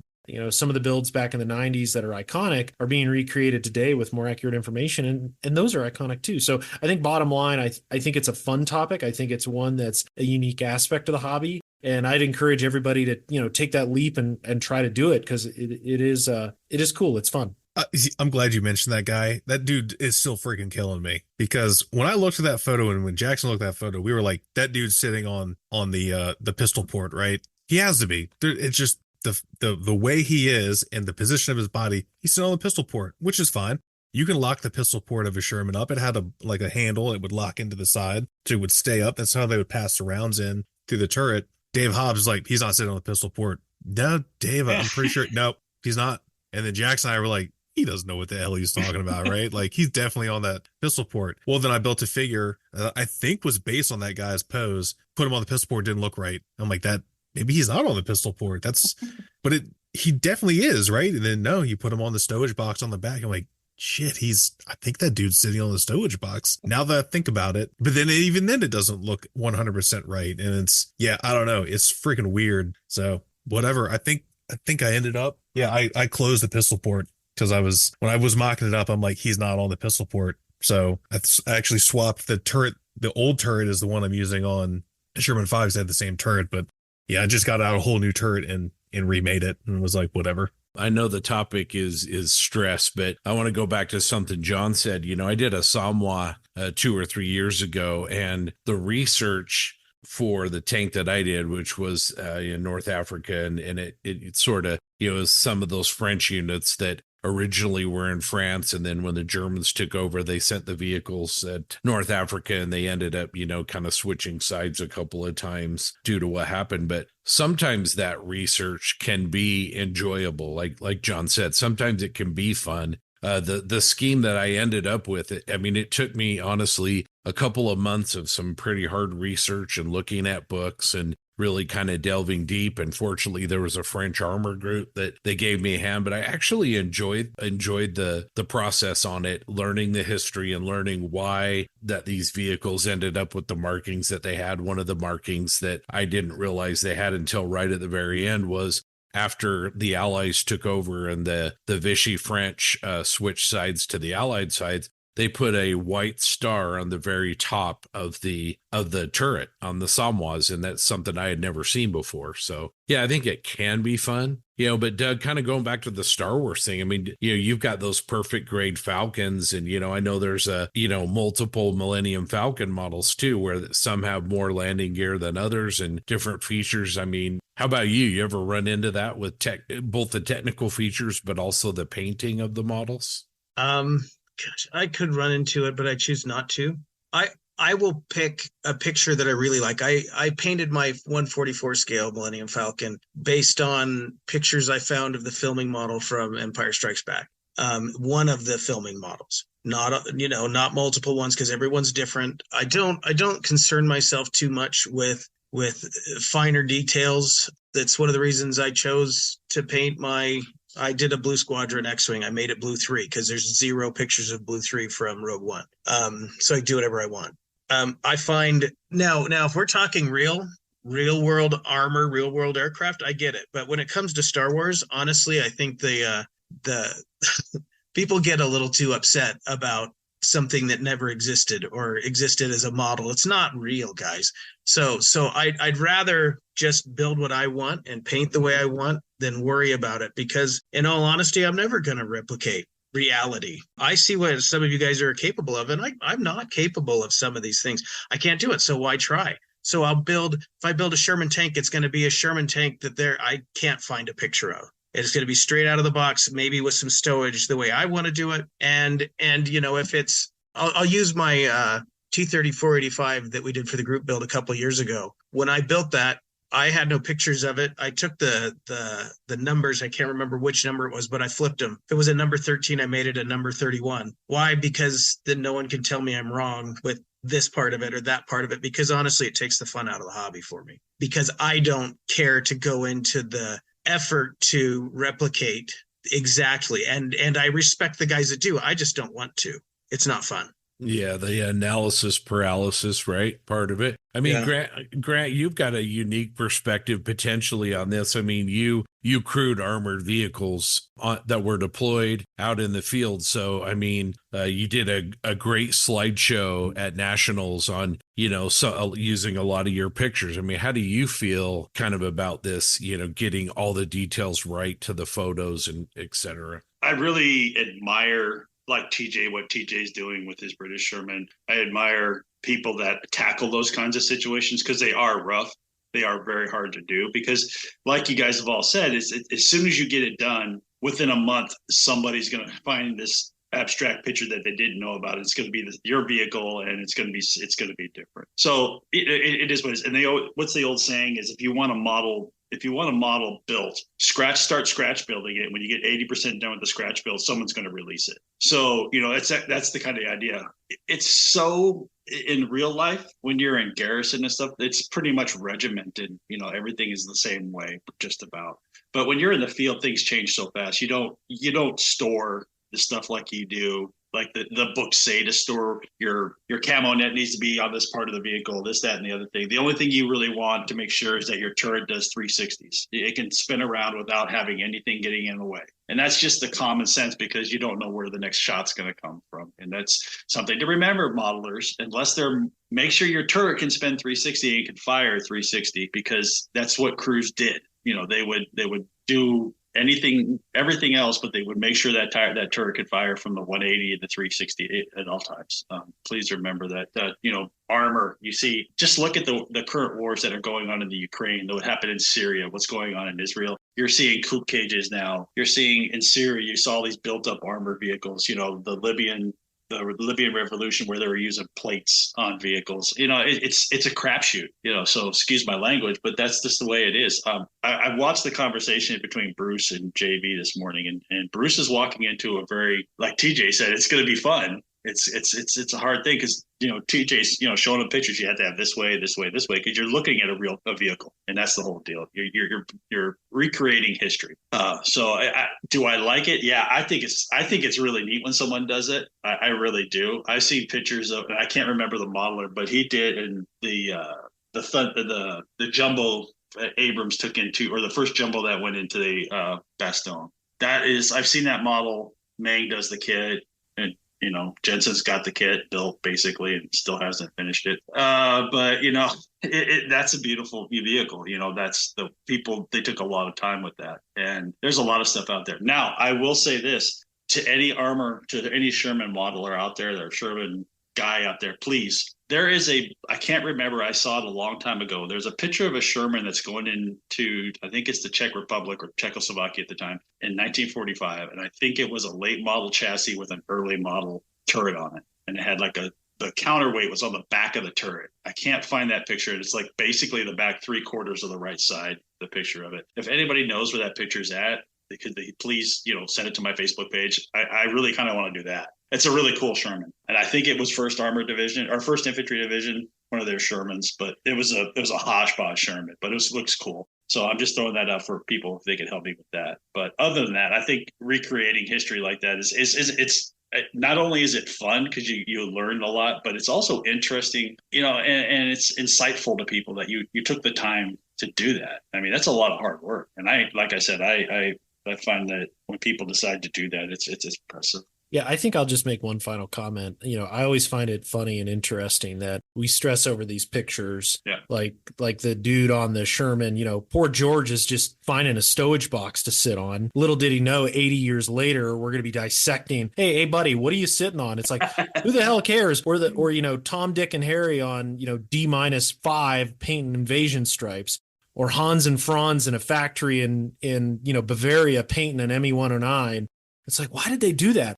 I don't know. He probably woke up hungover and he just painted it that way. He was struggling that day and it looks like crap. So I think it's always interesting when we think about, what in that moment, what was that person thinking? And they probably weren't even thinking at all about what they were doing. And the same can be said today when you look at modern pictures from, the Middle East or Ukraine. You always wonder. And it's like, how did that Bradley get on top of that T-80? That makes no sense. But things like that are always perplexing, and I think what keeps it interesting as well. So yeah. I'll just end with that. Yeah, I'd agree with that. I think we got to a stage where we think everything's too deliberate rather than just being so. It's that way because it is that way. All right, well, that was a good discussion. Kind of took a couple of detours, which were pretty cool. And I enjoyed that. The Plastic Posse is just one of several great scale modeling podcasts. If you're interested in more scale modeling content, you can head on over to modelpodcasts.com, where you will find links to many other great podcasts, such as Small Subjects, Plastic Model Mojo, Just Making Conversation, the Model Geeks podcast, Modeling Insanity podcast, On the Bench Sprue Cutters Union, Scale Model podcast, and many more. We would also recommend several excellent scale modeling related blogs and vlogs, such as Stephen Lee's Sprue Pie with Frets, Chris Wallace's Model Airplane Maker, A Scale Canadian TV with Mr. Jim Bates, and David Brian Bridges' DB Scale Model Studio blog. It's that time again. Searching for that perfect Christmas gift for someone? Well, it's time for merch. If you want to rep the posse, check out the awesome merch on our Triple P Spring page. You can find coffee mugs, t-shirts, jumpers, or even some of our world-famous Triple P lounge trousers. You can order all of your stylish Plastic Posse merch on the web at plastic-posse-podcast.creator-spring.com or www.loungetrousers.com. Thanks, Jensen. And thanks to all of you for riding along with us for episode 84 of the Plastic Posse podcast. We really appreciate your support, and we also appreciate the support of our awesome Patreons. We want to thank Tankcraft and Tamiya USA for their support of what we do. It's been a great 2023 for the Triple P. And remember, the Plastic Posse is now available on YouTube. We'll be taking a break over the holidays, but we will be back again in 2024 for more fun and great discussions about scale modeling. If you have any feedback for us, suggestions, ideas, or just want to drop us a line, you can send your feedback to us via email at plasticpossepodcast@gmail.com. Well, we'll see you in January. We hope you all have a Merry Christmas and a happy holiday season. Ho, ho, ho. You need John Lovitz's overacting Santa Claus. Ho, ho, ho!